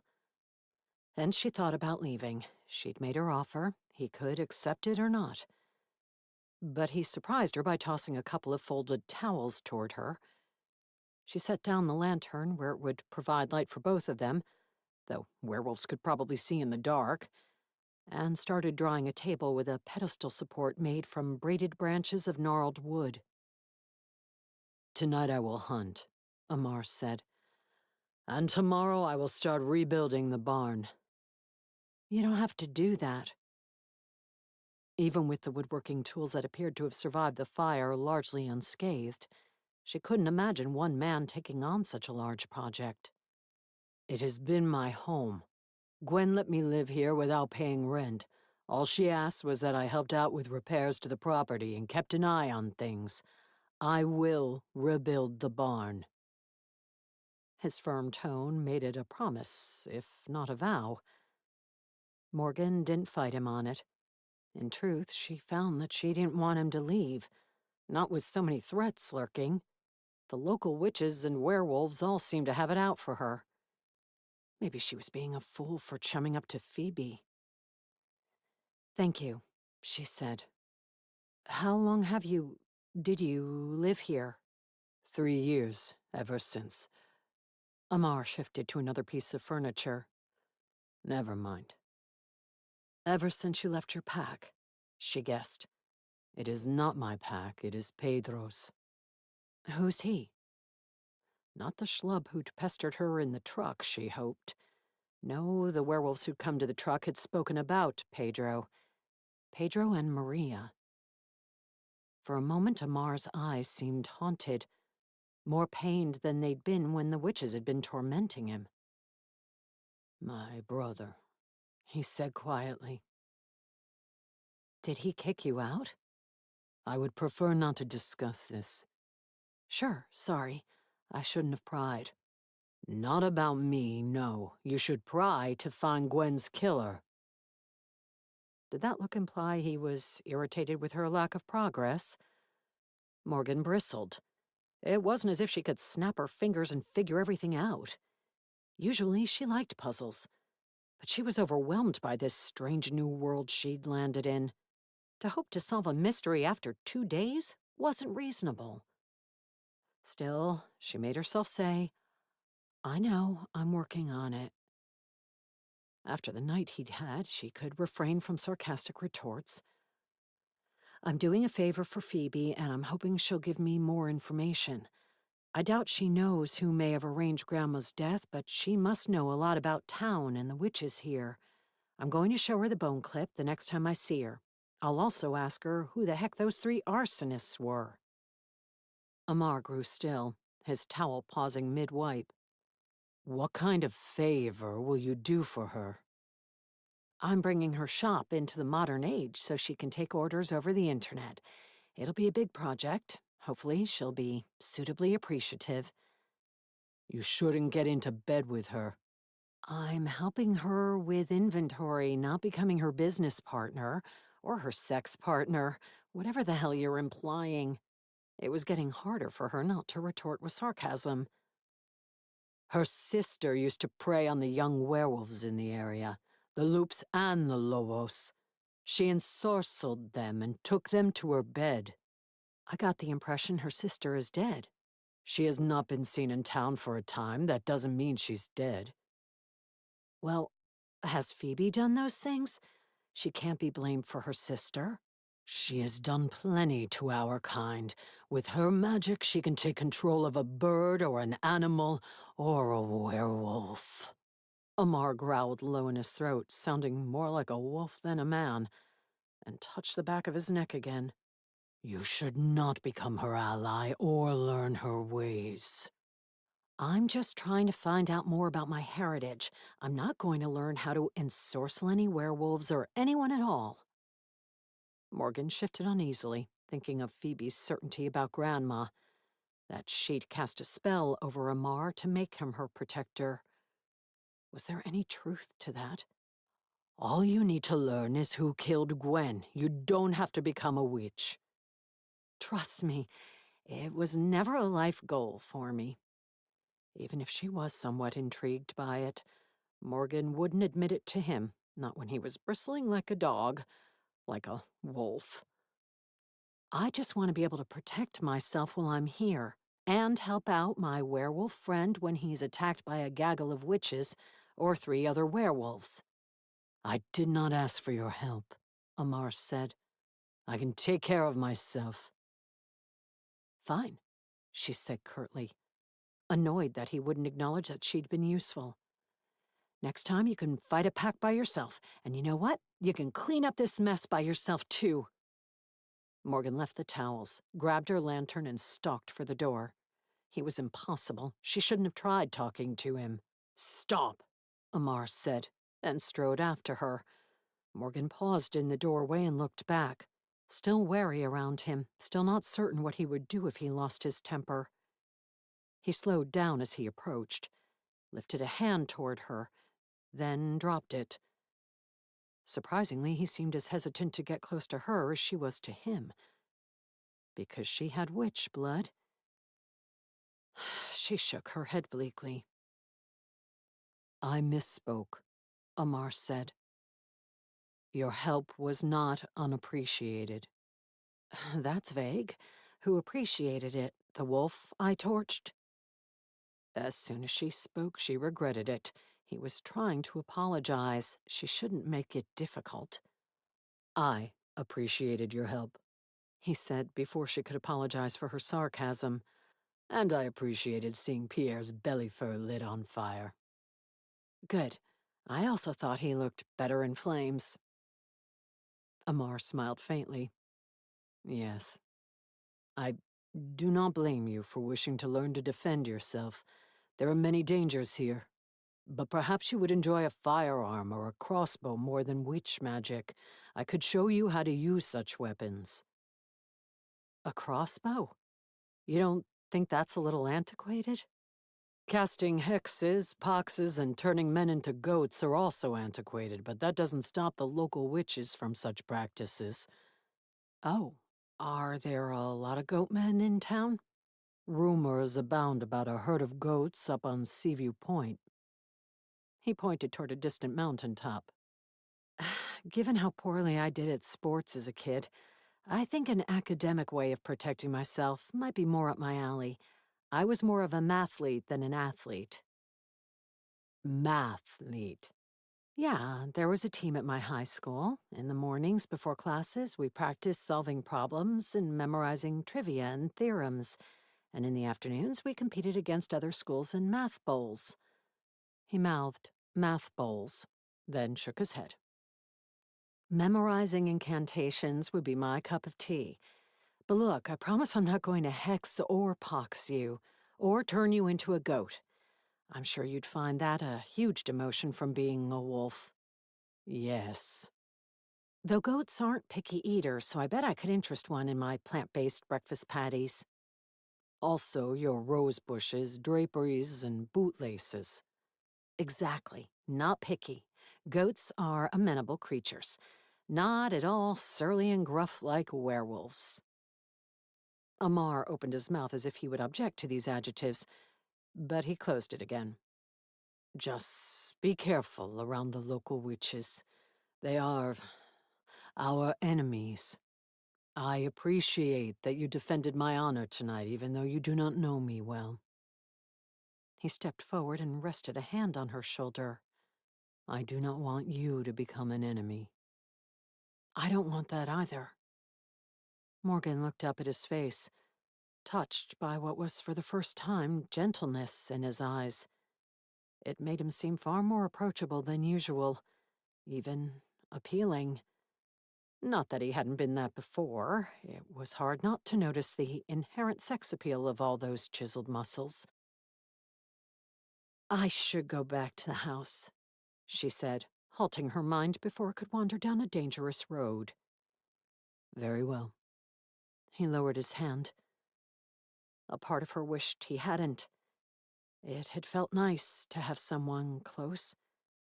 She wasn't cold and aloof, damn it. She liked having people around, and occasionally being touched and appreciated. I will accept your offer of lodgings until such time that I'm able to rebuild the barn, Amar said. Okay, good. Morgan smiled and meant it. Though as she walked back to the house, she remembered his talk of hunting. and hoped she didn't wake to deer organs or rabbit steaks being fried up in the kitchen. Chapter 17. Despite Phoebe's promise that one couldn't learn witchcraft from books, Morgan was absorbing a lot as she inventoried Grandma's root cellar and created entries in a database she'd made for everything from civet paste to dogbane fiber to dried mugwort to sea urchin spines to coffin nails. What she couldn't find was much on bones. The internet promised her they played a role in some types of witchcraft, but in all of Grandma's odd collections, bones didn't make an appearance, and few of her books mentioned them. Teeth are where it's at, Morgan muttered, closing a grimoire that touted their natural affinity for magic. Fossilized teeth in particular supposedly had inherent power, with great value being placed on those from the repeated glaciations of the Pleistocene epoch. According to the text, magic had been more concentrated among the fewer species that had lived in those difficult times. Some of the tusks and teeth from animals such as mammoths and cave bears were supposed to lend themselves well to curses, luck charms, and even tokens that could increase one's charisma or sex appeal. It sounded like a bunch of mumbo-jumbo. Nonetheless, unlike with the bones she'd hunted for and not found, Morgan discovered a couple of boxes of yellowed teeth on Grandma's shelves. The origins of most were unidentifiable, the choppers simply dumped together like bottle caps in a kid's shoebox collection, and it set Morgan's organization-loving jaws to clenching. But there was one neatly segmented plastic crafting container of 12 large teeth, each labeled in faded pencil. Perhaps those were more valuable, more magical, than the others. If the labels could be believed, the box contained a direwolf fang, parts of several mammoth tusks and woolly rhinoceros horns, and 2 giant ground sloth teeth. Funny how giant ground sloths never came up in the Bewitched reruns I saw as a girl, Morgan muttered, as she pulled out her phone and read an online article on the extinct creatures.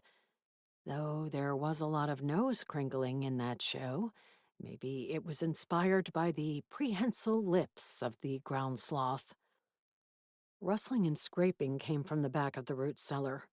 If Lucky hadn't been down there with her, Morgan would have expected rats. Instead, she suspected Lucky smelled a rat.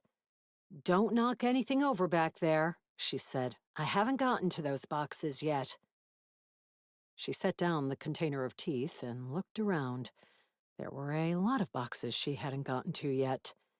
Inventorying the contents of the cellar could take months, especially since she wanted to record what everything was and what it did, not simply stack things neatly on shelves. Maybe she should have remained focused on bones, but she kept getting distracted by all the things she could find down there.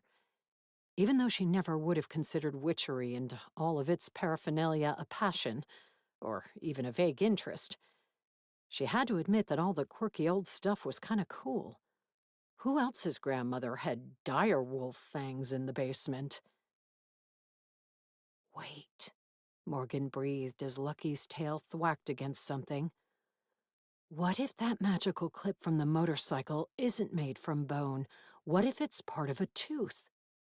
She pulled it from the drawer where she'd tucked it for safekeeping. Even though the root cellar doors only opened for her if she had the amulet, she wouldn't put it past other witches to know how to get in. And since they'd been skulking around the property and setting things on fire, robbery might be right up their alley. With the amulet on, the magical clip didn't buzz her, so she examined it from all sides, holding it up to the light from the single bulb hanging from the ceiling. If it had been in its original state, she trusted she would have been able to tell if it was a tooth or a bone. But it had been carved from a larger piece and polished, so she had no idea. An archaeologist might be able to tell, but what were the odds of finding one in town, wandering around with an RV Life t-shirt on? Maybe a werewolf would know. Morgan thought of the tooth that Amar wore on a thong around his neck. That didn't necessarily make him an aficionado, but who knew? Maybe ancient teeth smelled different from ancient bones. The rumble of a car sounded as Morgan climbed the steps to the yard, and a sedan with Soto Real Estate Photography on the side rolled into view. Morgan swore and checked the time on her phone. She'd only meant to spend a couple of hours that morning organizing, and then tidy up the house before the photographer arrived. Admittedly, she didn't want to sell the property, and she suspected whoever put in an offer would care a lot more about the woods than the presence or absence of tidiness. But she always kept things back home neat and clutter-free, so it felt like a failing not to have properly prepared the house. Sawing noises came from the top of the barn, along with the sounds of nails being ripped free. Amar sat astraddle a truss, pulling off burned wood and tossing it into a growing pile in the grass below. The photographer, a middle-aged woman in a dress and heels, stepped out of the car and frowned at the charred barn. "You can leave that out of the pictures," Morgan said, waving to her. Realizing she didn't want anyone taking photos of the root cellar, she whistled for Lucky so she could close and lock the doors. He bounded up the stairs with something that looked like a wig clenched between his teeth. Morgan hoped that was what it was, not that he'd found a dead gopher or raccoon in the root cellar. Surely she would have smelled something like that, right? Unfortunately, his bounding took him straight toward the photographer. She shrieked when he dropped his find at her feet. He wagged his tail and sat as he'd been taught for petting. "What is that?" The woman pointed at the furry thing, horror contorting her face. "Something I haven't inventoried yet," Morgan muttered, and firmly closed the root cellar doors. The good news was that Lucky hadn't found a dead animal. The bad news was that it was some kind of fur hide from what had previously been an animal. Later, Morgan would have to look up hair and fur as it related to witchcraft, though she was far more interested in teeth at the moment. "Hi, I'm Morgan. That's Lucky. He's friendly." "And what is that?" The woman was still pointing at the fur. "Something he found in the root cellar. This was my grandmother's house. You know how it is when you clean out a relative's home. I'm finding all sorts of quirky stuff. Like giant ground sloth teeth." "Yes, The photographer made a point of taking several steps from the lump of fur. She didn't pat Lucky, which confused him, since he adored all people and assumed they would adore and pet him. "I'm Joyce Soto. This should take about a half hour." "Great." Morgan petted Lucky so he wouldn't feel bereft and waved for the photographer to head to the house. "I'd suggest taking more pictures of the woods and the property than the house, but you do whatever you think is best." "What happened to the barn?" Joyce gazed up at Amar. "We're remodeling." "Do you want pictures of it?" "Maybe one from a distance that doesn't show the burned sides. There's some cool artwork on the door that you could take a picture of." Morgan hadn't yet asked Amar how he'd done that. With the blowtorch? It looked burned into the wood rather than carved. "Perhaps just the door." Morgan let Joyce into the house, then trotted to the barn. "Amar, can you come down for a minute? I have a question about the clip." If it turned out to be made from tooth, and she could figure out what kind of animal it had come from, she might have more of a lead than she'd had earlier that morning. She wondered if Phoebe sold teeth in her store, and if she knew anything about them. Or maybe someone else in town sold them, and remembered who'd wandered in a couple of months earlier to buy one. Amar ripped off a few more burned pieces of wood before sliding across a creaking beam toward the edge of the roof.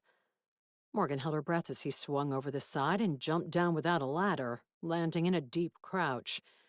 If she tried that, she would break both legs. "You didn't bring me more food, did you?" Amar stopped in front of her and eyed her warily. "No, I've been working in the cellar, and you said you liked the cantaloupe." "It was edible. The faux meat products were disgusting. If you're a vegetarian, why don't you just eat vegetables?" "Vegetables don't have protein." I thought the watermelon seeds did. Those do, but it's nice to eat something warm and kind of similar to things I used to enjoy. You used to enjoy meat? I used to enjoy bacon cheeseburgers from Wendy's. His lip curled, as if he put that in the same category as her quasi-sausage patties. I will bring you delicious elk steaks one day. That is meat. Thanks, but I'm trying to cut back on elk, too. Here's my question. Morgan held up the clip. I should have asked before.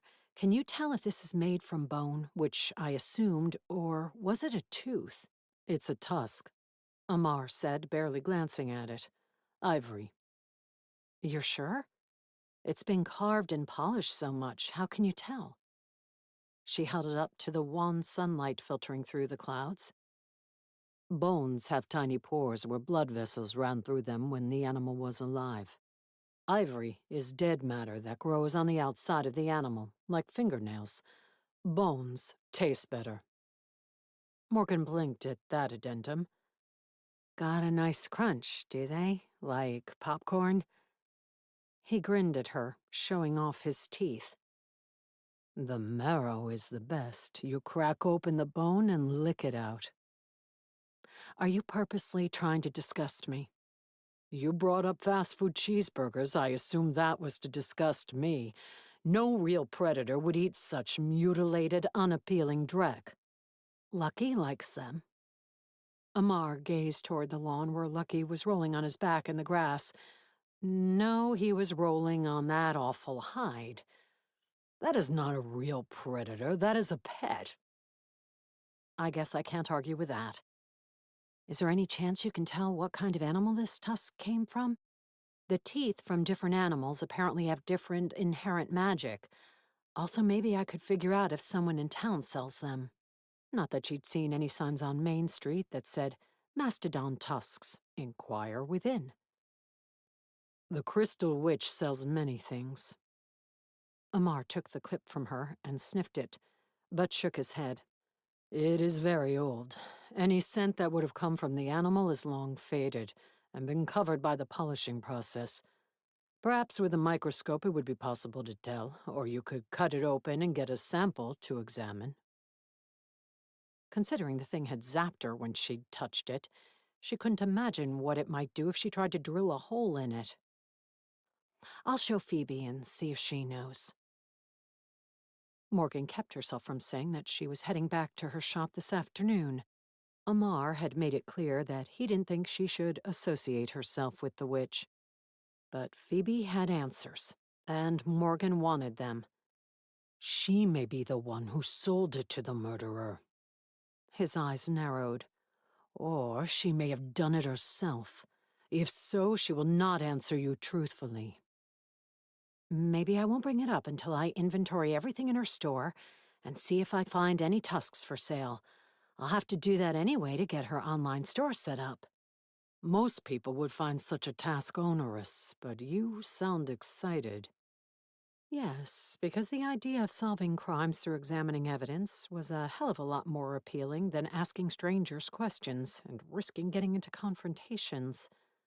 One of my passions is wrangling data into easily searchable databases, and nothing gets me excited like figuring out how to provide a tidy way to access sequestered silos of information.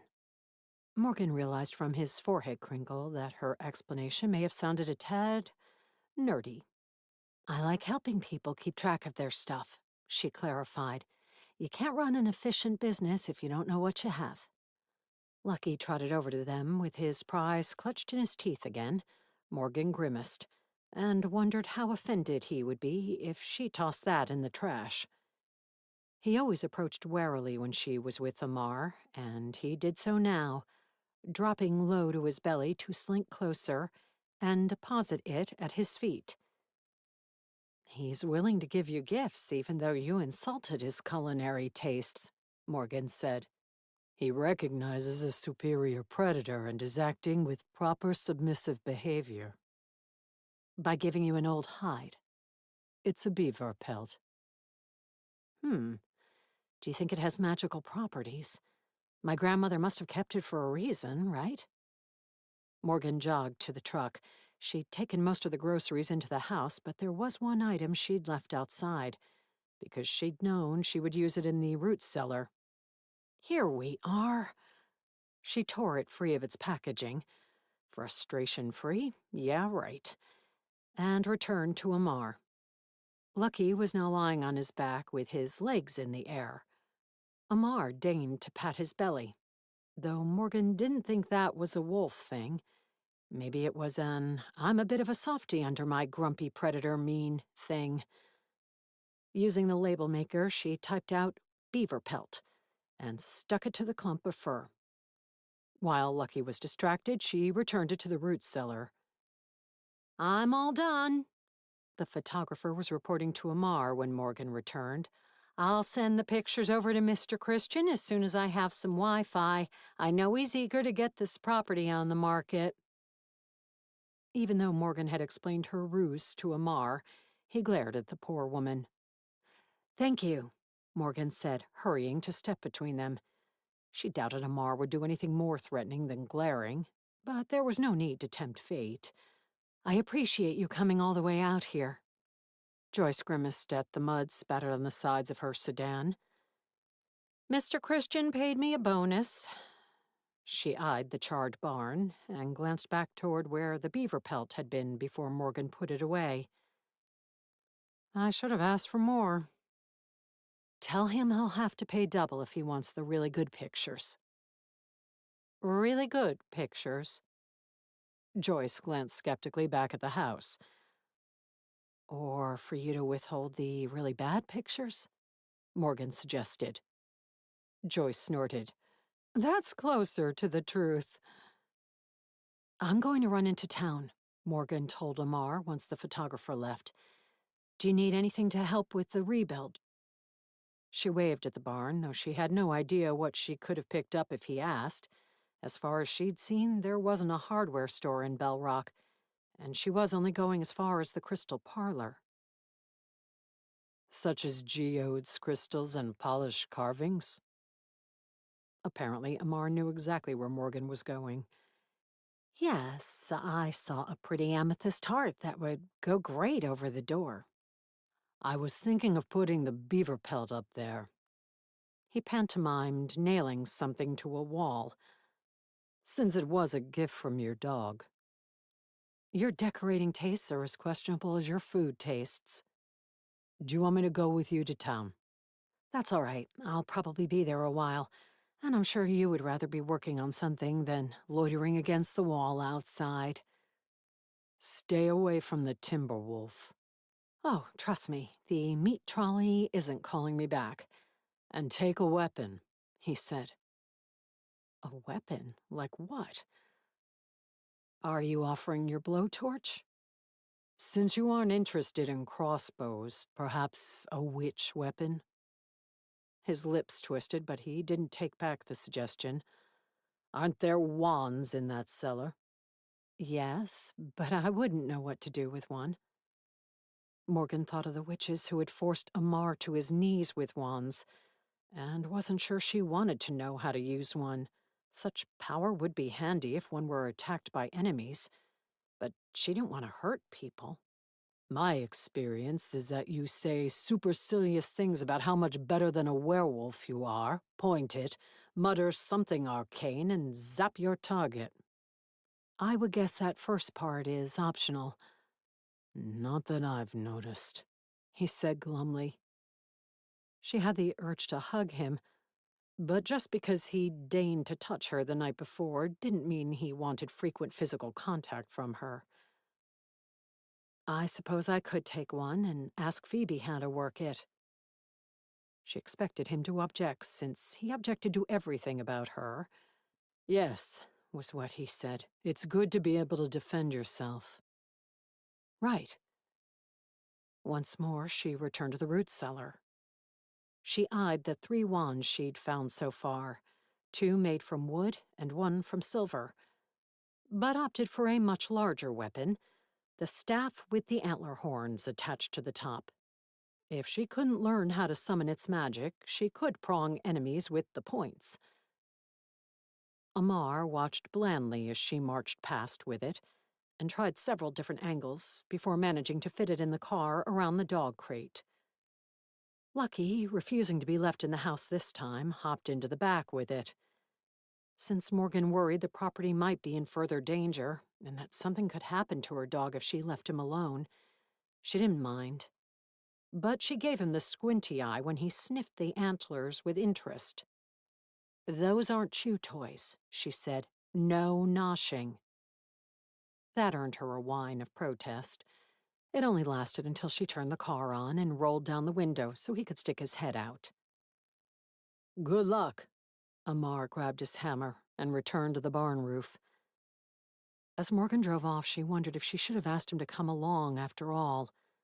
She'd been thinking about defending herself in town, but if those 3 witches returned to the property, he might need protection.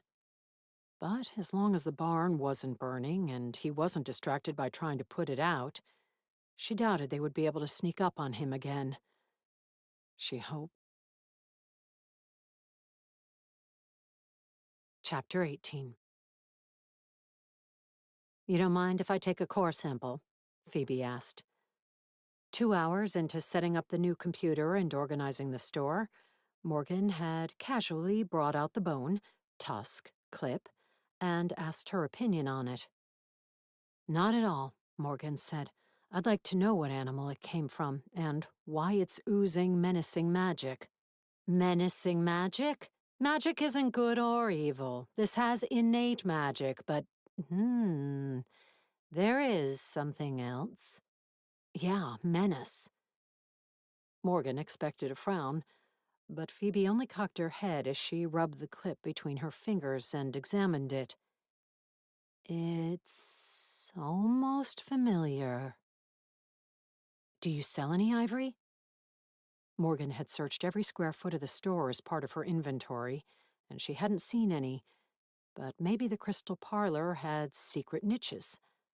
"Oh, not anymore. We used to sell a few pieces here and there, but the tourists were always asking us if we'd imported it illegally, and how many elephants had been poached to finance our operation. They were fossilized tusks, mind you, and from mammoths and other prehistoric animals. Poaching was presumably at a minimum back then. But the tourists didn't get it, and it was annoying to deal with their accusations. The fossils weren't for them anyway. I'll happily sell crystals to all, but certain items are only intended as ingredients, and only for our kind." Even though Phoebe didn't give Morgan a significant look, she seemed to include her in that our kind category. It felt odd, since Morgan had spent all of her life not fitting into any categories, at least not those created by normal people. She and her sister, both awkward, bookish introverts who got along better with animals than humans, had always struggled to gain friends and feel wanted. If Morgan learned more about her blood, would she get along with, be accepted by, witches? Did she even want that? Witches hated werewolves. 3 of them had half burned down her grandmother's barn, and Phoebe was only helping her because she had been able to come up with a way to help her first. "What happened to the ones you didn't sell?" Morgan asked. "Oh, I'm not even sure. My sister was the one who set up and took down the display case." Phoebe shook her head sadly. "She was always more of a crafter of talismans, idols, and tools than I. Potions and tinctures are more my specialty." She held up a finger. "I'll be right back." Phoebe stepped over Lucky, who had grown bored with the inventory process and was snoozing in the doorway between the front room and the back room, but only frowned briefly down at him. Morgan was glad Phoebe had let her bring him in. She hadn't wanted to leave him in the car where he might be too warm, or where werewolves might target him to get at her. The thought made her shiver with dread. Phoebe returned to the front room with something that looked like a microscope, though the blue and purple crystals embedded all over the casing were atypical for scientific equipment. She also carried an electric jewelry drill, something that looked out of place in the shop full of rocks and powders. Are you sure it won't zap you? Morgan asked as Phoebe bent over the clip to take a sample. I'm protected from magic by numerous amulets and talismans.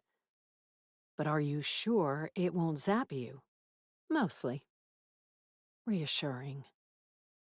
Phoebe thumbed on the drill and applied it to one of the fatter parts of the tusk clip. Morgan held her breath, certain the thing would zap one or both of them, or cause the ceiling to fall, the street to flood, and an earthquake to swallow the town.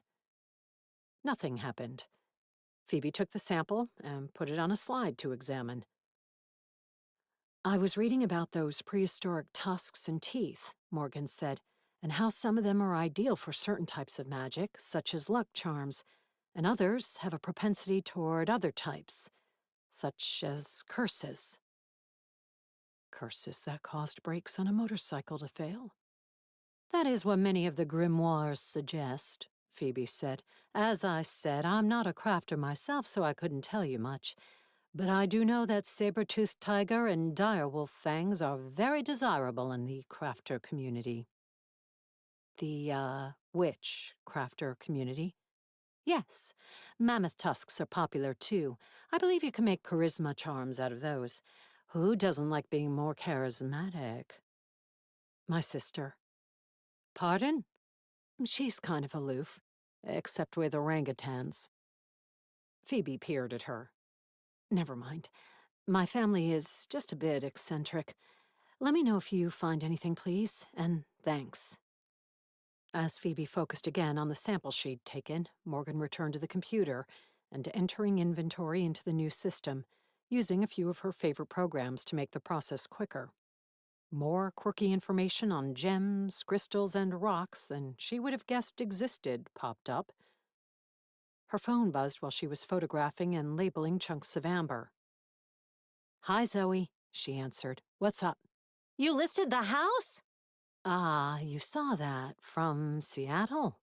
I've been monitoring Whatcom County listings to get comps, just in case. Morgan, you said you weren't going to list it and that if you did, you'd use me. I already did research for you. I know. Morgan lowered her voice so Phoebe wouldn't overhear. I'm not going to sell it.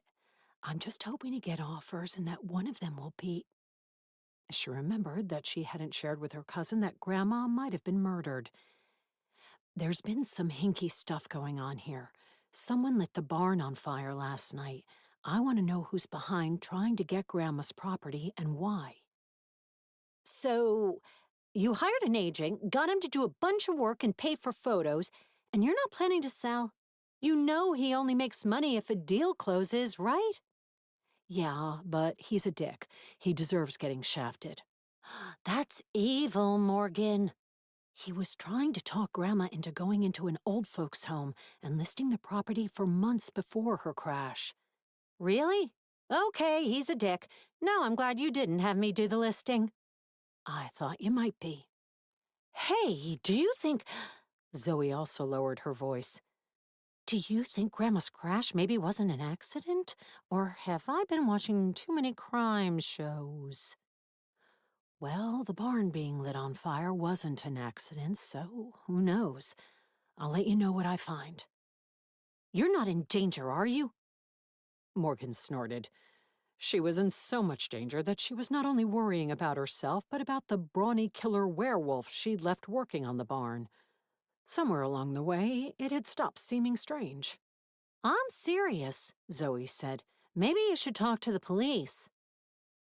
Morgan had spent an hour talking to the authorities the night before, describing the 3 women she'd told them she'd seen running into the woods. She'd been reluctant to share that they'd been witches, not wanting to be dragged off to a mental institution by people who hadn't heard the news that witches and werewolves were lurking all over Bell Rock, and that they'd threatened her werewolf friend. But she had described them in detail. A female deputy had written everything down, but Morgan doubted anything would come of it.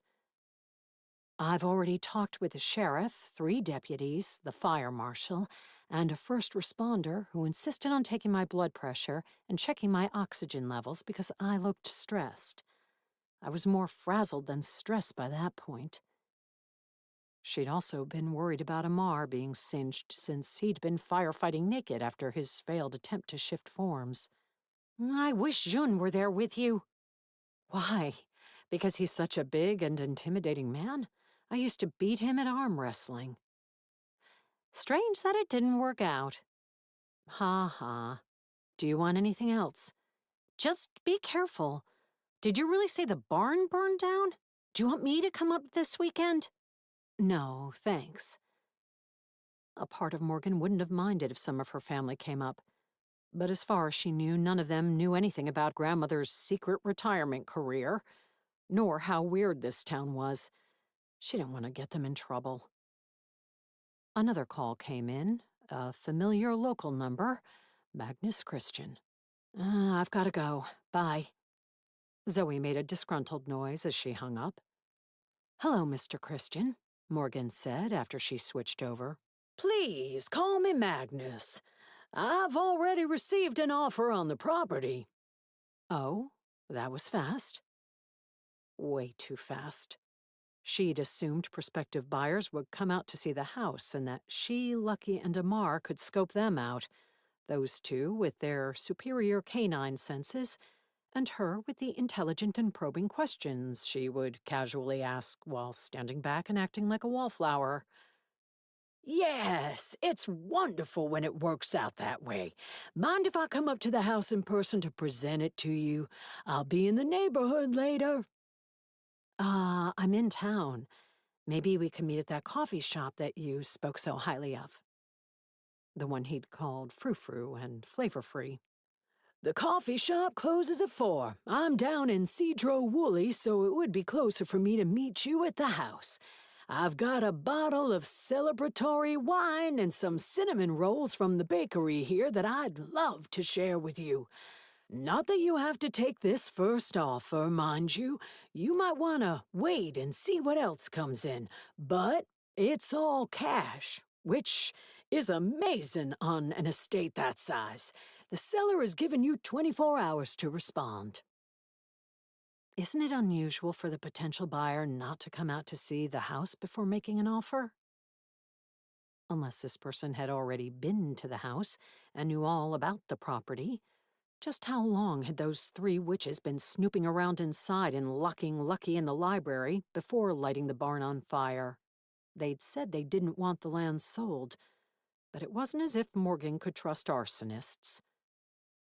It's not that rare in a hot market, and when they're more interested in developing the land than in the house. I'm sure they're just planning to tear it down. They didn't even care that the barn had recently caught fire.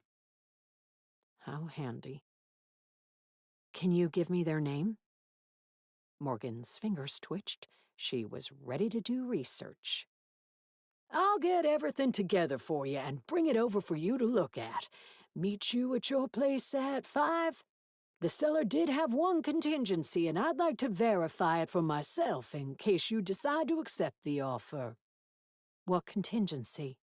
Something about a pond. A pond?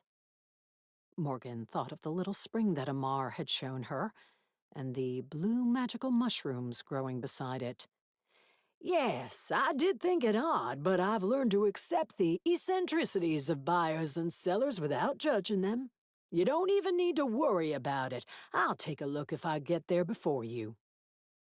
All right, I'll meet you up there, but wait before wandering around, please. My handyman is there, and he's protective of the place. She wondered if Christian had crossed paths with Amar before. Amar had been around during that first conversation between her and Christian, but she didn't think they'd interacted. You might want to stay in your truck until I get there, just to be safe. Because of your handyman? Yes, he was living in the barn, and he's a little grumpy that it was almost burned down. Ah, understandable. Never mind that Amar had been a little grumpy before it was burned, too. I'm finishing up here and I'll be on my way. Thanks. Morgan hung up and debated if she should head straight up to the house, but she wanted to hear the results of Phoebe's investigation. She was about to check on her when two women in their mid-20s walked into the shop. They wore black dresses, studded black leather collars, dark lipstick and eyeshadow, and had pierced noses and eyebrows. "Trying a little hard, aren't we?" Morgan muttered. They frowned at her and glanced around, no doubt looking for Phoebe. "Who are you?" one asked, sniffing dismissively at Morgan's jeans and hoodie. Clearly not appropriate attire for a witch. "Tech support," Morgan said. "There's tech here?" Lucky bounded down the aisle, thwacking display racks with his tail to greet the newcomers. One pulled back in horror, as if he were a rabid wolf. The other cooed and bent down to pet him. He accommodated by rearing up on his hind legs and planting his paws on her shoulders. Morgan snapped her fingers and pointed at the ground. "Sit for petting," she whispered to him. He dropped down into a sit, his tail swishing back and forth across the floor. "There's tech and a new shop dog," Morgan told them. "I'm bringing the Crystal Parlor into the modern computer and canine-loving age. Can I help you find something?" They glanced at each other, the one who thought Lucky was a leper shifting to stand behind her friend. "I'm sure you can't help," she said. "We need certain special powders from the back room." "Uh-huh. In stock, we've got banishing powder, pestilence powder, hexing powder, numerous dried herbs, witch salt, and cascarilla eggshell powder. Only 1 ounce left of that." Since Morgan had just entered those items, it was easy to remember the list. "I believe Phoebe can do custom blends, too." "We'll take a bag of the hexing powder. Oh, and do you have anything to drive away annoying men who won't leave you alone?" "You'll want to try the hotfoot powder for that," Morgan said. "The instructions are included in the jar." "2, please." When Morgan headed toward the back to get the jars, she found Phoebe watching from the doorway as she tapped the tusk clip to her chin. Morgan hoped that meant she'd learned something about it. "Are you sure you don't want a job working here?" Phoebe asked with amusement after Morgan bagged up the powders and took the women's payment. The goth look was somewhat diminished by the perky pink Hello Kitty case that one carried her credit cards in. "Though I'm sure it would be an excellent use of my database management degree, I've got enough on my plate." "Are you positive? You seem to be a quick study. You might not be too old to learn after all. I could teach you quite a bit if you stuck around for the summer." Morgan thought of Amar's warning that she had better watch out for Phoebe, and that he would prefer she not become a witch. "Let me think about it. Did you, by chance, learn anything about the tusk?" "I did. It's a saber-toothed tiger tusk, and there's curse magic embedded in it." "The kind of curse that could cause someone's motorcycle brakes to fail at an inopportune time?" Phoebe frowned. "I can't tell, but witches are supposed to use their magic only to protect themselves and others, not to kill. We're a peaceful people unless we're driven to violence by those persecuting us. Even then, we prefer to use guile and wit over violence." "Uh-huh. 3 witches came out of the woods and lit my barn on fire last night, without guile." Phoebe spread a hand.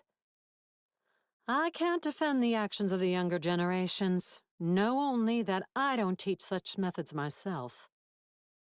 "Do you have any idea who made the tusk clip and put a curse on it?" Phoebe hesitated, then shook her head. "No." Morgan, certain she was lying, was tempted to question her further, to try to wheedle the information out. But her face had grown tight, her eyes hard with disapproval. Morgan doubted she would get answers, not if Phoebe was protecting someone she knew. And she probably knew all of the witches in the area. But would a witch have done it? Cursed Grandma's bike so she would die? If the 3 witches who'd shown up the night before could be believed, they wanted Wolfwood preserved, not sold. So they should have wanted Grandma to continue living there. "Would anyone besides a witch be able to put a curse on a tusk?" Morgan asked. "Perhaps. There are others who practice magic in the world. Phoebe seemed happy to deflect the onus onto someone else, which made Morgan more and more sure it had been a witch. But why? Perhaps a werewolf was responsible, Phoebe said. I thought they were shaped by magic but couldn't perform it themselves. A strong werewolf might force a witch to do something for him. If we are prepared, we can handle their kind, but if we are unprepared when they come upon us, we are as mortal as the next woman. Maybe I'll ask Amar about it, Morgan said, though she knew he hadn't had anything to do with the clip. Yes, but be careful when confronting their kind. Phoebe held up a finger, then retrieved a pen and a piece of paper. This is a more advanced incantation and usually takes a trained witch to succeed, but perhaps if you practice... Practice what?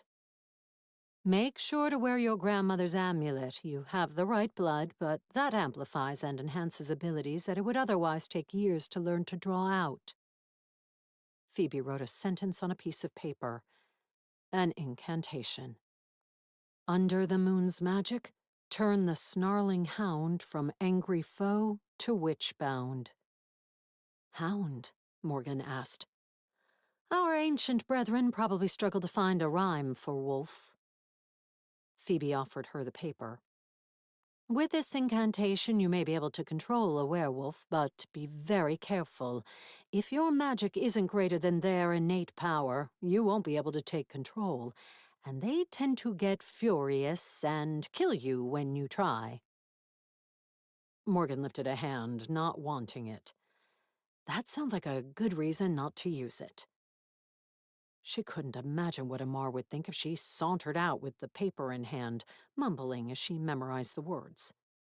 Take it. Phoebe kept her hand out.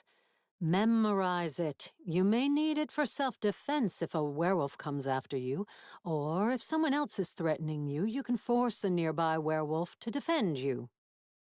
Amar would defend me without a spell. Phoebe rolled her eyes. He's not the only werewolf in town, and even if that were true, he can't be around you all the time. Besides, it's entirely possible that he was the one to force a witch to craft that clip. Who besides he would have had an easier time getting close to your grandmother and her motorcycle to place it? Morgan shook her head. He didn't do it. Don't be naive. You've only known him for a few days. There's a reason his pack kicked him out. She hesitated. What reason? He's an outcast. I'm sure there's a reason. Meaning she didn't know. Morgan set her jaw, unwilling to believe Amar was the troublemaker. He'd helped her too many times. Take it, Phoebe said softly, shaking the paper. Just in case. You don't want your life in some furry man's hands. Morgan stared at the paper, again thinking how furious Amar would be if he learned she'd accepted it. But the phrase was short. She could easily memorize it and get rid of the paper. Then he'd never know. Unless she one day had to use it around him. Or on him. Was it possible he'd lied to her and truly was a danger? Reluctantly, she took it and stuck it in her pocket. In case I have a run-in with the loops again. Good, Phoebe nodded curtly. And here's your clip. It won't work as well now that I've drilled a hole in it, but it should still have some power. The power to curse people. Yes? Morgan was as reluctant to take that as she had been the paper. But it would be better to get rid of it, or at least hide it away, than to leave it where it might be used for evil again. I better go. I have to meet... Morgan caught herself before saying Christian's name. Since nobody wanted her to sell that property, she had better not let the word get out any more than it already had. Someone. Just be wary of the werewolves, Phoebe said, as if she was sure that was who Morgan was on the way to meet. They resent us because we can control them, but many of them are brutes, bullies, and savages. They need controlling. Not all of them are like that. Morgan realized that her experience with werewolves was very recent and very limited.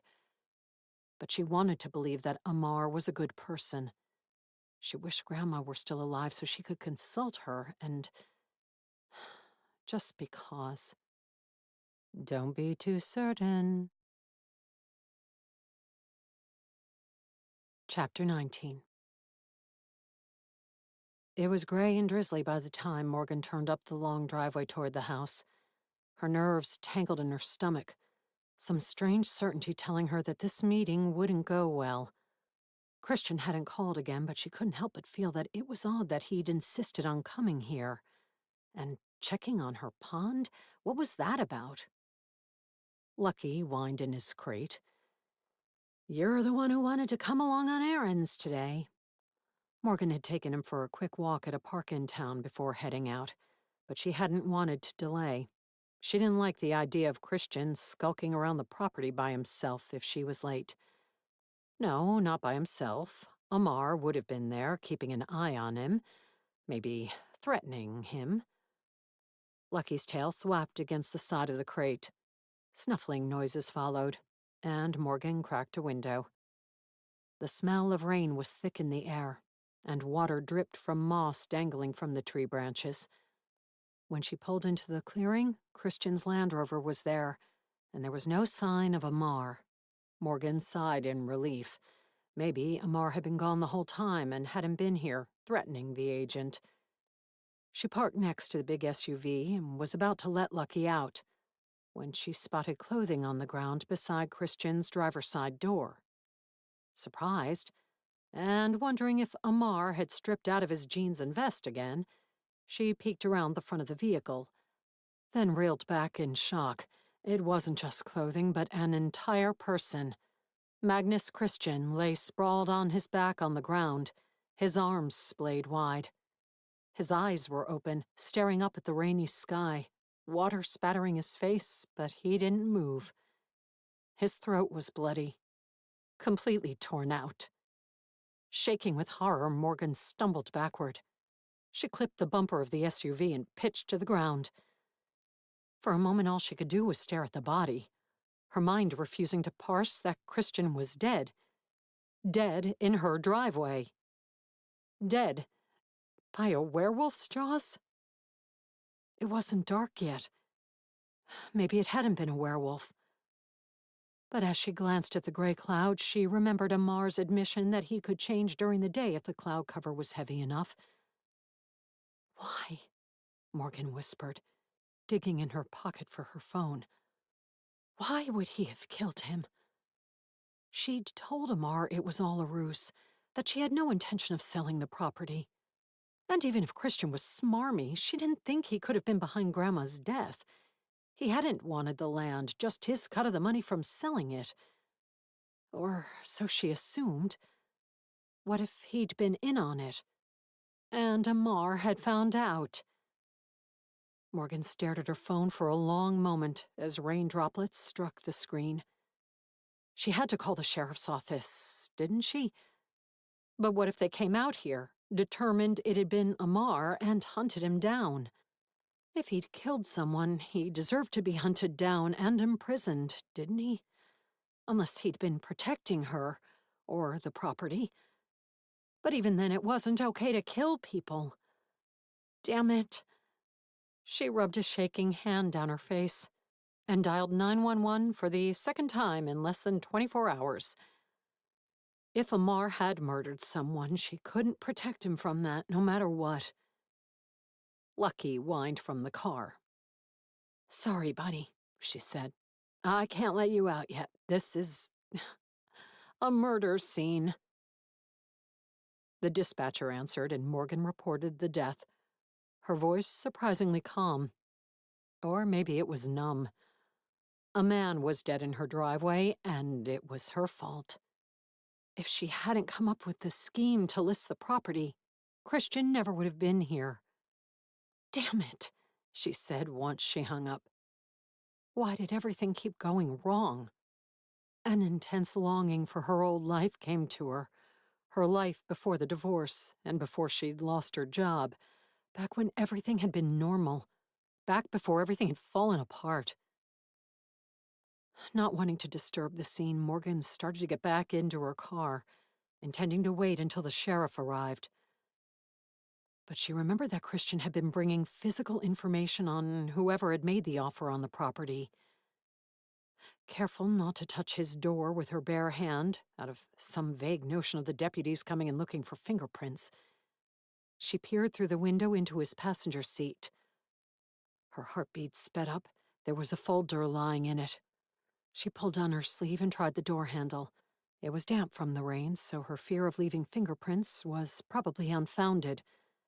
But she didn't want to touch anything or risk somehow incriminating herself.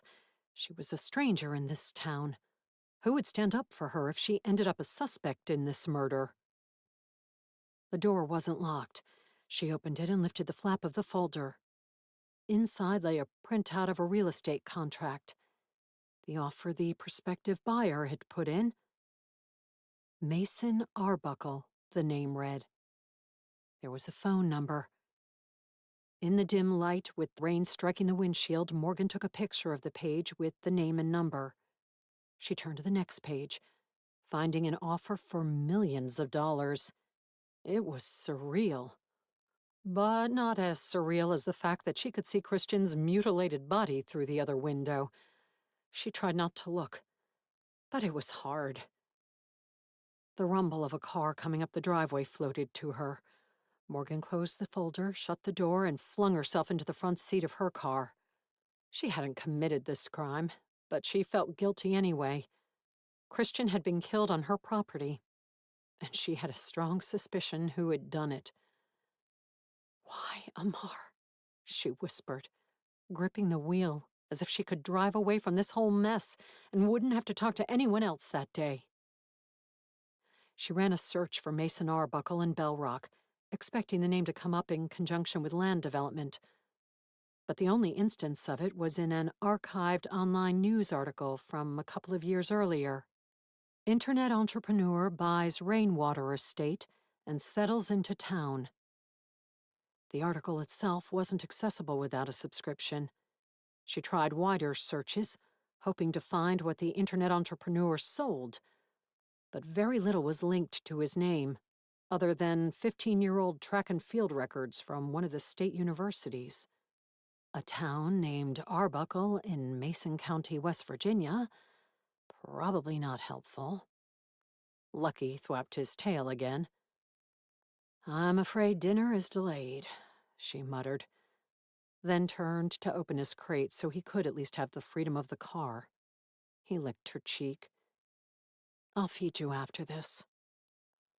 Morgan glanced in the rearview mirror as not one but two Sheriff's Department SUVs parked behind her. If I don't end up arrested. Deputy Franklin was one of the drivers. Morgan didn't know whether to be relieved or not that someone familiar had been sent. He headed toward her car as the other man went over to look at the body. Morgan made herself get out and face Franklin. "Ma'am," he greeted her gravely. "Do you wanna tell me what happened?" Yeah, it was like with the deer in the driveway, but worse. She took a breath and explained how she knew the agent, and that he'd been like this when she arrived. Franklin gave her a long, assessing look. These people had to be growing suspicious of all the strange things happening at her property, now including murder. She wanted to blurt, "It's not my fault." But Franklin didn't make any accusations. He joined his fellow deputy, and they pointed at the body and marks on the ground. One called for a coroner. Morgan waited, wondering if she should invite them into the house or keep sitting in her car. What was the protocol when dead people were found in one's driveway? She glanced toward the barn, then started. Amar was walking out of the woods, off the trail he'd taken the other day to show her that spring, and he paused. He met her eyes across the lawn and frowned at the deputies in the body.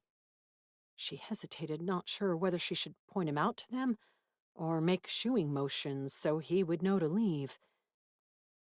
If he'd done this, why had he come back? She shook her head. He hesitated, then backed into the woods.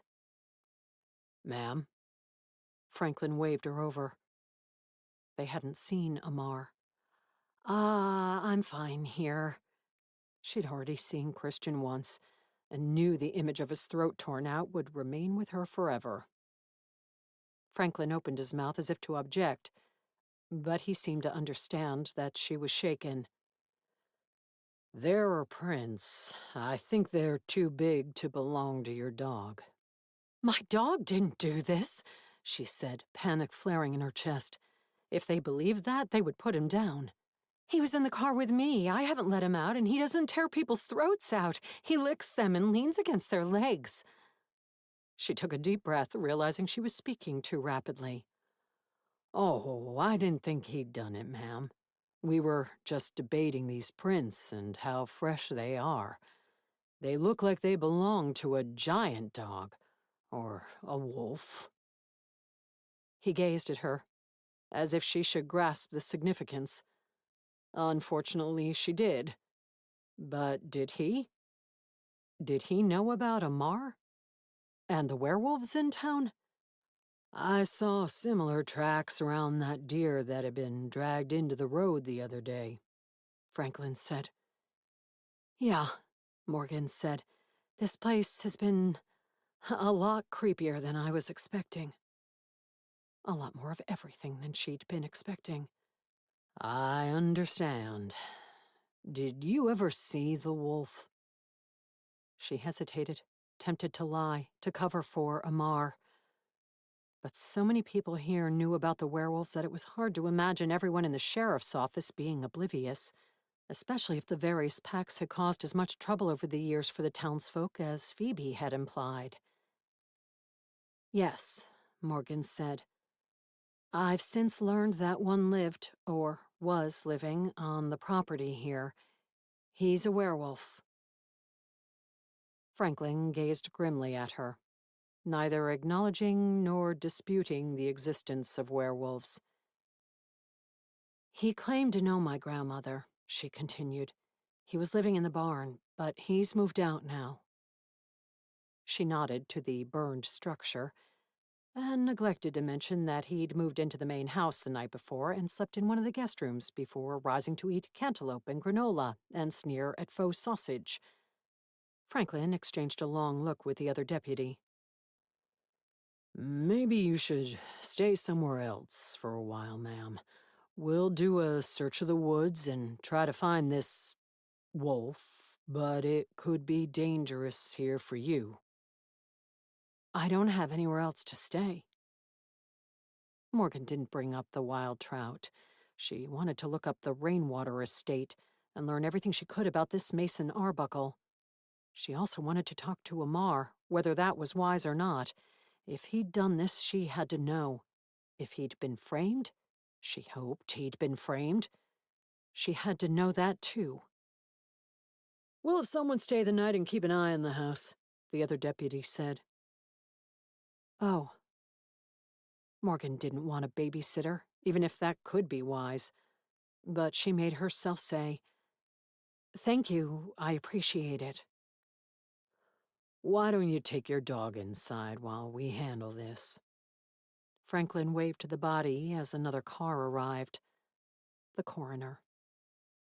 Thanks, she said again. More SUVs arrived, and uniformed men with rifles and armored vests hopped out. They barked orders about searching the woods and headed off in several directions. Morgan watched numbly, hoping Amar could avoid them, and wishing she knew his phone number. Did he even have a phone? After she retrieved Lucky, she walked him across the yard on his leash so he wouldn't disturb anything. As she took him in the house, she wondered how she was going to talk to Amar and find out what had happened. She also wondered what would happen if they caught him wandering around out there in wolf form. Chapter 20. After feeding Lucky, Morgan sat at the kitchen table, examining Rainwater Estate via satellite imagery. and trying not to think about Christian's death. She'd brought mushroom quinoa risotto home from the grocery store, but it sat by her elbow untouched. It was hard to contemplate eating with the memory of the garish murder so fresh in her mind. She was also worried about Amar. Outside, night had fallen, but shouts from the forest wafted through the open window, and she strained her ears listening for gunfire. The entire sheriff's department had shown up to look for the fanged murderer that she still didn't want to believe was Amar. Focus on this, Morgan ordered herself, locking her gaze on the laptop. Learning about Mason Arbuckle wouldn't bring back Christian, but it might lead her to Grandma's murderer.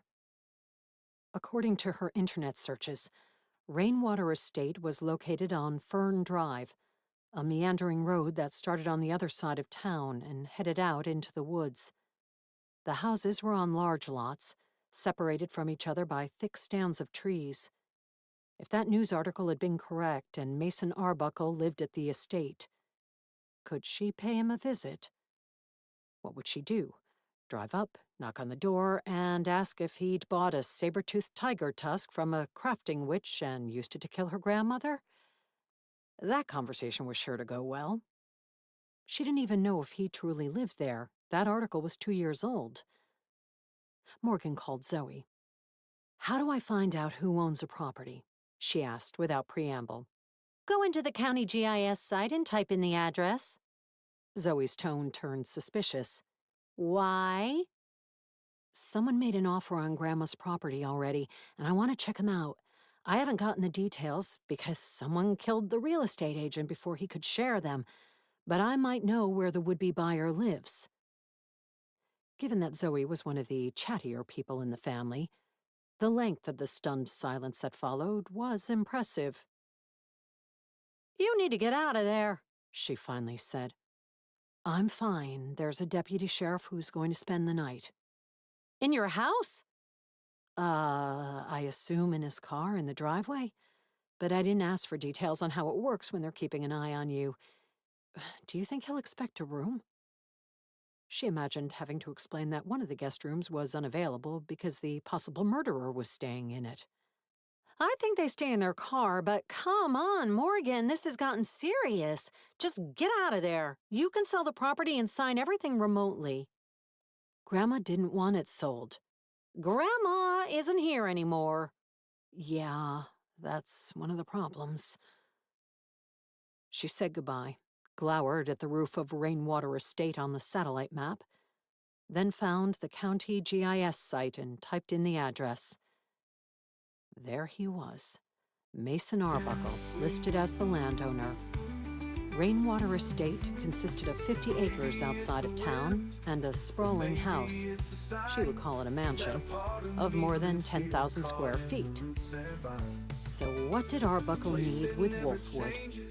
And the pond, the magical spring, if Amar could be believed. Since she'd touched those blue mushrooms and been zapped, there had to be something to the place. It was fancy mineral water worth millions of dollars. How would anyone have even found out about it? Admittedly, witches had been all over the property lately, and the forest was called Wolfwood, so that probably meant wolves and werewolves. Hunted out there often. Perhaps the whole town knew about the pool, and had for decades. A soft tapping at the window almost made her fall out of her chair. A dark shadow loomed, and the window creaked further open. Morgan swore and lunged for the only weapon nearby, the fork she'd stuck in the vegetarian risotto. Little bits were wedged between the tines. Since Franklin was out front in his SUV, she almost shouted. But she recognized the shaggy, black-haired head that thrust itself through the window first. The rest of Amar followed, and he landed in a crouch, sniffing as he peered around the kitchen and through the doorways. "Are you alone inside?" he whispered. "Yes," Morgan whispered back, "except for Lucky." "Are you going to prong me with that fork?" "I'm undecided. Did you kill Christian?" His expression was grim as he met her eyes. "Against my will." "What does that mean?" Damn it, she'd wanted him to say that it had been someone else, that one of those asshole loops had done it, or a real wolf, or a mountain lion, anyone but him. Lucky had been sleeping on the couch in the living room, but he rushed in, as if he would bark to alert the world to this intruder. Shh, shh, Morgan whispered to him, patting her leg so he would come over. If the deputies heard him barking, they would be sure to knock on the door and ask what was going on. But Lucky recognized Amar, despite his unorthodox entrance. All he did was go over and sniff his muddy boots before checking under the table to see if Morgan had dropped anything from her plate. "The witches returned while I was working on the barn," Amar said softly, holding her gaze. He'd barely seemed to notice Lucky's arrival. "Christian had driven up a little earlier and gone into the woods. I didn't stop him. He said you were coming back to meet him." Morgan nodded. "I was working inside when the witches arrived. I didn't think they knew I was there and was debating if I should hide in the woods or attempt to drive them away. I assumed you hadn't invited them and had no plans to meet with them. I hate that they have the power to stop a werewolf, but since I know from experience that they do..." He rubbed the back of his neck and grimaced. "I sneaked out the back of the barn and headed into the woods. But as I was leaving, the call came over me, far more intensely than it should have, especially given that it was still daytime." "The call to change into a wolf?" "Yes. Last night one of the witches with an amulet did something to me. I was in pain and didn't realize at the time that it was permanent." He rubbed the back of his neck again, glanced toward the window, then stepped closer to the table. Morgan made herself stay put, though the urge to skitter back came over her. He'd just admitted to killing Christian. But if he had been under someone's control... She thought of the incantation on the paper in her pocket. If a witch recited that, could it truly force a werewolf to do things against his will? To kill people? Amar knelt on the floor and pushed his hair aside to show her the back of his neck. "Her mark is there, isn't it?" Morgan stared at a raised red welt, a pentagram in a circle. He'd been branded like a steer. "Yeah," she whispered. "I was afraid of that." Amar lifted his head and his shaggy hair fell back over the spot. "With her magical mark burned into my flesh, into my soul, it makes it easier for her to control me. I think she may be able to track me, know exactly where I am, but all I know for sure is that I couldn't deny her summons, or her command to turn into a wolf, her command to kill." He clenched his jaw, anger replacing the haunted look in his eyes. "This isn't the first time they've ordered one of our kind to do their dirty work. Why commit crimes themselves when they can command others to do it for them? Others who won't be believed if the authorities come to their door because they're not native to this country and they're not fully human anymore." "Do you know why she would have done it? Ordered you to kill Christian?" One day Morgan would ask Amar how he'd ended up so far from his homeland, but it wasn't the most important thing now. "Your agent had a buyer for this land. Somehow the witches knew. I did not smell their scents when I was working on the barn, so they couldn't have been hiding nearby, but they knew." "You didn't see any ravens, did you?" Morgan shifted on the kitchen chair, thinking of Phoebe's feathered familiar. "Not a raven." Amar gazed thoughtfully at the dark window. A car door slammed outside, making Morgan flinch. She was glad Amar was staying low. If one of the deputies saw him inside, she didn't know how she would explain his presence, and why she hadn't screamed for help when he'd climbed through the window. "There was a fox in the garden earlier," Amar said. "I remember thinking it odd, because what in a garden would draw a carnivore? But then I thought he might be hunting the rabbits I see from time to time. Perhaps he was a witch's familiar." Amar pushed his hand through his hair in agitation. "I don't know what to do now, Morgan." It was the first time she remembered him using her name. The deputies are after me. They know it was me. They know I protect Wolfwood from trespassers. They know the tracks left here are mine, and they're not wrong. But I've never killed anyone who trespassed. It was always a bluff. I've killed before, in defense, or to protect the pack or someone I cared about. But that was far away, in another land with different rules. And they were enemies of the pack, not simple humans. They understood the law of the pack, the rules of the wild, and that when they challenged us, we would do what we had to do. He was looking out the window instead of at her, lost in memories. For the first time, he looked older than she. Someone who'd seen a lot of life rather than the young man his wild hair and muscles had made him seem. She noticed flecks of gray at his temples. If a witch was controlling you and left a mark on you, maybe the sheriff will understand, she said. The law never does, he said softly. The witches are from here, born in this country, citizens of this place. The legal system defends them. The sheriff would assume I'm the criminal, whether I was a werewolf or not. His mouth twisted bitterly. I thought we'd found a place, that the pack had, where our work spoke for itself and nobody cared where we'd come from, but now I must leave, go off into the wild and live alone. Neither men nor wolves are meant to live alone, Morgan said. What is the alternative? Staying here and being shot? No, staying here and... Morgan glanced at her laptop, nudging it so the screensaver would drop. Finding my grandmother's killer and keeping him from getting this land. Amar's eyes sharpened and he focused on her. You know who it is?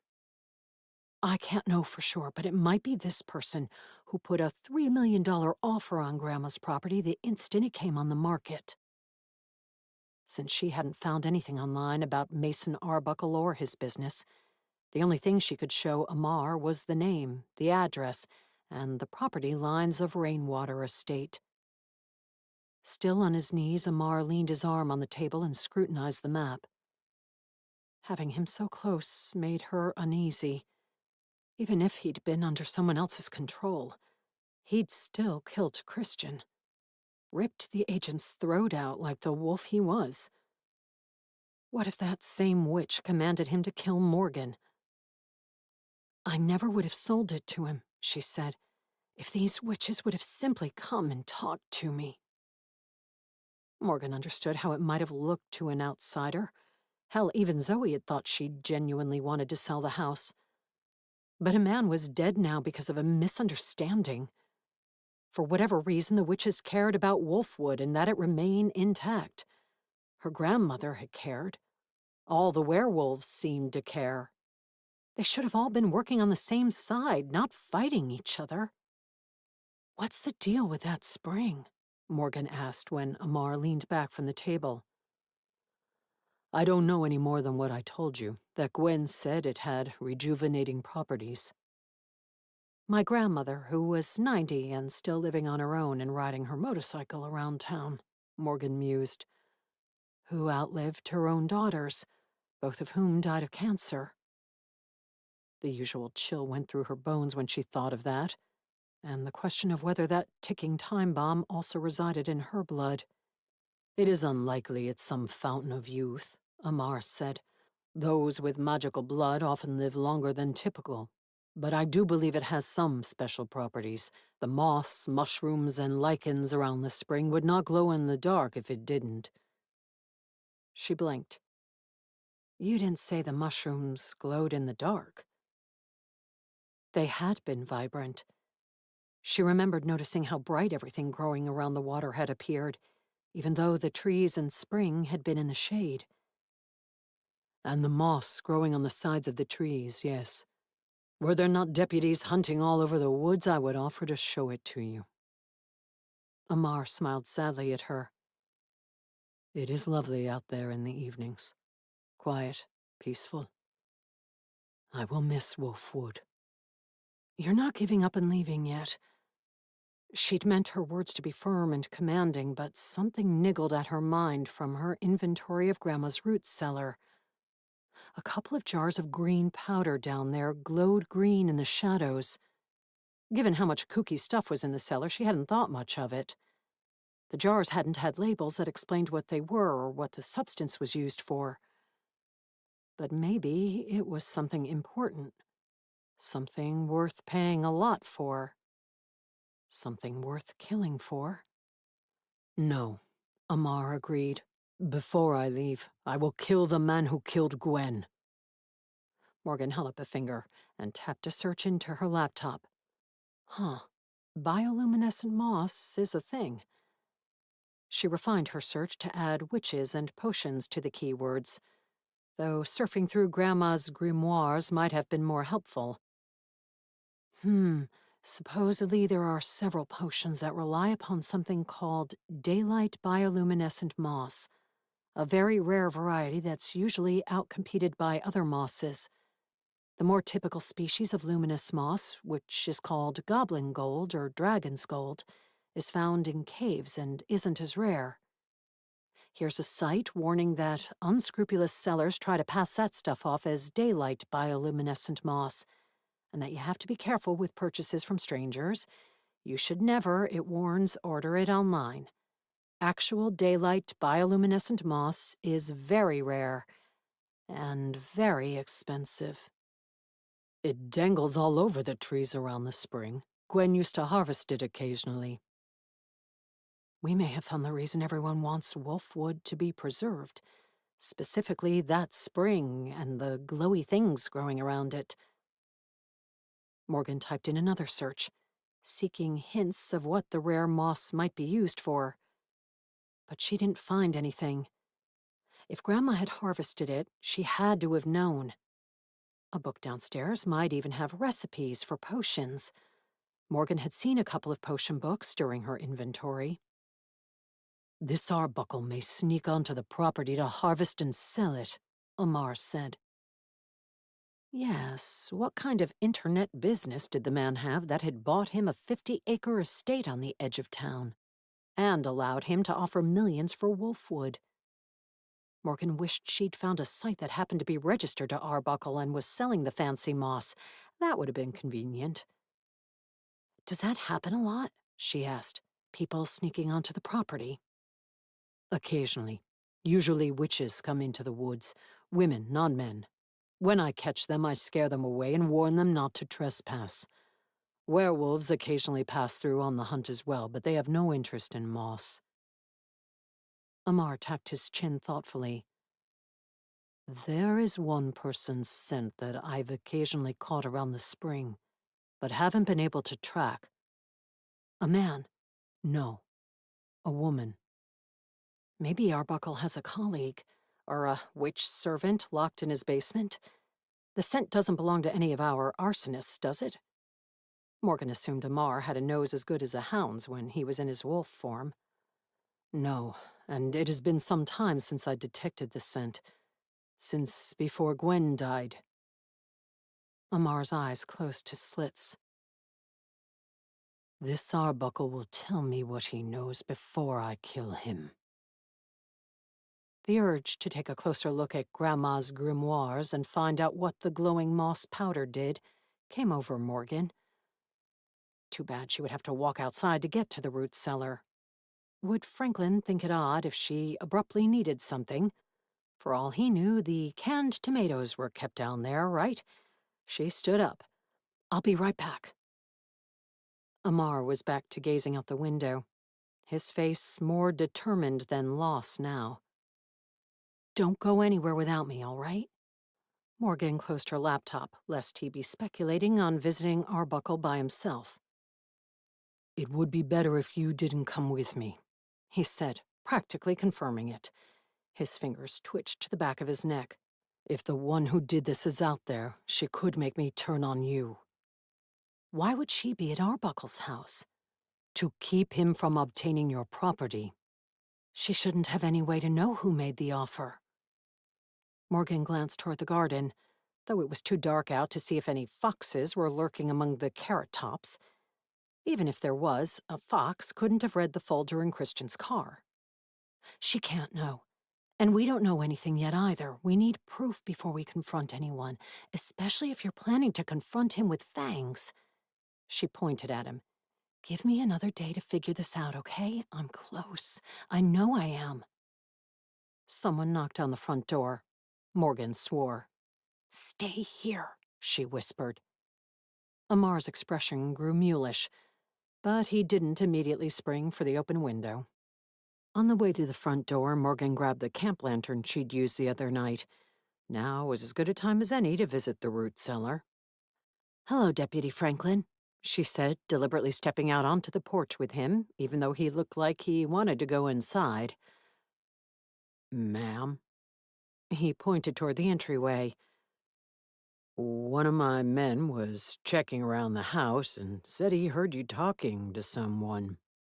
My dog. Lucky is a good conversationalist. Franklin frowned, his other hand on his pistol as he peered warily inside. Lucky either heard his name or smelled a chance to go outside. He bounced into view, nails clacking on the wood floors, and ran out between them. Fortunately, the body was gone.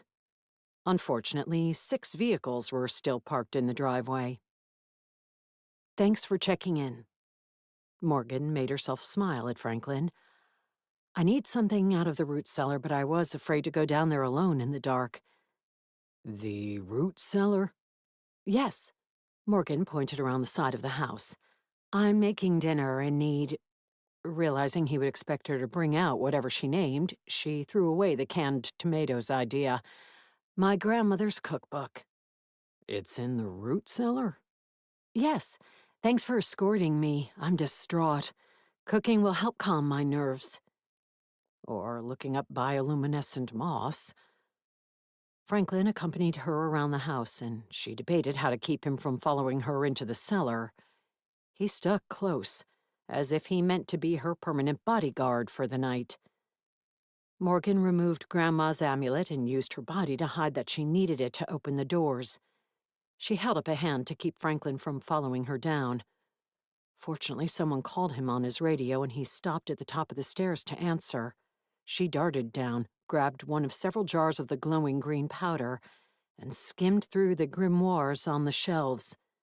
Since she'd organized them the day before, it didn't take her long to find the 2 potion books. She skimmed the table of contents of the first, but it didn't mention moss or ingredients at all. Neither of the old tomes had indexes, but when she opened the second, a folded piece of modern college-ruled paper fell out. She opened it to reveal a list of names, dates, and ounces sold. Ounces of what?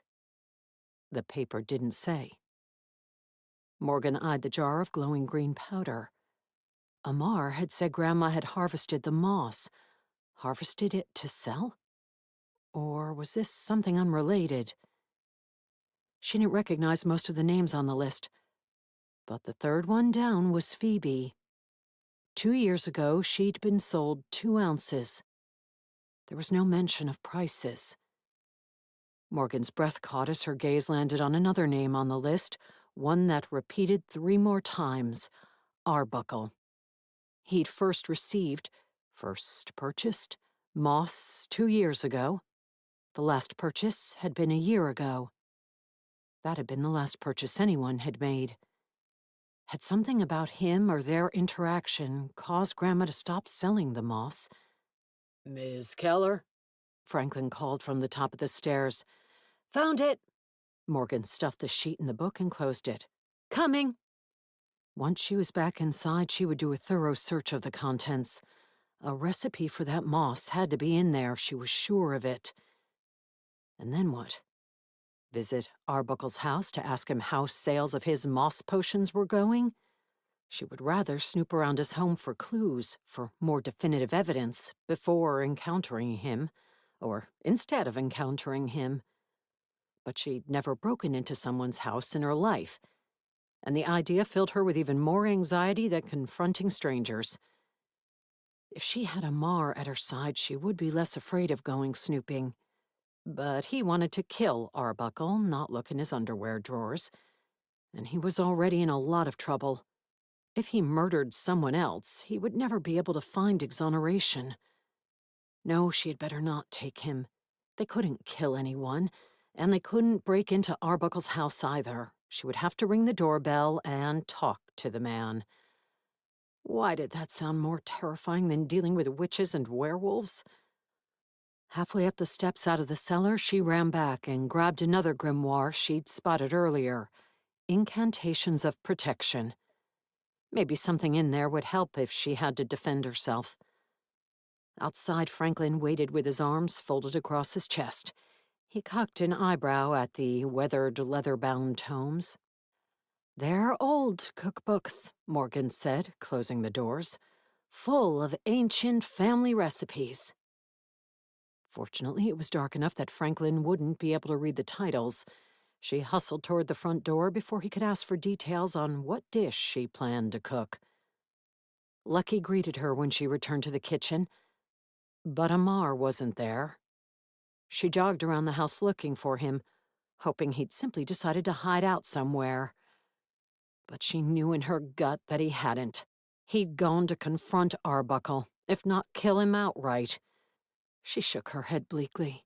If he did that, the sheriffs would hunt him for the rest of his life, and he would never be able to return to Wolfwood. Chapter 21. "Deputy Franklin?"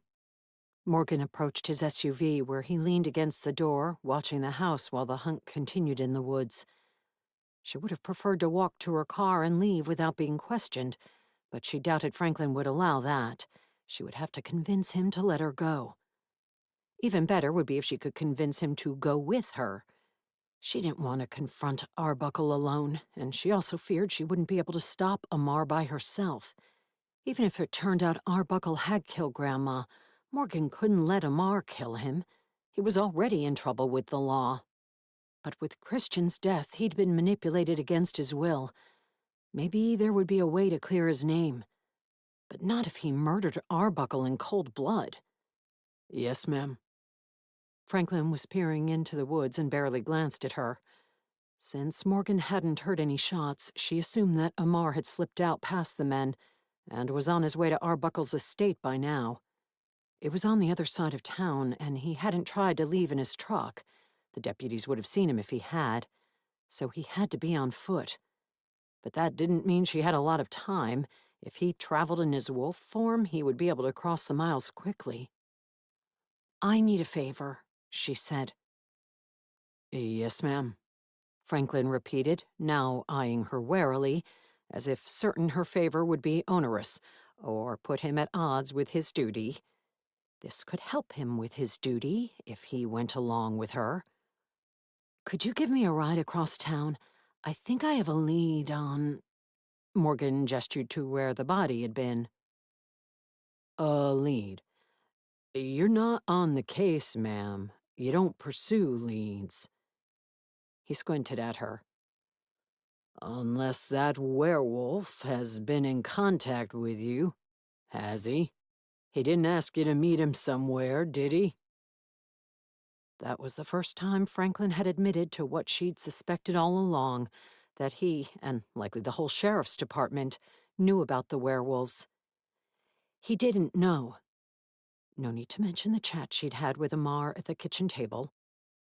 But before we were going to meet in person, Mr. Christian gave me the name of the person who put an offer in on this property. He'd just listed it for sale, you see. I thought it might be worth talking to that man about the murder. The murder of her grandmother, not the murder of the agent, but she kept that part to herself. "If he wanted to buy the property, why would he have anything to do with the murder of the real estate agent?" "He might not have, but don't you think we should talk to him? Maybe warn him about this. I've learned from the locals that there are some people in Bell Rock who don't want to see this property sold. If whoever killed Christian did it to stop the sale, the buyer might be in danger too." There, that seemed plausible, didn't it? Maybe it was even true. Franklin's eyes had narrowed further at her slip-up. Did he know all about the witches as well as the werewolves? and he regarded her thoughtfully for a long moment. "Who's the buyer?" he finally asked. Mason Arbuckle. "That guy." Franklin looked like he meant to spit, but he refrained. Do the locals not like him? "He's got a lot of money and likes to show it off." One of the other men came over, mud spattering his boots and uniform pants. "Any luck?" Franklin asked him, holding up a finger to Morgan. We followed some big wolf prints, but there are a lot of them out there. And then a lot of recent prints from people, too." The man looked down at Morgan's shoes. "They look like women's prints, not that big." I haven't been roaming in the woods, but there was an arson yesterday. Morgan waved toward the barn. And I saw some women run into the woods as I drove up. "This place is trouble," Franklin said. "I'm going to take Ms. Keller to a hotel in town." Morgan tamped down her frown as she imagined walking to Arbuckle's estate alone all the way from the wild trout. From what she'd seen thus far, the little town of Bell Rock wasn't serviced by taxis or ride-sharing services. "That's a good idea," the other man said. "Get your things, ma'am." Franklin pointed to the passenger side of his SUV. She withdrew the antler staff from her car and joined him. "I've got everything I need." He eyed the staff as well as the tomes she had tucked under her arm and was being careful not to let him see closely. "Such as your recipe books?" People get hungry in hotels. "Is that for stirring?" Franklin pointed at the staff. It could be. Dough can be feisty.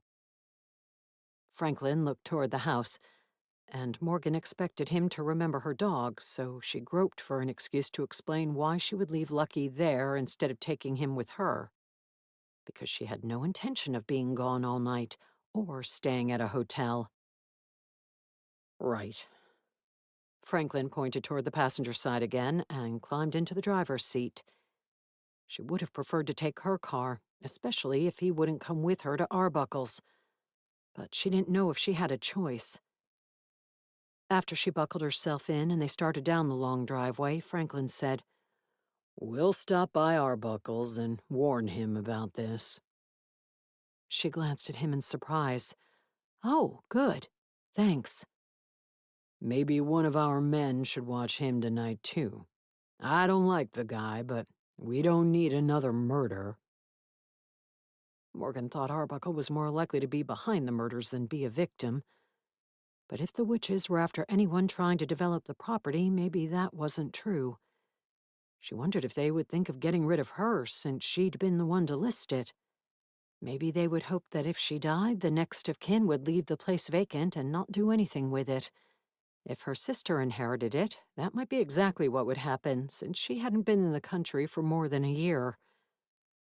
The night had grown chilly, and Franklin flipped on seat warmers for both of them.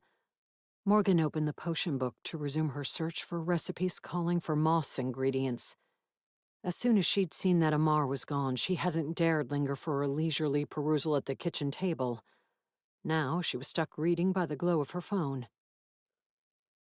"Going to make a meatloaf at the Wild Trout?" Franklin asked dryly, glancing over. I'm a vegetarian. I don't make meatloaf. "Soy loaf?" Even though food becomes much more appealing when pulverized and shaped into rectangular cuboids, loaves aren't really my thing.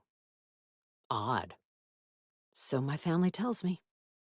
"Because you dislike loaves, or because you use words like cuboid?" Those are two of the data points in the array, yes. Franklin turned before reaching Main Street, taking a road that looped around the outside of town. Morgan paused in flipping pages. There it was. A recipe with 4 ingredients, including daylight bioluminescent moss. It called for 2 grams of the stuff. Performance-enhancing elixir, she murmured, reading the title at the top. That was it? Commercials for erectile dysfunction pharmaceuticals popped into her mind. Who would pay a fortune for a potion, an elixir, that helped with that? But as she flipped through more pages in the book and didn't see any other recipes calling for the moss, it occurred to her that the elixir might help with other kinds of performance. What if it improved athletic ability or cognitive function? If it worked better than other stuff out there, she could imagine people paying handsomely. She remembered the college track and field records she'd found with Arbuckle's name on them. The next commercial that came to mind was the old one that went, "I'm not only the hair club president, but I'm also a client." Morgan closed the book and gazed thoughtfully at the dashboard. I know about the witches. Franklin glanced at the books in her lap. He must have seen the titles, despite her efforts to hide them. Everyone in the department does. She didn't know whether to be relieved or chagrined at the news. Did that mean they believed in magic, too? "Do you know that they can control the werewolves?" she asked. He grunted. Is that what he told you? It's what another werewolf said. And it was what the incantation in her pocket was supposed to do. She'd memorized it, just in case she needed it and didn't have time to pull out the paper. Don't believe anything they say, Franklin said. They're dangerous. The witches are just kooky ladies who pretend they can put hexes on you. They're harmless. Ah, maybe he didn't believe in magic after all. At least not witch magic. The werewolves are a different story, he continued. There have been a lot more tourists disappearing since they showed up, not to mention the occasional murder. Like tonight. They're trouble, both packs. But it's not easy to drive them out. Our department is small. The men you saw tonight are basically all we've got. Even then, a couple of those men were on loan from up north. Besides, the Loops had bought a bunch of real estate in town, and they're in with the mayor and some of the wealthy landowners. It's complicated. He grimaced. "Sorry," Morgan said, and opened the second book. Maybe she could find something useful in it. But only a couple of minutes later, Franklin turned onto a dark, winding road without center lines. We're almost to the property. So soon? That quashed her hopes of finding and memorizing a helpful incantation, ideally one that erected a huge shield made from diamonds all around her and made her impervious to bullets, magic, and fangs. Sadly, she hadn't found anything like that. Most of the spells listed were for such mundane things as keeping slugs out of the garden, repelling termites from the house, and putting hexes on newspaper delivery people who left the Sunday edition in a puddle instead of on the porch. She had a feeling the fantasy novels full of magic users flinging fireballs and lightning bolts at each other might not be indicative of the common witching experience. Bell Rock is a small town, Franklin said. Morgan's phone vibrated. She would have ignored it, but it was her sister. The urge to speak with her before going into a possibly dangerous situation washed over her with startling intensity. Maybe her gut knew something that her brain didn't, that her desire to speak with Arbuckle would turn into more. "Hey, Sean," Morgan said. "I don't have long to talk, but I'm glad you called." "I am certain you are. As I was witnessing previously captive orangutans being released into the wild and discussing the threat of Sunda-clouded leopards with a colleague, it occurred to me that you may wish some tips on dealing with your local predators, the wolves you mentioned, assuming you truly are having encounters with such near Grandma's property, and your previous call about werewolves wasn't a hoax." "I'm dealing with such, yes. Wolves are wary animals and generally not dangerous to humans. Most historical attacks involved rabid wolves, but it is possible that they will bite if they're provoked or have, through nearby habitation, lost their natural fear of humans. There have also been incidents when humans have greatly altered the wolves' environment. They can also be aggressive when you're innocently dining in an establishment that they partially own and consider their territory." Judging by the long pause, Sean hadn't yet accepted that werewolves existed, and Morgan truly was walking among them. Well, siblings weren't perfect. "Perhaps I shouldn't have called," Sean said. No, I'm glad you did. Morgan glanced over at Franklin, but the dark road either demanded all of his attention or werewolves owning restaurants was nothing new to him. She lowered her voice. If anything happens to me, Grandma didn't want the property sold, all right? She left a letter. It's on the kitchen table and explains, well, there's a lot she never explained to her children or grandchildren, but don't sell it, all right? What is going to happen to you? Morgan, if you're in danger, you should call the police. Bell Rock doesn't have police, but I'm riding in a deputy sheriff's car right now. That doesn't sound sufficient. Franklin glanced over. Sean hadn't lowered her voice. It is, Morgan said. There are seat warmers and everything. Just promise me that if the house ends up in your hands, the house and the land, that you won't sell it, all right? Morgan, what is going on? Do you need me to call June? He's the last person who could help with this, even if we weren't divorced. Oh, I forgot about that. I'll wager you don't forget which of your orangutans are together and which are split up. All of them are split up.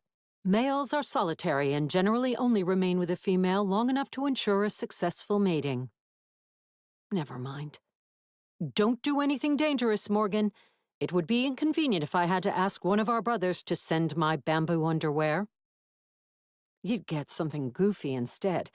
Didn't Rhett give you a Goonies t-shirt for your 40th birthday? Yes, because I watched the movie as a child. You did watch it 83 times. It's a superior movie that was chosen for preservation in the United States National Film Registry by the Library of Congress. You wear that t-shirt, don't you? Almost there, Franklin said, drowning out Sean's response. I need to go, Morgan told her sister. Don't do anything even an orangutan would know is foolish. Aren't they pretty smart? Yes, but I hope for your sake that you're smarter. Sean hung up. Don't you love siblings? Morgan asked Franklin. He only grunted and turned up a paved driveway. It wound through dark trees, but landscaping lights on either side brightened the way. Up ahead, more lights came into view. They were atop a tall stone wall that stretched into the trees on either side of the driveway and looked to wrap around the house on all sides. The entry was barred by a wrought iron gate with 2 ornamental lion heads incorporated into the design. Through the bars, a 4-story stone mansion was visible. It looked more like a castle than traditional Pacific Northwest architecture. Cameras perched atop the rock wall, as well as on a porte cochere that led to wooden double doors at the front of the mansion. Numerous signs proclaimed that the premises were protected by a home security company. I bet he has towel warmers, Morgan muttered, glancing into the woods to either side, wondering if Amar might be skulking around out there in wolf form. Franklin stopped at an intercom next to the gate and buzzed it. Yes? A woman answered after a minute. That wasn't likely Mason Arbuckle. Maybe his mom was visiting, or he had servants to answer his intercom for him. This is Deputy Franklin from the sheriff's office. There's been an incident with someone Mr. Arbuckle might have been working with, and I have a warning for him. Show your badge to the camera, please. Franklin turned and did so. Very well, the woman said. The iron gate clanked open and Franklin drove in. That had been easier than Morgan expected.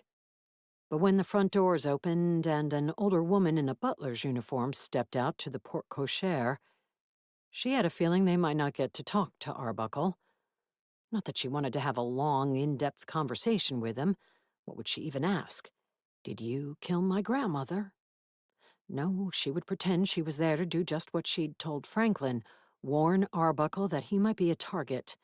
If he didn't invite her in, she would say she wanted to discuss his offer. That ought to force a longer conversation, and maybe give her an opportunity to snoop. As long as the butler cooperated by inviting them in so they could speak with Arbuckle.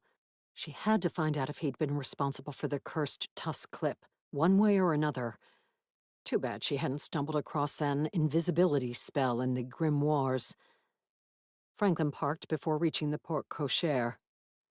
Stay here. Stay there? Morgan was the one who'd wanted to come here, and she needed to go with him and somehow finagle an invitation to get them invited inside. Stay here, Franklin repeated firmly. Sure, I'll just look for interesting loaves in my recipe books. He shot her a dirty look, then hopped out. Morgan waited to see if the butler would invite him in. If they both disappeared into the mansion, maybe she could slip out and admire the copious shrubbery, flower beds, and tidily pruned trees in the front and side yards, and find a back door that the butler had left ajar after taking out the trash. Yeah, right. More likely she would set off the security alarm. The butler listened to Franklin without inviting him in. She waved toward the front gate, either to indicate the deputy should go, or that Arbuckle wasn't home. Morgan willed Franklin to try harder to get them invited inside. But he'd already turned back toward the SUV as if they were wrapping up the conversation. The butler propped her hands on her hips, watching to make sure he left.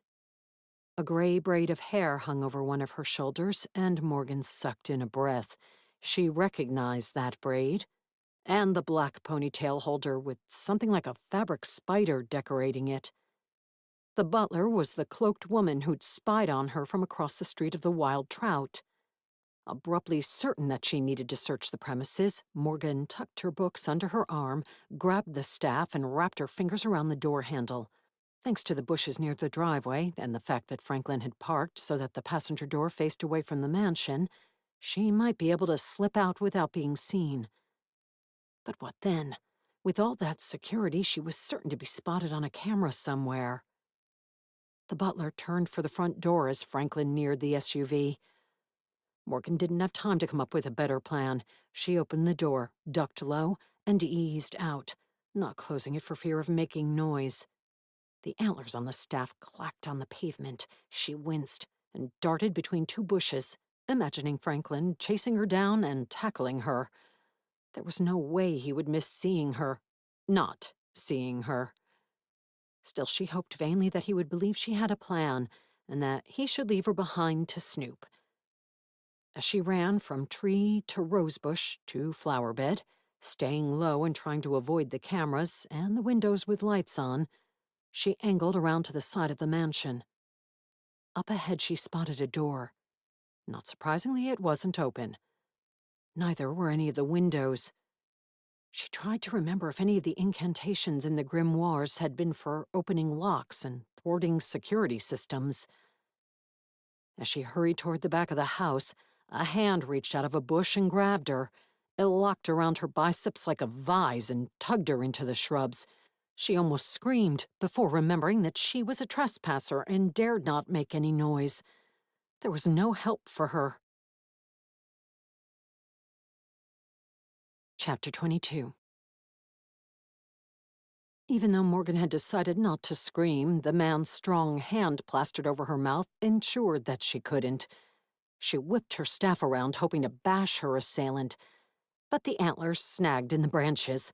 She lost her grip on it as he twisted her to pull her back against his chest. His hand against her mouth smelled strongly of damp dirt and made her think of grave diggers. She tried to pull away, but he dragged her farther back between two towering rhododendrons. She threw an elbow behind her, hoping to get him to release her, but she only clipped the man, and it didn't seem to hurt him at all. "Don't make any noise," he whispered. "He's right behind you." That voice had a familiar accent. "Amar," she tried to whisper, but couldn't get anything out around his hand. Even though she knew who it was, she didn't appreciate being restrained, and she had the urge to bite him. But rustling sounded in the yard from the direction she'd come. "Miss Keller," Franklin whispered loudly. "Come on, where'd you go? We don't have a search warrant. I can't roam around the property, and neither can you." Her staff had fallen so that it stuck out from the bushes she and Amar were wedged between. There was enough exterior lighting around the mansion that Franklin was bound to see it. She pointed, hoping Amar would let her bend down and grab it. "Shh," was all he said, whispering in her ear. In the back of the mansion, a door opened. Barks and snarls erupted, along with the sound of claws clacking rapidly on a patio. Franklin swore. From her spot in the bushes, Morgan couldn't see the dogs coming, but she had no trouble hearing them. Miss Keller, come on. I can't shoot someone's dogs on their property.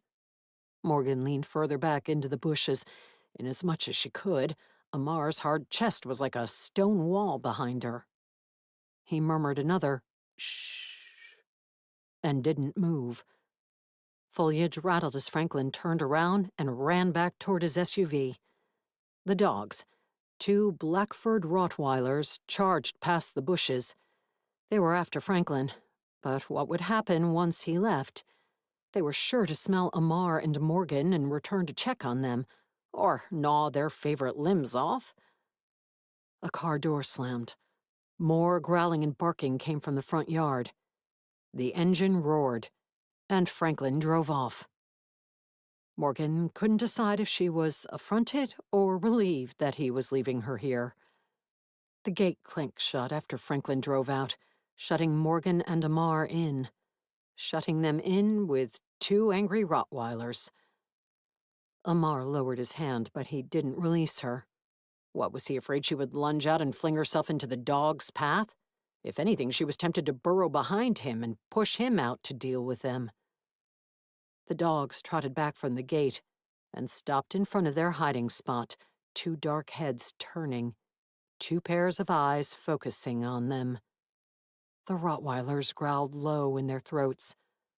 Amar growled back, and the hair on the back of Morgan's neck rose. Even though he stood behind her as a man, that growl sounded canine, lupine, and very dangerous. Amar eased past her, putting himself in front of her, and growled again. The dogs whined and slunk off toward the back door. "Any chance you can do the same thing with security cameras?" Morgan whispered. "Growl at them." "And cause them to slink off, yes. Or at least turn off." "That sounds more like witch magic than a werewolf ability." "I've been perusing Grandma's grimoires. Security cameras aren't mentioned, but if you need slugs driven from the garden or an ice dam melted out of the gutters, we're covered." With the dogs gone, Amar eased back between the shrubs with her. Being mashed against a muscular man might have been titillating, if not for the likelihood that the butler would run out at any moment with a shotgun or a wand. "You smell like dirt," she whispered, the aroma wafting up again. "I dug under the wall to get into the yard." "As a man or as a wolf?" "There's magic about this place, including some kind of energy field above the wall. I spotted a few dead birds along the outside. It was enough to convince me not to try jumping over." "Does that mean we're trapped inside?" Morgan was positive she'd heard the gate closing. "Only if you're too worried about getting dirty to squeeze out through my hole." "Is it large enough for a human?" "I have the same body mass as a wolf that I do as a man, so likely so." She imagined him stepping onto a scale on his hind wolf legs to test that hypothesis. "You don't have boobs and hips as either." "They can fit." "Okay, then I'm game. Dirt isn't my primary concern tonight. Did you have a plan when you came here?" "Kill Arbuckle." "Ah." "Did you have a plan when you fled the deputy?" That had been a touch impulsive, but she'd had a plan, at one point. "Find Arbuckle, pretend I want to discuss his offer, and snoop around while doing so." "Killing him would be simpler. You believe he arranged Gwen's death, don't you?" "I can't be positive without more evidence. If you kill him when you're already in trouble for Christian, you'll end up with a life sentence." "Or a death sentence." Morgan grimaced as she thought of the deputies tramping around in Wolfwood with guns. Amar sighed. That is likely already in effect. I'd hoped. I'd hoped to take care of this before you showed up. Right now, you're not guilty of anything, as far as I know. Nobody believes you've had anything to do with any of this. Better things stay that way. I'm already in trouble. It hardly matters. So you're going to kill more people? Just one, he said grimly, no remorse in his tone. If this Arbuckle had arranged Grandma's death, could she feel remorse over him being killed? Maybe not. But until they knew for sure. He's not here, Amar added. I can smell others in the house, that butler, and perhaps another female employee or lover. But Arbuckle is not here. You know what he smells like? I can smell the difference between men and women when I'm in wolf form. His scent is so faint I almost missed it. What did that mean? That he was out of town? That he hadn't been here for a while? Morgan frowned in confusion. Arbuckle was the one who'd put in the offer on Grandma's property. Of course, he could have done that remotely. Everything was handled online now. Interestingly, Amar added, I've caught one of the women's scents before, near the spring in Wolfwood. She's the one who always managed to make her trail disappear somehow, so I was never able to follow her and find out who had trespassed. I want answers, Amar. I want revenge. She shook her head, unwilling to agree to that. Let's go into his house and find evidence, she almost said, but it wasn't as if they were here legally, and whatever they found could be used to construct a court case against Arbuckle. If anything, they would end up in court for trespassing. Where the dogs bed down for the night? Amar asked. I guess what I'd like to find is a room full of tusks and the blueprint for the clip that sabotaged Grandma's motorcycle. Morgan didn't mention the moss, though she was sure that was tied into all of this. Yes, Amar growled. He lifted his nose in the air and sniffed. Is he coming back? Morgan had no trouble imagining Amar able to smell someone turning off the main road a mile away. After all, Lucky could do that, assuming that someone was a favored person, or carrying a pound of brisket. No, not yet. Is someone else coming? Amar hesitated. Another werewolf, one of the loops. It's possible he's just passing through the forest on a hunt. He waved toward the wall around the house and the yard, reminding her of the woods beyond it, and the fact that there weren't any neighbors nearby. Nobody to hear her scream if she ended up locked in some castle dungeon. Either way, we can't linger. It's possible the butler believes the deputy was the only one out here and that the dogs scared him off. But it's also possible she's watching us right now on one of the cameras. Since they were wedged into the bushes and couldn't see the side of the house from there, Morgan doubted that. But she allowed that it was likely someone knew she was there. Her escape from Franklin hadn't been smooth. I suppose you want to snoop, he grumbled. Does that mean you approve of that? Morgan peeked out to check the yard. Was it wrong that she was secretly delighted that Arbuckle wasn't home? She might not have to confront him or talk to him at all. What a relief. No, but you didn't spring from the deputy's SUV for a night stroll. You'll snoop whether I approve or not. True. By now, she felt committed to that line of action. As long as she was trespassing on his lawn, why not stroll through his mansion? Are you going to join me, or keep leaning against that rhododendron like a misplaced rake? I just protected you from Rottweilers, and you're comparing me to garden tools? Sorry, that was rude. If you help me get into the house for my snooping, I'll make you breakfast in the morning. Plant-based sausage patties aren't going to inspire me to risk my life. I don't need you to risk your life. Just growl at the guard dogs. And I saw some boxes of pork sausage links wedged into the freezer. I could make those for you. Assuming the entire sheriff's department wasn't still hunting around the house when they finished here. Gwen used to make those. And omelets. She got a lot of boxes of them and a lot of cartons of eggs because of me. He sighed. I miss her. Yeah, Morgan said, though she mostly wished she'd spent more time with Grandma before she passed. I'm sure she appreciated your company. Let's go in now if we're going to do it. I'll watch your back the best I can. If there's magical security, it may be beyond me to thwart it, or protect you from it. Don't worry, I've got a staff with antlers on it and a witch's grimoire. I'm a force to be reckoned with. Do you know what either of them does? I told you about the slugs be gone incantation. Morgan hefted her books, and one of the antlers gouged a hole in the upholstery of my car, so it's clearly a formidable weapon. Just stay behind me. Wait. Morgan gripped his shoulder before he stepped out of the bushes, moved to say something in case this didn't go well. Thanks, Amar. Thanks for helping me tonight, and for being there for my grandmother. You are welcome. He led the way to the back of the house, staying behind bushes and trees in an attempt to avoid the security cameras.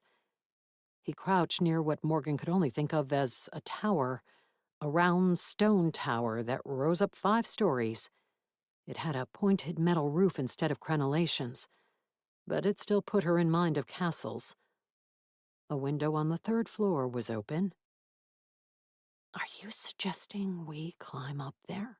She whispered. When the dogs used a lovely back door around the corner?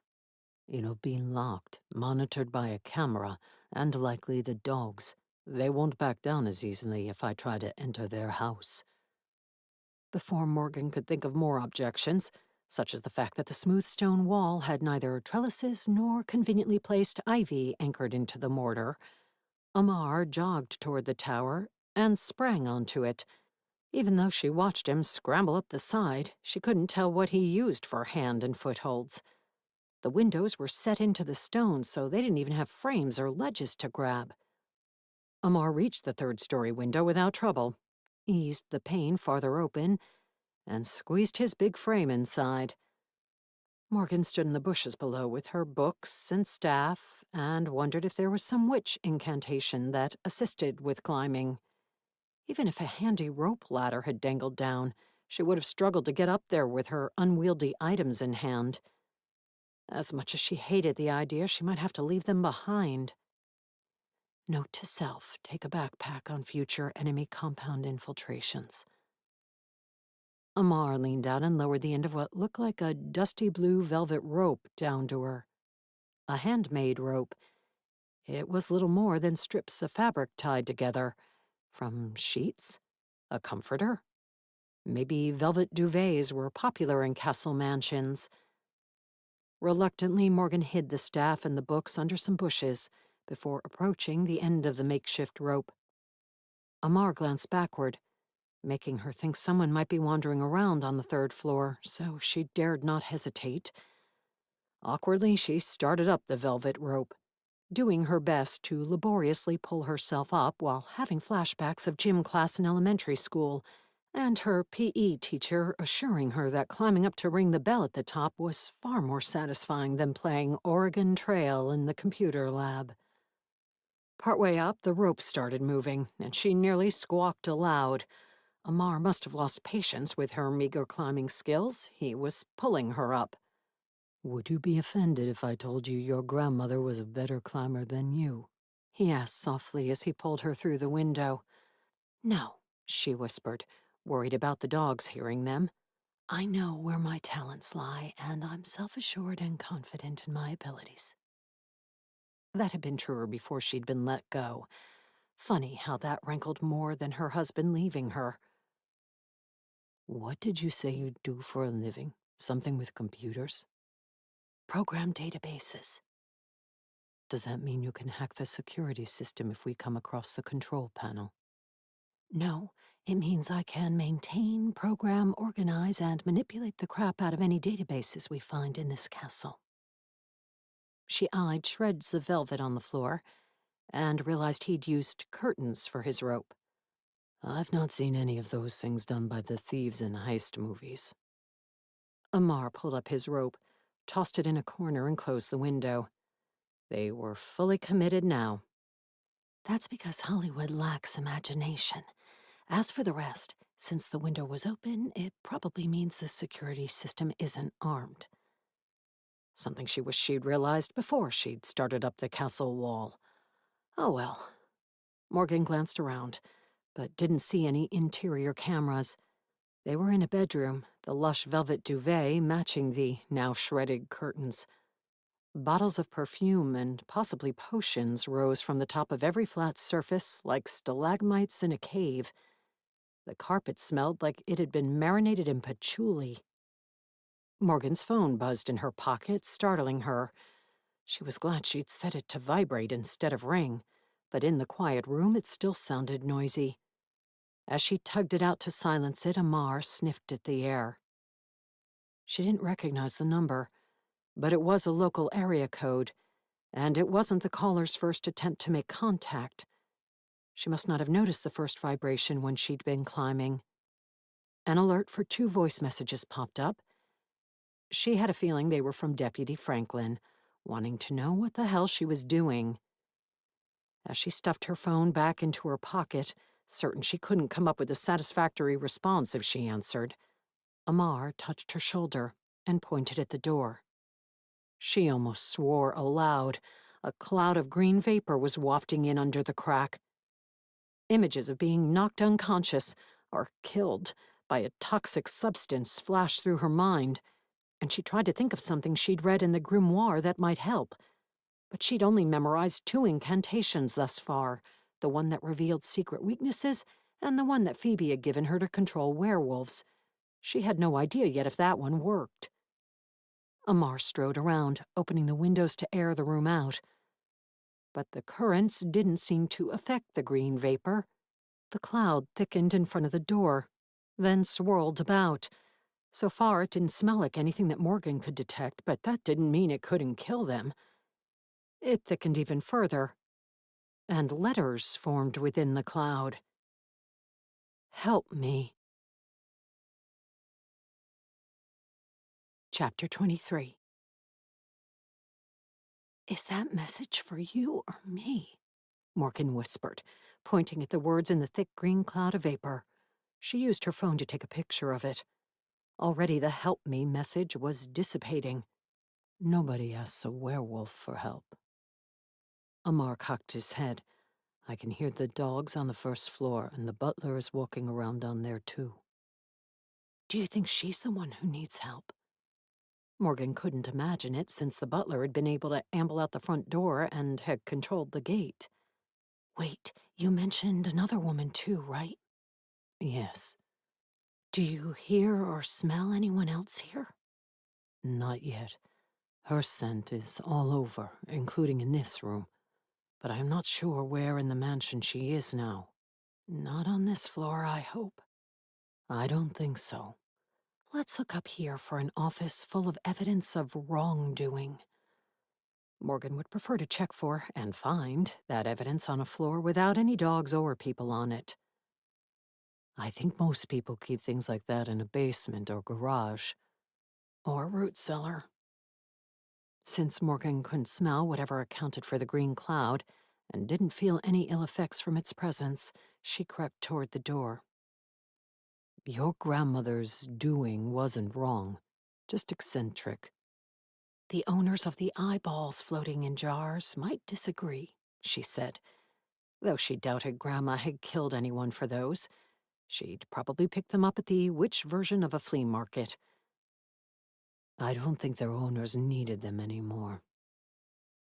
The door wasn't locked, and Morgan opened it carefully, peering into an empty hall dotted with rugs over the floorboards. She expected the area to be full of the green smoke, but only a faint haze filled the space. It didn't seem to have come from the hall, or anywhere. It was as if it had poofed into existence. She was about to step out, but Amar brushed past her and took the lead. Do you know where you're going? She whispered, trailing him down the hall. No, I'm going first in case we're attacked. I must protect you. I knew you didn't want to miss me cooking you breakfast. Amar shot her an unamused look over his shoulder and raised a finger to his lips. He opened doors, looking for an office, but they only passed more guest rooms, a cinema room, and an area full of arcade games and a pool table. The necessities. Morgan closed her mouth on another snarky comment and continued around a corner after Amar and past a wider section of the hall that had plush chairs facing each other over a low table. A railing let them see down to a marble foyer on the ground floor. A floorboard creaked and Morgan winced and hurried past the open area. Dog barks drifted up from below, and she braced herself for the Rottweilers to charge up to their floor. The clacks of claws on marble floors came from below. Amar lifted his chin. No, his nose. He strode past several closed doors, turned another corner, a stairway coming into view, and stopped in front of a door no different from the others lining the hall. He opened it. Office? Huh. He stepped inside. Isn't that what we were looking for? I thought it would be a storage room. I smell powders, musty, mildewy, and pungent. The air is similar to that in the crystal parlor. Morgan stepped into the office after him, and he shut the door.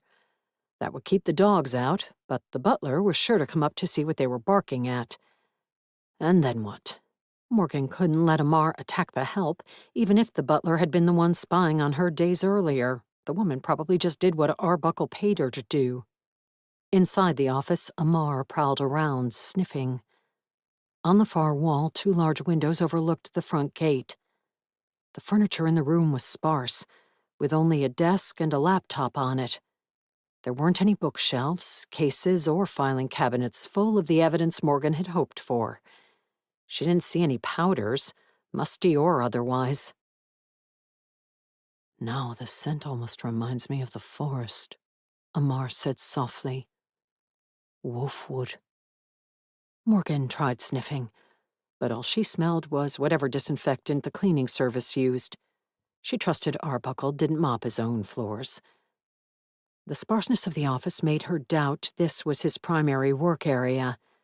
It seemed more like a guest room. Hoping she was wrong, Morgan hurried over and opened the laptop. Not surprisingly, it required a password for logging in. Alas, hacking wasn't among her specialties.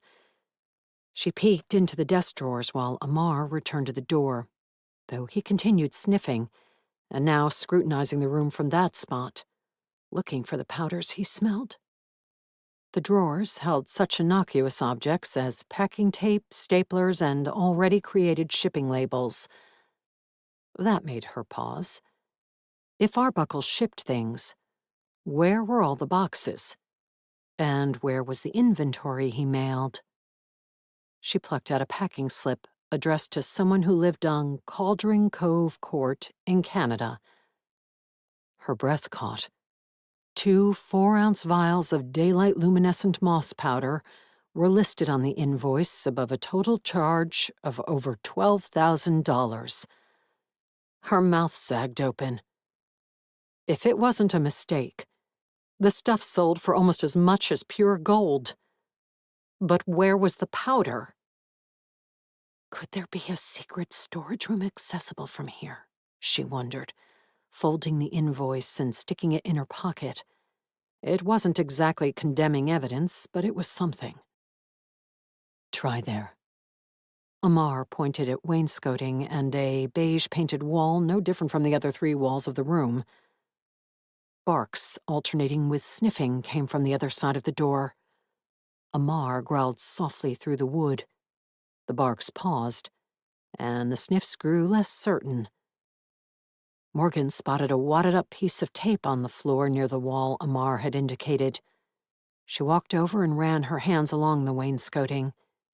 Castles often had secret doors, didn't they? Why not this one?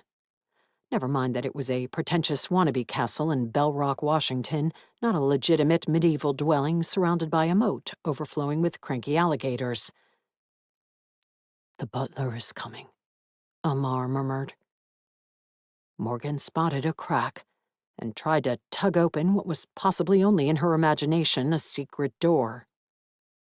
"Remind me to find an incantation that thwarts locks." Gwen did that with a wand. "Great, I didn't grab one of those." "You should have. They're easier than a staff to climb with and less likely to maim car upholstery." Amar jogged over and peered at the crack, acting like a drug-sniffing dog at the airport as he ran his nose along it. The claws clacking in the hallway outside the door set Morgan on edge. What would she say when the butler barged in? That she'd gotten lost on the way down the driveway? Amar prodded a spot on the wall. It didn't look like a button or anything at all, but a soft click sounded and a door swung inward. For the first time, Morgan smelled what Amar must have been smelling for several minutes. A musty, decomposing leaf scent wafted out, as if they'd found the passageway into a dying forest. It was dark in the new room, so she couldn't see much, but light glinted off glass on the far wall. A glass jar of moss powder. In the hallway, the dogs resumed their loud barking. "Someone up here, Hans?" A muffled female voice came from the hallway. Morgan crept into the dark room while wondering if the butler would call the sheriff's department and if Deputy Franklin would be sent in to retrieve her.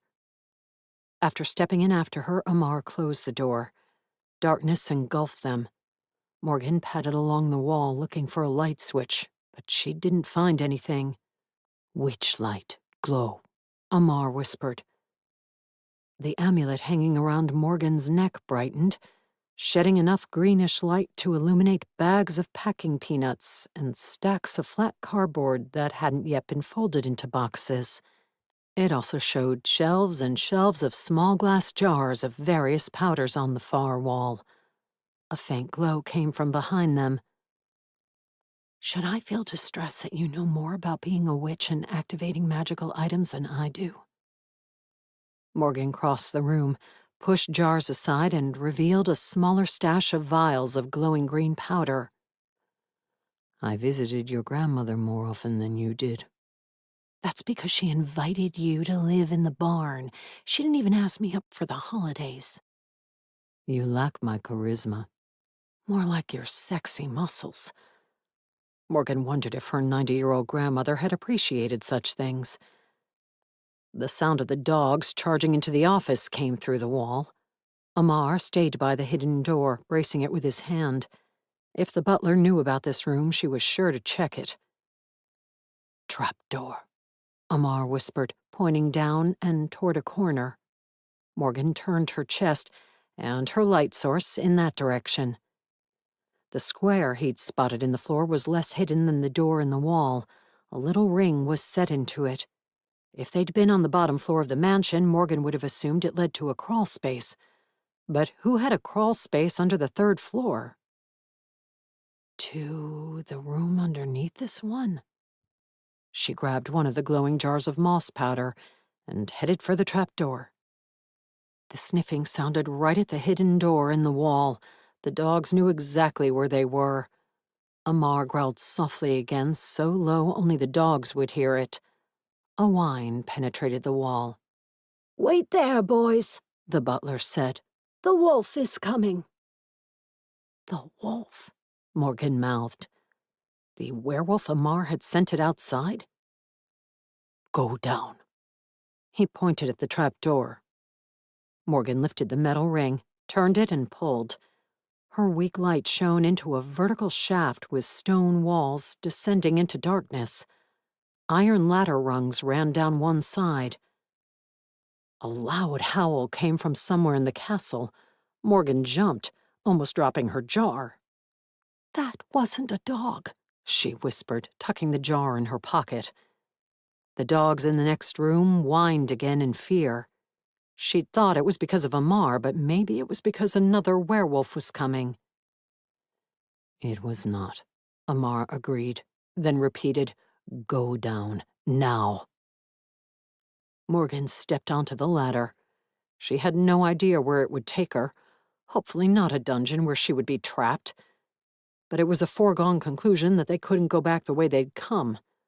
Amar might have fought and won against the butler and 2 dogs, but what if that werewolf was his equal? Or more than his equal? Amar. Morgan paused several feet down. Are you coming? The howl sounded again, much closer. Whatever had made it was on this floor now. I'll delay him. Get out of here with your evidence. Him who? Do you know him? Is it the Loop? Yes. Is he dangerous? Yes. Sounds like you should avoid him. Come with me. She waved for him to follow her down the rungs.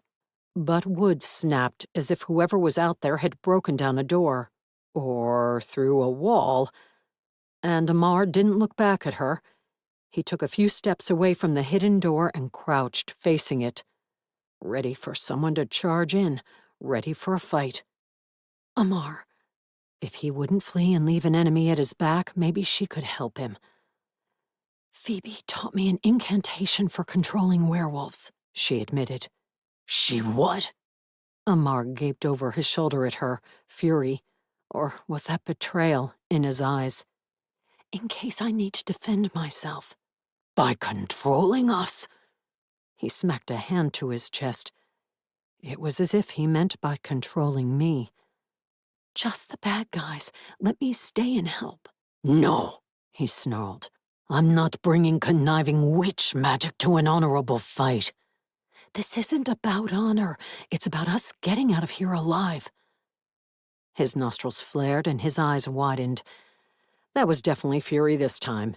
It's always about honor. Amar, go. He thrust his finger at the ladder. You may need help. Go, he repeated, his voice a snarl again. Get out of the house as soon as you can. Call the deputy to come get you. Morgan swore. But if he was determined to stay and fight an enemy werewolf, she couldn't stop him. She descended further, pulling the trapdoor back into place.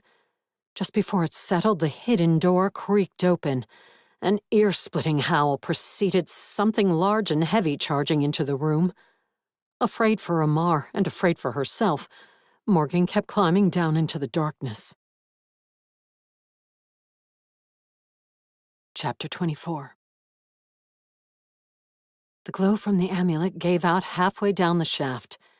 Morgan was about to repeat the illumination command that Amar had used, but clatters, snarls, growls, and yips of pain echoed down from above with such noise and ferocity that she felt safer in the dark. She wanted to believe that Amar would be victorious. But if the other werewolf won? She didn't want light seeping up through the cracks, letting him know where she'd gone.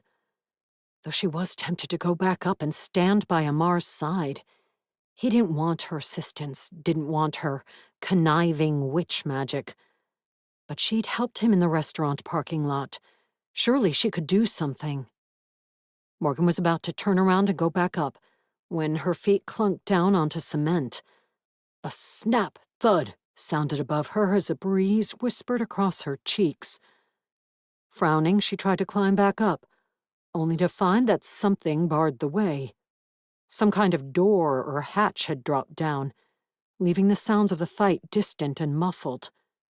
When she pushed against it, nothing happened. Had she climbed down into some pit where nosy intruders were locked up? Hell. Morgan groped around, hoping for a door.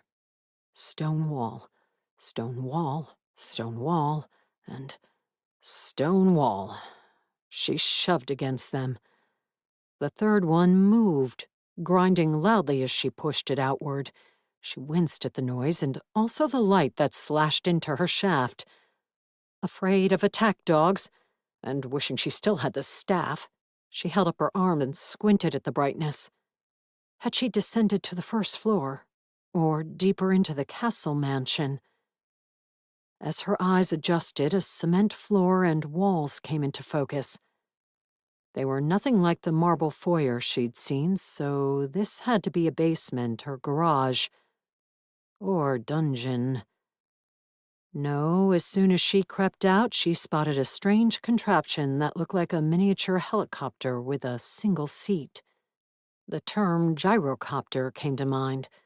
but she'd never seen one and wasn't sure if this qualified. This had to be an underground garage, though she didn't see a door large enough to let the contraption out. She didn't see a door at all, save for a dark corridor on the far side. As she walked warily around the quirky vehicle toward what she hoped was the exit, Morgan eyed workbenches, cabinets, and counters along two of the walls in the windowless room.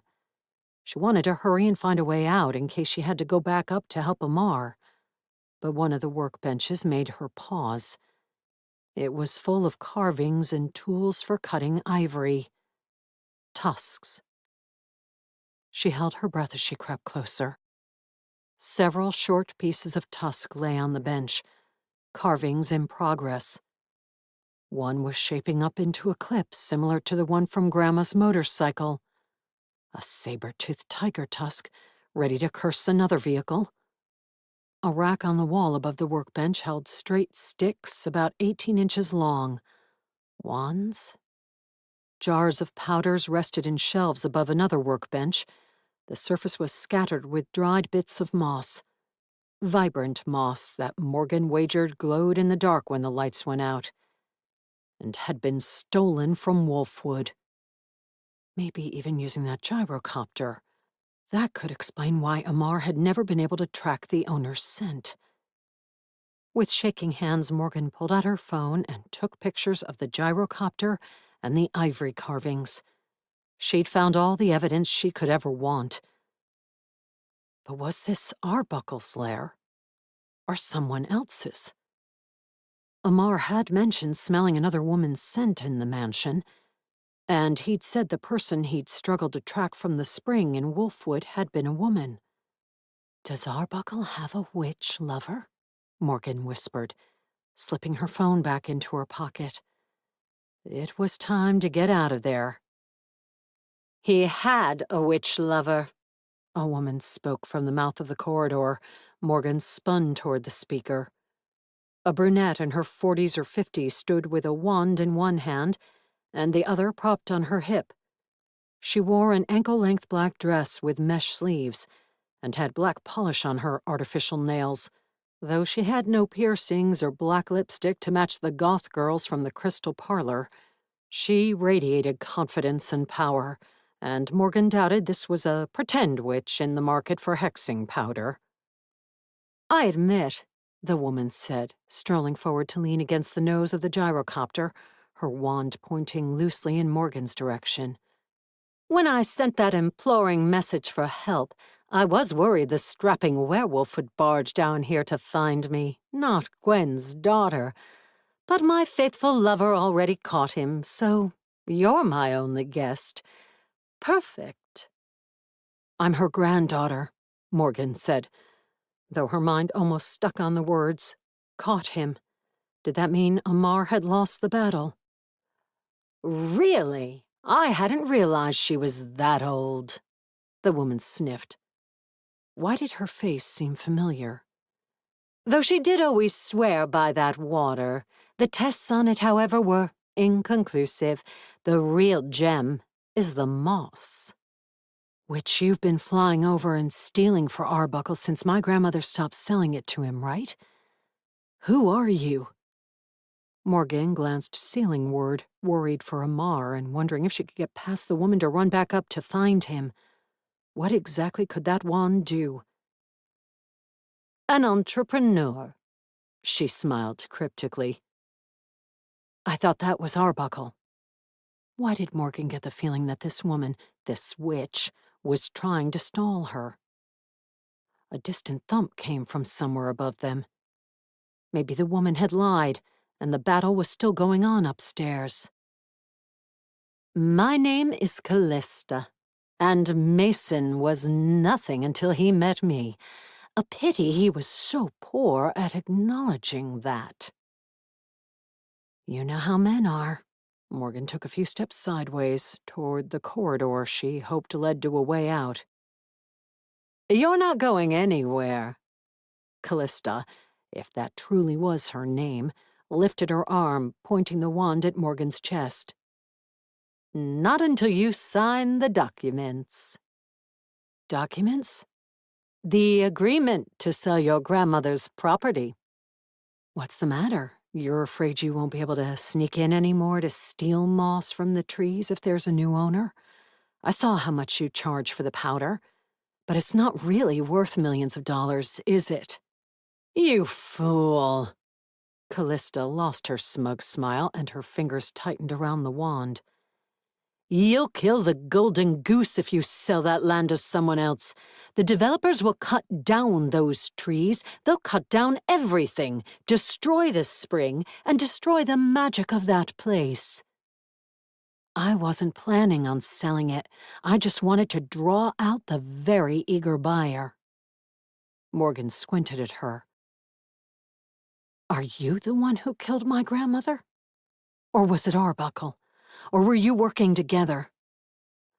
Oh, you will sell the property.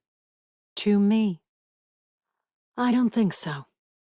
Morgan wanted to run, to rush into the corridor and find Amar. But if that wand was like a gun and could shoot her in the back, she dared not. She took a couple more steps to the side, as if she meant to flee, but when Callista shifted the wand to track her, Morgan changed direction. She rushed the woman, hoping to surprise her and knock the tool out of her hand. Callista muttered a few words under her breath. Terrified she wouldn't reach her in time, Morgan crouched to duck an attack and dive at her legs to tackle her to the ground.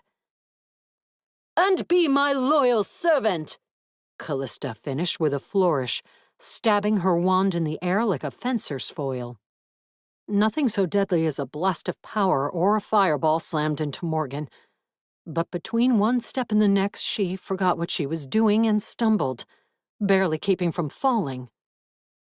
She peered around the basement blearily. Where was she? What was she doing here? Are you ready to obey me? The woman smirked at her. Morgan struggled to wave away the dense fog that had descended on her mind. That sounds reasonable. Some power compelled her to say.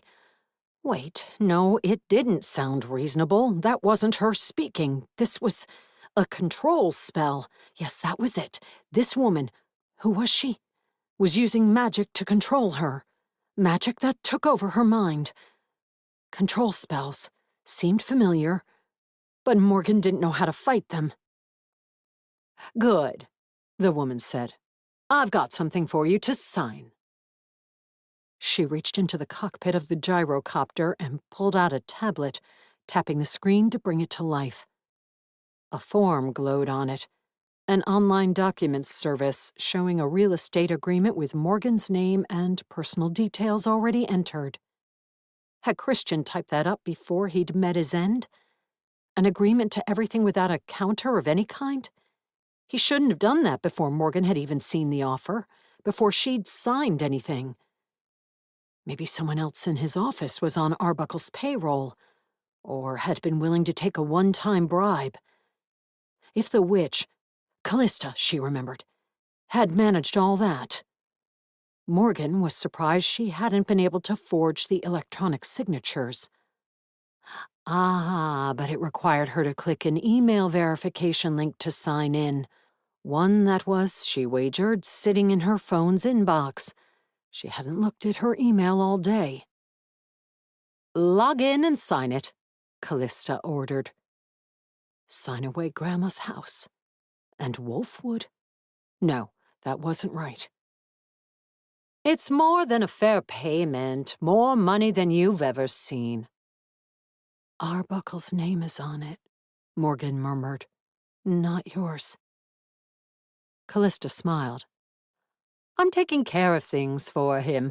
Open your email, click the link, and start signing. Morgan's hand twitched toward her phone. Her amulet lay against her chest, its weight noticeable. Under the moon's magic, she blurted. Allow me to sleuth and reveal thy silvery truth. Callista didn't stop her from uttering the incantation, but she didn't look worried either. Morgan stared at Callista, hoping an illusion would form, revealing a secret weakness that she could exploit. But for the first time since Morgan had tried the spell, nothing happened. That won't work on a good witch, Callista said dryly. Now quit screwing around and sign the documents. Damn it. Why didn't Morgan know an incantation that would allow her to take back her mind? This time Morgan couldn't keep her hand from delving into her pocket, from pulling out her phone. The prompt for the passcode came up. She willed her thumb to enter the wrong numbers, or not do anything at all. But it wouldn't obey her. She gained access, tapped open her inbox, and found an email from the documents service with Christian's address listed. It had been sent after his death. Morgan's thumb twitched toward the email to open it, but once she clicked on the link and started signing, Callista would have won. If only Morgan could trick her mind into ignoring the woman's orders, or forgetting what to do. She tried uttering the incantation that would supposedly allow her to control werewolves, even though she doubted it would work on witches. Though Callista again didn't look worried, Morgan noticed that her thumb stopped moving when she was focused on reciting the words. Maybe if her mind was busy working on something else, it kept her body from following the commands. An urge built in her to open the email. Her thumb trembled as she tried to resist. She muttered the incantation again. "Knock it off!" Callista rapped her wand against Morgan's knuckles, eliciting a sharp stab of pain. "That's for werewolves. It won't work on me either. Even if you knew something useful, it wouldn't work on someone with my power." Morgan shook her head. Saying the incantation over and over wasn't enough, especially since it didn't do anything. Who was she fooling? She wasn't a real witch. She was a database programmer from Seattle. When other kids had been playing fairies and magic at recess, she'd been in the school's computer lab, learning to code silly programs in BASIC. She thought of one of those early programs, of using recursive loops to make a ball bounce down a set of steps over and over again. That was what she needed now, to get her mind stuck in a loop so she never got to the mental line of code that involved opening her email and signing the digital papers.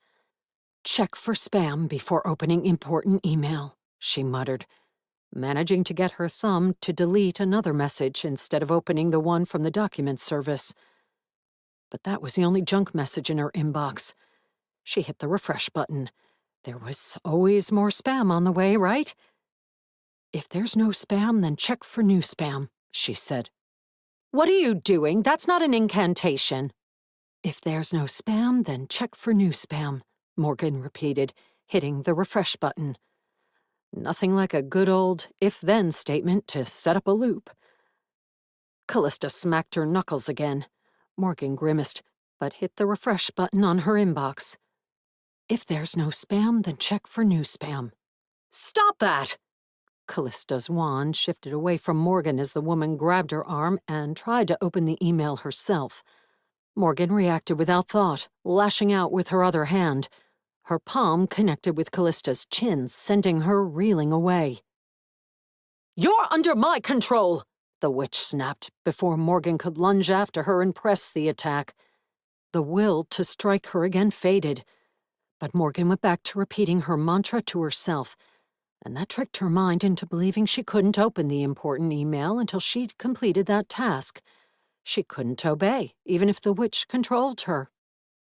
Callista snarled and brought her wand to bear again.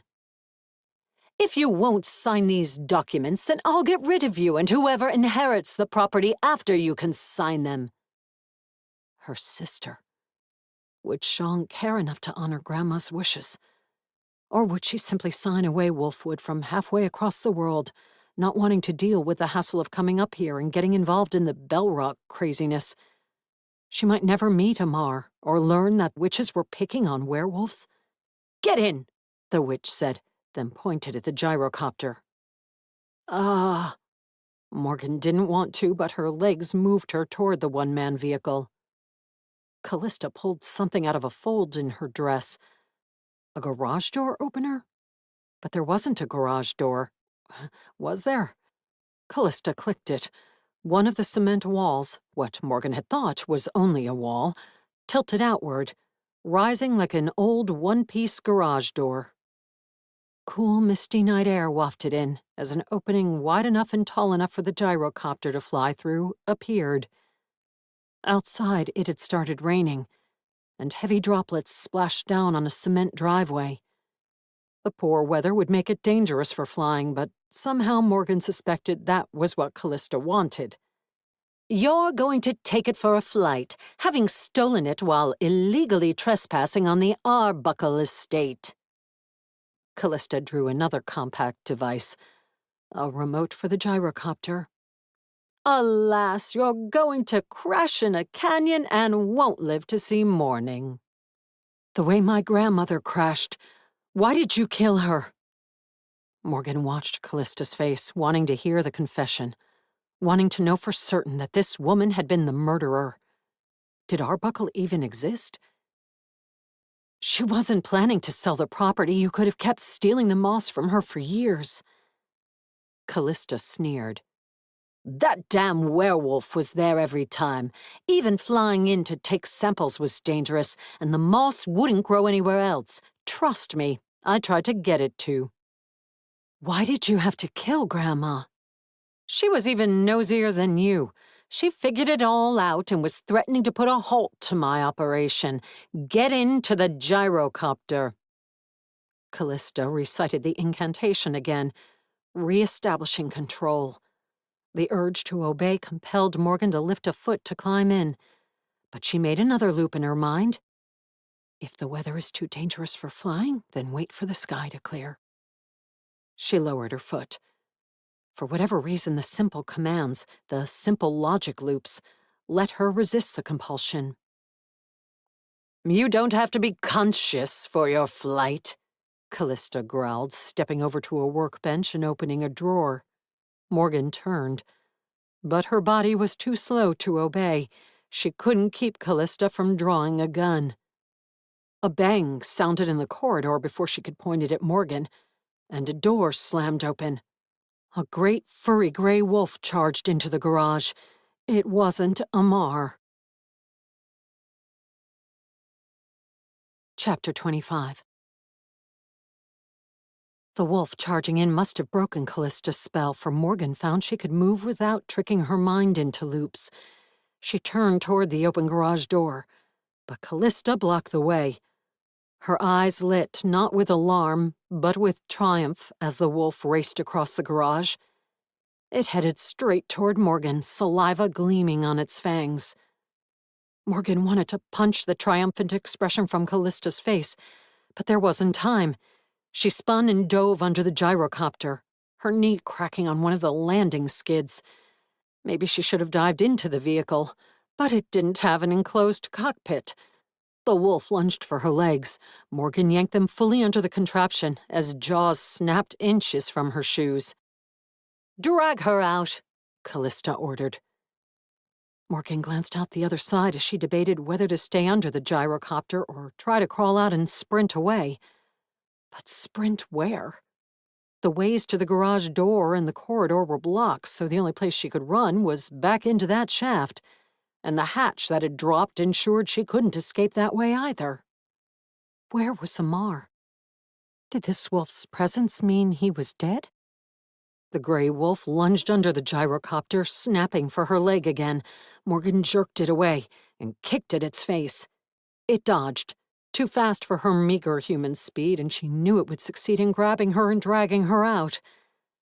But before those fangs bit into her leg, a snarl came from the corridor. Another wolf charged in, an even bigger one. Amar? All she could see were legs. With her attacker distracted, Morgan pulled herself out on the far side of the gyrocopter. She gripped her amulet, wishing she knew more useful things to do with it and the witch blood that supposedly flowed through her veins. The second wolf smashed into the first, knocking it to the ground as jaws snapped. The growls and snarls were so loud and fierce that it sounded like an entire pack had rushed into the garage. Morgan scrambled to her feet, keeping the gyrocopter between her and the wolves, and the witch. Callista was waving her wand about, focusing on the wolves. No, on Amar. The patterns in his black and gray fur were distinctive. He was larger than his foe, and it seemed he should have the advantage. But Callista drew what looked like sparkling silver sand from her pocket and flung it at them. Maybe she bought hexing powder after all. The wolves rolled sideways, jaws sinking into each other's shoulders as they tried but didn't quite reach throats. As they thrashed about, they almost knocked Callista down. She stumbled as she skittered back, and the gun flew from her hand. It skidded across the cement and disappeared under a workbench. A part of Morgan wanted to take the opportunity to flee, to get out of there. But she couldn't leave Amar, not when Callista was targeting him. Since her incantations had been useless, Morgan settled for a non-witchy method of dealing with problems. She ran around the gyrocopter, bypassing the snarling and biting wolves, and launched herself at Callista. The woman saw her coming and jerked the wand toward her, but not quickly enough. Morgan crashed into her, grabbing her around the waist and bearing her to the ground. She snatched the end of the wand and tried to tear it free, but even discombobulated Callista wouldn't release it. They each gripped one end, playing tug-of-war with the wand as Morgan tried to maneuver on top of Callista to keep her from rising. The woman's dress was bunched around her thighs, but that didn't keep her from kicking and thrashing like a trapped honey badger. A canine cry of pain came from behind them. Morgan couldn't tell if it belonged to Amar or the other wolf, but out of the corner of her eyes she glimpsed blood spurting from a severed artery. It spattered on the gray cement floor as if flung by a macabre paintbrush. Fear for Amar slammed into Morgan's heart, and she pulled on the wand as hard as she could. Finally, it slipped in Callista's grasp. Just as Morgan thought she would wrest it away, Callista shifted under her and jerked her knee up. It struck Morgan in the abdomen, and she almost lost her grip on the wand. The witch started chanting the control incantation again. Cursing, Morgan pinned her to the ground and clamped her hand over Callista's mouth. Afraid that wouldn't be enough to stop the spell, Morgan slammed her forehead down on the woman's nose. Cartilage crunched, and Callista cried out.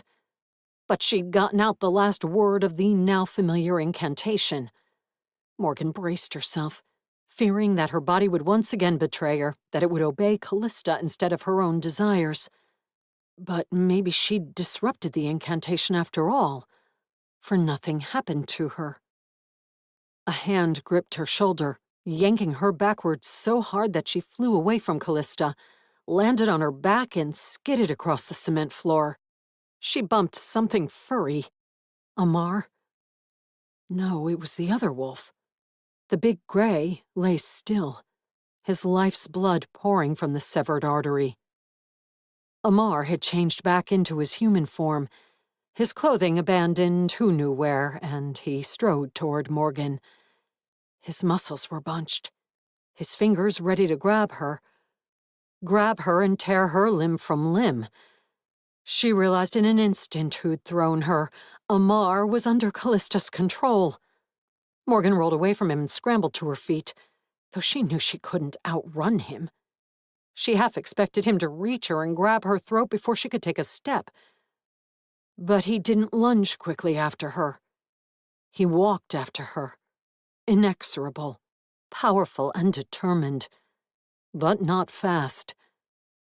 She sprinted around the gyrocopter, glancing for something to use to deter him.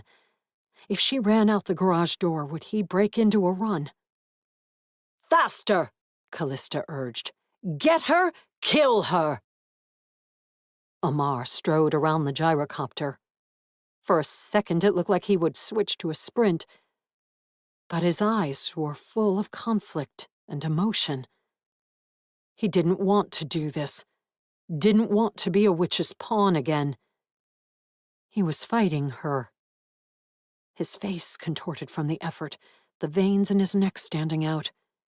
His stride faltered, and he almost managed to spring over the gyrocopter toward Callista, but she pointed her wand at him and he jerked and turned back toward Morgan. Morgan gripped her amulet as she backed farther away. Maybe her control incantation would override Callista's. Since Samar was fighting hers already, maybe it would be enough. Unless he resented Morgan trying to do the same thing Callista was doing and fought her just as hard. She had to try, she had no choice. Under the moon's magic, turn the snarling hound from angry foe to witch-bound, Morgan whispered, staring intently into Amar's blue eyes, hoping he understood. She didn't want to control him, simply wrest him from Callista's control. His face didn't twist with rage or indignation. He seemed to understand what she was trying to do, but she couldn't tell if her incantation had made a difference. Amar kept striding toward her, unable to break Callista's control. But something disturbed Callista. She frowned intensely at them, pointed her wand at Amar, and repeated her control incantation. Morgan repeated hers, saying it loudly this time, not whispering. She had no idea if volume mattered with spells, but she would try everything she could. Amar's movements grew jerky. He kept coming, but it was as if he were walking through molasses. He mumbled under his breath as he lifted his hands to reach for Morgan. "Fight it," she whispered, after another recitation of the incantation. "Don't let another witch turn you into a criminal. Not again." "Must protect you," Amar said, his fingers shaking. Morgan took another step back, but her heel clunked against the wall. She'd been so focused on the incantation that she'd let herself be backed into a corner. She crouched, ready to try to charge past him if she had to. But he halted 3 feet away. Callista shouted another incantation. Amar froze. "Get her, Amar," Morgan whispered. "She's the one who made the bone clip and sabotaged my grandmother's motorcycle because she didn't want anything to interrupt her being able to steal that damn moss from the property." Amar snarled, like the wolf he'd been a minute earlier, and launched himself, not at Morgan, but at Callista. She shrieked, the high-pitched noise echoing from the cement walls and flowing out into the night. Amar leaped over the gyrocopter and barreled into her. She tumbled backward, her wand finally flying from her grip. It clattered across the cement floor. Morgan lunged after it. What she would do with it, she didn't know, but she had to keep Callista from getting it back. The woman shouted something incomprehensible. Morgan wrapped her fingers around the wand an instant before an explosive went off. The ground shook, and a shockwave threw Morgan backward as smoke filled the garage. A thunderous, wrenching crunch sounded as the gyrocopter tipped over. A male yelp of pain came from the other side of the garage as Amar slammed into a wall. Morgan skidded across the floor for the second time that night. Somehow she managed to retain a hold on the wand. She stared blearily into the smoke, ready to chant the control incantation again. But the garage fell silent, neither Amar nor Callista making a sound. If the other wolf was still alive, he also wasn't making any noise. Morgan pushed herself to her feet. A hint of damp, misty air wafted in, stirring the smoke. It cleared slowly, revealing Amar standing naked in the doorway of the garage, peering out into the night. Morgan glanced warily at the downed wolf, decided it was dead, and looked for Callista. She had a feeling the witch had gotten away. Amar wouldn't be looking off into the yard if she hadn't. As Morgan walked over to join him, a distant siren wail reached her ears. Had Franklin already been on the way back with reinforcements? That explosion couldn't have been reported so quickly. "She got away?" Morgan asked, though she already knew. "Yes." "Was that werewolf, I assume it's a werewolf, controlled by her?" "Yes. I believe they were also lovers, so it might not have taken much magic, but..." Amar shrugged. "We were too busy fighting for me to get the details." "Oh." Morgan didn't know what else to say. Amar glanced toward the front of the house. "We need to go. Our presence here will be difficult to explain." He gazed back at the dead wolf on the floor. "And I am a wanted man." His expression grew forlorn and wistful, but only for a moment before he looked at Morgan. But only for one murder. Yeah, I'm pleased it wasn't two. It almost had been, and they both knew it. As am I. Amar said softly, holding her gaze. If he resented her for having used that incantation on him, he didn't show it. His eyes were almost gentle. Or maybe just sad. Morgan groped for something heartening to say, wanting to offer him hope that they could figure out a way to clear his name, or at least make the sheriff's department understand that a witch had been responsible for the agent's death. But Morgan didn't even know where she stood with the law after sneaking out of Franklin's SUV and running away from him. The sirens grew louder, along with the sound of multiple vehicles roaring toward the gated property. I can't let them catch me. This way. Amar jogged into the yard, still naked, and headed toward the back wall. Morgan diverted long enough to grab her books and staff. A shame she'd dragged them all the way here and hadn't gotten to use them. Pronging Callista with antlers would have been satisfying. But climbing down that shaft with the weapon would have been awkward, if not impossible. Morgan caught up to Amar at the hole he'd dug under the wall. "You're coming back to the house with me, right?" she asked. What if he'd disappeared forever? She'd barely gotten to know him, and she felt like she owed him for what had happened.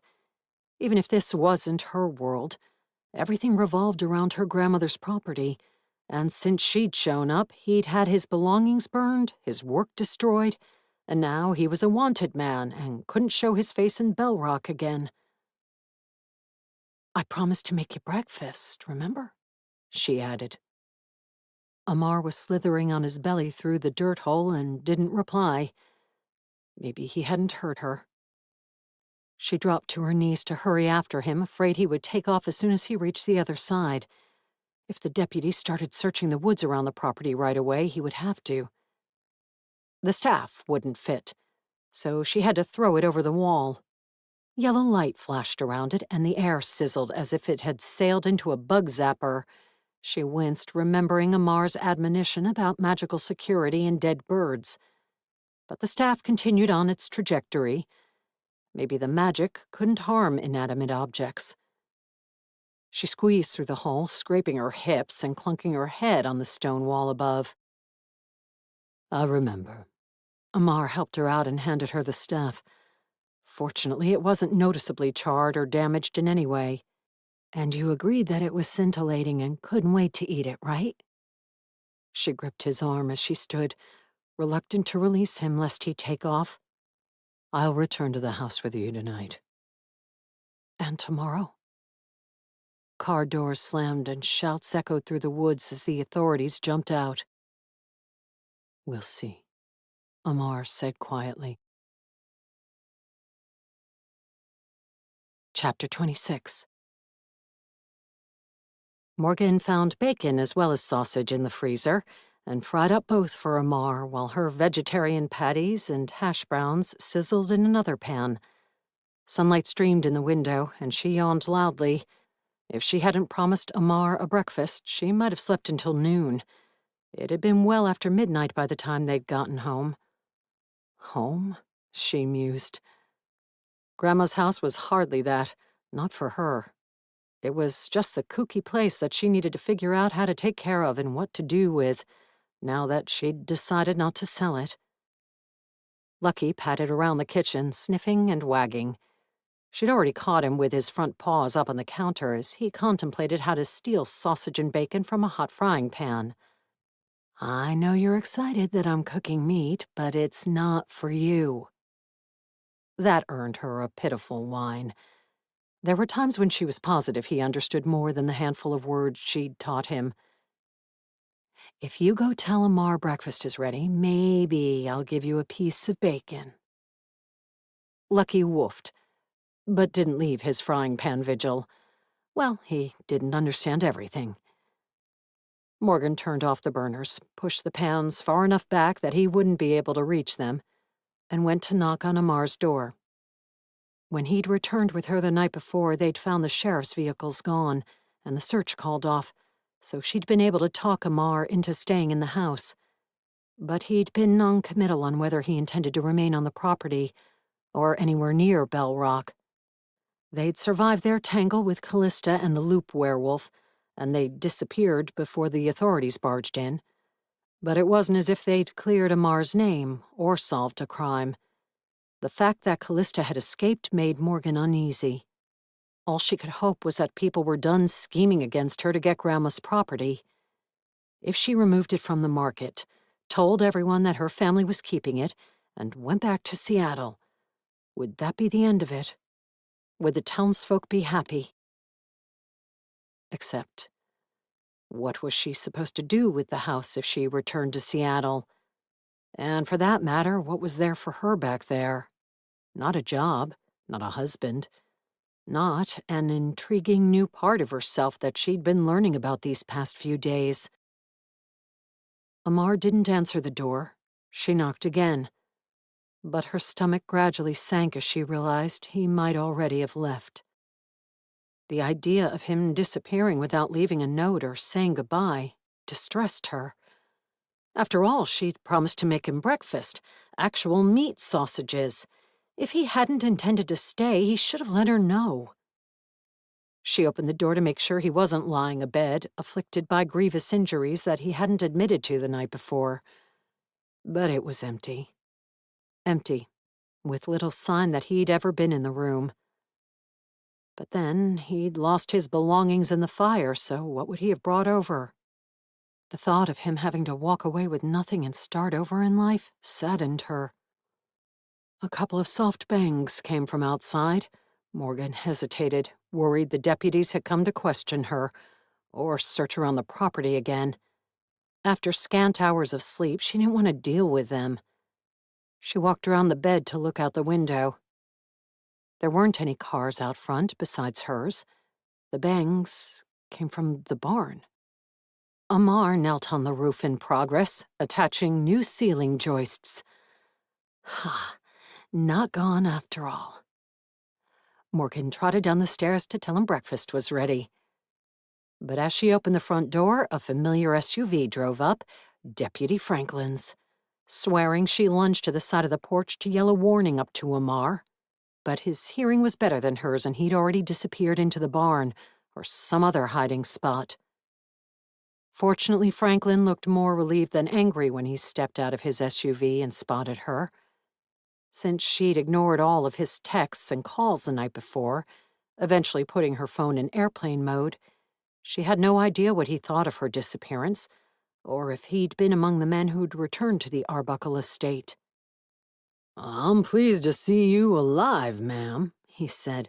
"When you didn't return any of my messages last night, I feared the worst." Sorry, I was trying not to make noise.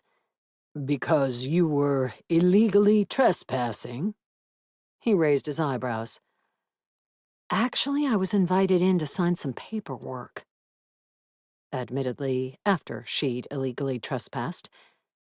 Eventually. "Did you sign it?" Despite a magical spell trying to compel me to do so, no. I've decided not to sell the property. His eyebrows twitched at the words magical spell, but all he said was, "Oh, that's probably good, since the potential buyer's remains were found under a cairn behind his house. I'm waiting to hear back from the coroner, but it looks like he's been there for weeks." Weeks. His signature was on the paperwork. "It seems his former lover had been digitally masquerading as him, including running his business and collecting his payments, since her werewolf lover killed Arbuckle. This is according to the butler, who rushed out to greet us, and was pleased that you and your werewolf lover," his eyebrows went up again, "had taken care of the odious one who supposedly didn't treat her well." We're not lovers. "Ah." If she wasn't happy with the situation, why didn't she quit after Arbuckle, disappeared? Morgan assumed the butler had originally worked for him, not Callista. but she supposed she couldn't know that. There aren't that many jobs for butlers in the area. Also, Callista Itos has a reputation for being someone you don't want to cross. And Morgan had crossed her. Wonderful. Wait, that surname sounded familiar. Itos, Morgan asked. Is she related to Phoebe? Her sister, yes. I thought the sister was dead. But Phoebe hadn't actually said that, had she? Just estranged, I gather. You'd have to ask Phoebe what happened. We'll be trying to find Callista and charge her for Arbuckle's murder. We'll also keep looking for the person responsible for Christian's murder. Morgan blinked. You don't think, If he'd changed his mind about a werewolf doing that, she didn't want to say anything to dissuade him. The butler mentioned that witches can sometimes control werewolves. He removed his hat and pushed a hand through his mussed hair. I miss when this was a sleepy town that everybody zipped past on the interstate without noticing. And before the werewolves moved in, she wagered. The witches had probably always been around. Grandma certainly had. But maybe they'd been less of a problem in the past. Is Amar Guerrero here?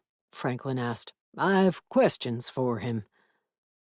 He spoke casually, but Morgan didn't quite believe that the sheriff's department had absolved Amar of guilt, or would treat him fairly.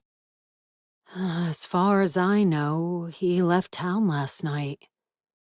She was a horrible liar, and gazed out toward the trees instead of meeting Franklin's eyes. I don't think he's coming back. Franklin paused. I see. Why did Callista and her werewolf kill Arbuckle? Morgan asked to change the subject. Well, the butler was a little vague. I think she fears reprisal. I have some calls out and am gathering more information. But I've already learned that a couple of months ago, Arbuckle's lawyer advised him not to add Callista to his bank accounts or credit cards.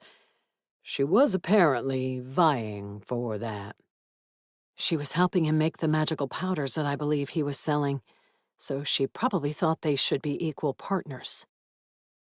Franklin wiggled his fingers as if he would neither agree nor disagree with that, or maybe with the idea of magical powders in general. Either way, he said, per his lawyer's advice, he wouldn't add her to his accounts. Shortly after...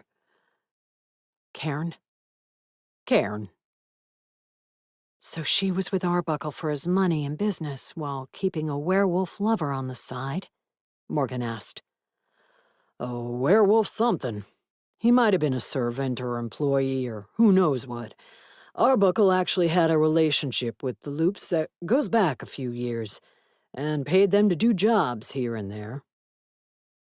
Morgan remembered how well-dressed the werewolves in the parking lot had been, a far cry from the laboring Lobos at the construction site. We may never know exactly what happened. It'll be best for our town if we can catch Callista, or barring that, if she never comes back. But you'll want to watch out if you're going to stay in the area. Are you? Franklin looked like he wanted her to say no. Had she truly been that much trouble? Morgan didn't think any of it had been her fault. I haven't decided yet, she said. Ah. Do you want us to have someone stay here to keep an eye out for you for a while? She resisted the urge to glance toward the barn. You can imagine how much we enjoy protecting people who don't answer our calls, texts, or emails, Franklin added. There were emails? You didn't notice. Sorry, it was an eventful night. No kidding. I don't need anyone to stay. I think that if I spend more time looking through my grandmother's resources, I can figure out how to put some security in place around the house. I'll pretend you're referring to her Brinks manual and not anything that requires me to stretch my imagination over much. Isn't your imagination already stretched by the acknowledgement that witches and werewolves exist? Stretched. Tied in knots. Something like that. Franklin tipped his hat toward her. Good day, ma'am. And don't take this the wrong way, but I hope not to hear from you for a while. Given my disinclination toward replying to voicemail, texts, and emails, that seems like a reasonable hope. Good. Franklin climbed into his SUV and headed down the driveway. Before the vehicle had fully disappeared from view, Morgan noticed someone standing near the porch, half hidden by the bushes. Had Amar been listening to everything? I'm not on Deputy Franklin's favorite persons list, Morgan said. No? Amar vaulted over the railing to land on the porch beside her. He'd found clothing since losing his last set the night before, but she couldn't help but wonder how many changes of jeans and vests he could have in his truck. Maybe she would offer to buy him a few new shirts. It would be unfortunate if he had to work on the barn naked. My opinion of you has improved since we met, he said. I'm touched, but the first day we met, you threatened to rip my throat out while glaring at me with loathing in your eyes. I'd be distressed if we'd gone downhill from there. He only grunted. No apology for the threat, or the deer head and carcass. Well, he'd risked his life helping her the night before. That counted for a lot. I was thinking of leaving right away, he said. I know. Why didn't you? I told you I'd fix the barn. Also, Callista is still alive, and you've ruined a good thing for her. The good thing where she murdered her boyfriend and was masquerading as him while enjoying his castle, his riches, and her werewolf lover? A very good thing. She may be angry with you and seek revenge. Morgan sighed. I know. I truly am going to try to figure out how to secure this place against vengeful witches, pyromaniacs, moss thieves, and anyone else who wanders too close. But not lone wolves. No, I don't want them deterred from showing up when I make breakfast. I'm sure as hell not eating that sausage and bacon. No, it smells good. If you have to eat your meat cooked, fried in bacon grease is the way to go. Are you trying to disturb me? Not at all. I wouldn't want you to revoke your offer of a room before I finish with the barn. The rainy season is approaching. I wouldn't do that. You're welcome to stay as long as you want. She hoped there wouldn't be a reason for the deputies to keep coming up here, so it wouldn't be safe for him to do so. Maybe we can figure out a way to officially clear your name. From Franklin's words, Morgan hoped the sheriff's department would stop looking for Amar, but she wasn't positive that would be the case. That also wasn't the same as being absolved of the crime. He sighed and rubbed the back of his neck, the spot where that witch's brand now was. Would it be possible to remove it? Or would that witch continue to be able to control him from afar? Morgan shuddered at the idea. The clearing of a name, Amar said, is something done to those who are believed guilty but are in fact innocent. I killed the man. That doesn't mean you're not innocent. If we could force that witch into admitting that she controlled you. Unfortunately, Morgan didn't know the names of any of those three witches, where they lived, or anything about them. She also didn't know what the difference was between the werewolf control spell and the brand he'd received. Was the latter stronger? And longer lasting? Permanent? Do not try, Amar said. Those witches are dangerous and you're a neophyte. Only until I learn more. Which she intended to do. She wouldn't remain helpless in this strange place full of werewolves and witches. That takes a long time. If you want to be given the time to learn, you have to leave them alone. Don't make enemies. Any more enemies. It wasn't bad advice, but Morgan had no intention of letting Amar be blamed because of those witches. She would figure out how to help him get out of their clutches, one way or another. Does a determined set of your jaw mean you intend to defy me? Amar asked. No. Yes. It means I'm concerned about my kitchen smelling of bacon all day. I need you to go in and devour your breakfast and take care of that. He gazed at her through slitted eyes. She decided it was unlikely that werewolves could read minds, but he might be good at guessing people's thoughts. Maybe she smelled different when she lied. Amar stepped closer to her, making her aware of his height, his wild hair, and the muscular arms his vests always left on display. "I'll even lick the pan," he said in a rumbly voice. Lucky does that. You two share gastronomic habits. "Do tofu pans not move you to lick them?" Not usually. I am working on my saucier skills, though, so that might change. "You'll enjoy licking once you try it." He lifted a hand, touched her cheek, and walked into the house. Morgan raised her eyebrows, not certain whether that had simply been an acknowledgement that he didn't loathe her anymore, or if he'd been flirting with her. My life has gotten very strange lately, she murmured, and followed him inside.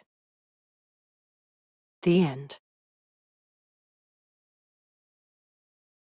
This has been Mind Over Magic, A Witch in Wolfwood, Book 1.